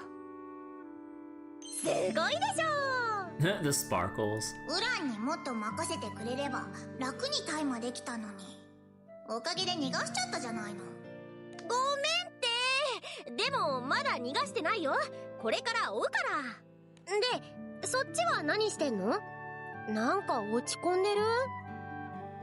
特に何も。いや、そんな暗い顔の子ほっとけないし。私たち敵対してなかったっけ？え？敵？雇われに敵とかないでしょ。いや、あるかな。 We're not enemies off the clock. まあでも、あたして気まぐれじゃん？いや、知らない。結構親切って言われるし。それも知らない。まあ同じ地の民なんだしさ、仲良くしといたらよくない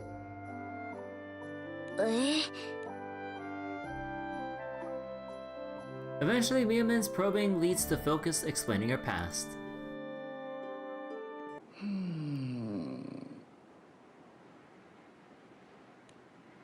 Close by, hidden in the vegetation, a large figure watches the oblivious pair.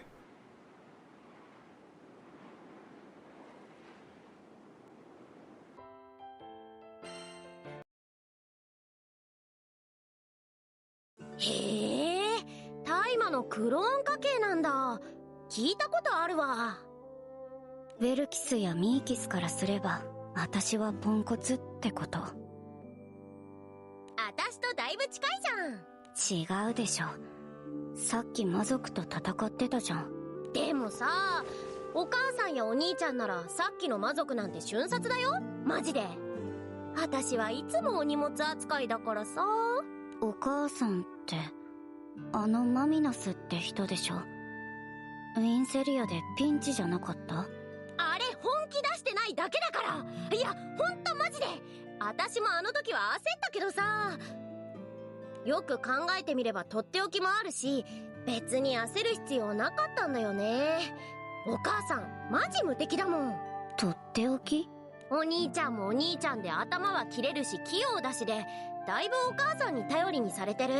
そんで私は頼りにされてない。昔からかなり比較されてきてさ。そうなんだ。やっぱ一緒じゃん私たち。全然違うし。ねえ、一緒じゃん。二人とも若いわね。ウランにもあったわ、そういう頃。As the crew members talk to Welkus and Mikas, or Mikas, yeah, so a surprised voice comes from behind them. フィルキスが2人いるぞ。Hey, Rock, I'm late to the party, huh? 買い出し中に見かけたから何かと思えば、どういうことなんだ？まあ、フィルキスには仲間がいっぱいいるのね。When Kirby explains what they've learned, Catalina puts on a conflicted expression. 大麻種というのは実に過酷なのだな。しかし臆病さというのは糾弾すべきものじゃない。人によって恐怖の程度は異なるものだ。それに戦場においては臆病さは己を守る慎重さにつながる。ええ、私もそう思うわ。生まれる前から大麻種としてデザインされた私たちにその理屈は通用しない。それもそうね。たとえ前線には立てなくても、フィルキスは私たちに魔族の情報を教えてくれた。その危険性についてもだ。それも大麻師としての役割なのではないか。確かにその通りだわ。フィルキス偉い。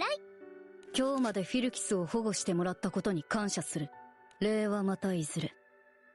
突然の大浮上でやってきた地のために財産らしい財産などなくてな。いや、礼なんざ気にすることはねえんだが、今日までってのはどういう意味だ？フィルキスはこちらで引き取る。なんと言っても姉妹だからな。そんな。おいおい、ちょっと急じゃねえか？あるべきところに落ち着くだけだ。大麻師として今度こそ鍛え直す。そんな無理やりは。フィルキスちゃんが嫌がるんじゃ。好き嫌いの話ではない。No. Well, wait, we have a dialogue choice to say we'll just hand her over? Like, Jesus Christ. We won't hand her over. 当たり前だぜ。いずれにせよ、フィルキスに聞くべきだ。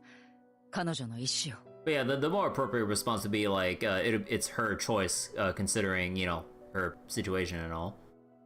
フィルキスちゃん、ここで待っていれば戻ってきてくれるでしょうか？大丈夫。信じて待とう。ねえ、他のみんなもいないよ。もう、そういや、ナルメアたちもまだ買い出し中なんだよな。まあ、どいつもこいつも迷子になっても平気な奴らだ。As Viren mentions her, Namaya is deep in a forest far from the town. Are we gonna do a thing with the story at this point where everyone's gonna get possessed at some point? 魔族ね。つまりその体は借り物。Nah, like, I mean, I hope that they don't have Namaya fall that easily. 借り物か。確かにその通りだ。もう間もなく全てが我が物になるんだ。Before finishing its sentence, the demon sharpens its long tail into a point and tries to stab Narmaya. 妙な気配がするから来てみれば、この島にもいたとはな。その民だというのに、我を目にしても動じないか。Oh, there are multiple of these. お前は一人か。ならば安心だ。ここで俺が始末すればいいだけのこと。あいつに被害は及ばない。お前たちが邪悪な存在であることもすでに知っている。出会ったのが俺であることを後悔しろ。面白いことを言うではないか。買い物ってのは適当にやると買い忘れや無駄な出費が起きる。結構神経を使う作業だ。だからまずは腰を落ち着けてリストを書こうとしてたのによ。こんなのが店に飛び込んでくるとはな。So just somehow every individual that split off to do their thing is fighting a demon-possessed like animal. さあ、なぜ我を恐れない？ Alright. お前らは奥に引っ込んだろ。少しばかり店内が散らかるからな。だが請求は俺に回すなよ。まさか一人で俺と戦うつもりか？うぬぼれてんじゃねえよ。害虫と戦うやつがどこにいる？こうやってな。 Nobody fights insects, we squash them. Oh, okay. Sounds so tough. 何の音かしら？爆発？ちょい行ってみよっか。魔族も探さなくちゃだし。魔族は別に探さないけど、ここにいてもしょうがないか。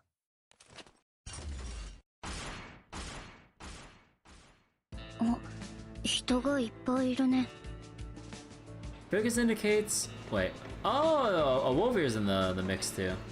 So focus indicates a group of people who appear to be moving dirt and clearing away trees from the slope. なんか地の民ばっかかも。ウラン、ちょっと隠れといたら？仕方ないわね。なんか置いてあんね。Just behind her. Looking down, Miyaman has found several tube-shaped objects. Uh-oh.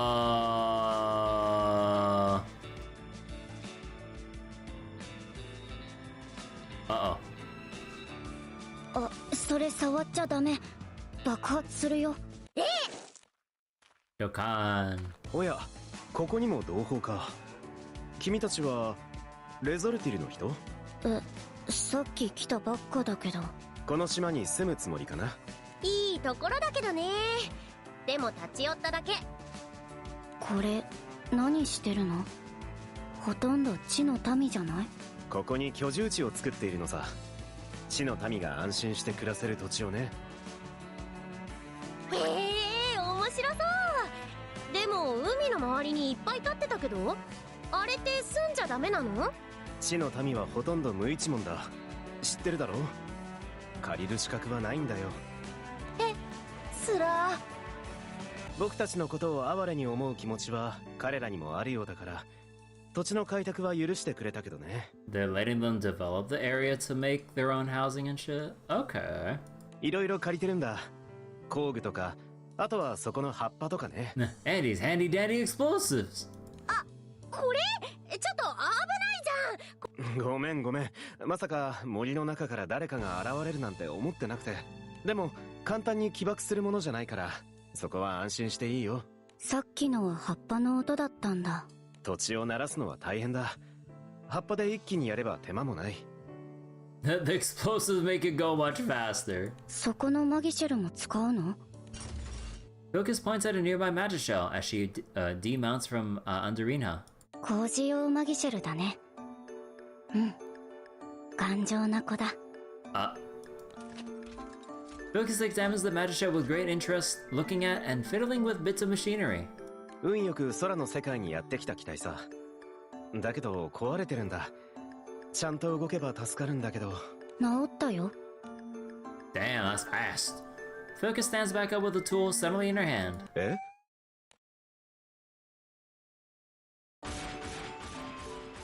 おお、本当に動く。どうもありがとう。いやー、見事な腕だね。あんな一瞬で修理するとは。全然大した作業じゃなかったよ。謙遜しなくたっていいじゃん。いや、本当に全然だし。The man looks with respect at Focus, then suddenly changes his expression. ねえ君、さっきから思っていたんだけど、ウェルキスとミーキスによく似ているね。もしかして。え？あ、知ってるんだ。うん。妹だけど。The little sister. じゃあ君がフィルキスかい？なんと無事だったとは。二人が心配してたよ。心配じゃなくて怒ってただけでしょ。とんでもない。船を持ってる空の民に掴みかかって私たちを乗せろってすごい剣幕で。 They're finding every sky dweller with an airship and demanding they let them on. どういうこと？妹の君を探しに行こうとしてたのさ。僕たちみんなでなんとかなだめたけど見てられなかったよ。Oh, they're pleading with as many Skyfarers to like give them a ride and shit so that they can see what island Focus is has ended up on.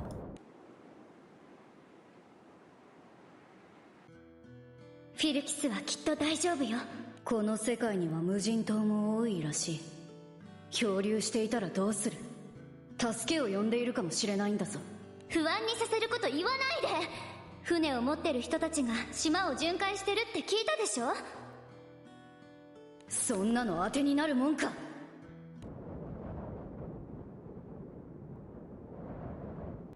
二人もようやく安心するだろうね。これからは三人で一緒にこの島で暮らすといい。タイマシなら僕たちも歓迎だ。 The Earth Dweller man looks at Focus with a truly relieved expression. なんか聞いてた話と違くない？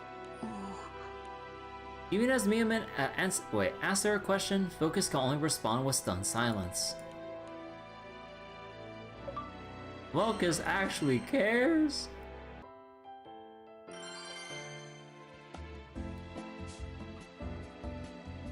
Oh. But I think actually, I don't think I'll have time to go through the remaining 3 chapters tonight. I'm feeling kind of tired right now. So unfortunately, I guess we'll have to wrap up the main story update at a later point in time, or maybe like I can set up the rest of the update for, or sorry, the main story for tomorrow, and then like there be that wait for Granblue FMA Part 2, and then maybe if like we finish the 3 chapters early enough, if time allows, maybe I'll have like a quick session to start off Borderlands playthrough 2, or Borderlands 2 playthrough 2, or what do they call the mode? True Vault Hunter mode, I think. Yeah. But I mean, to me, it just feels more simple to just say playthrough 2 than True Vault Hunter mode. It's such a mouthful. But yeah, we need to. Oh, whoops. We need to check the character filters real quick. Like, what are the other races called again? Ah, okay, here. So Geonoid, the people with horns. Levleith, basically the like Focus and company. Then Grockle? I guess like the more actually I forget how they looked exactly. And yeah, well, Wolvear should be probably self-explanatory, but yeah, okay. I do like the tropical music, like that's going on in the background. Has a nice beat to it, and all.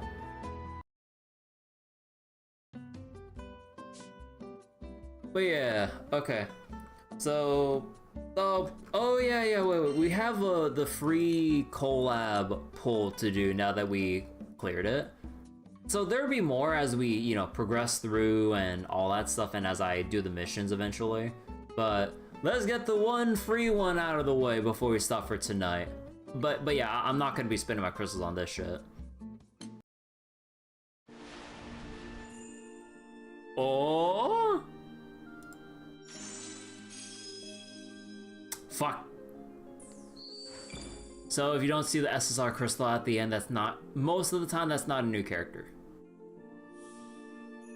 Or it could be the Alex Louis Armstrong summon. Fuck! Well, shit.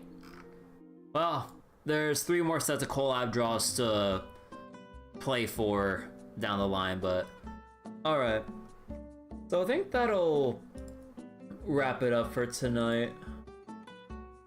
So thank you all so much for watching tonight. Sorry that we didn't get through every bit of the main story for the new arc, but I kind of like overestimated my ability, or I kind of overestimated, underestimated how long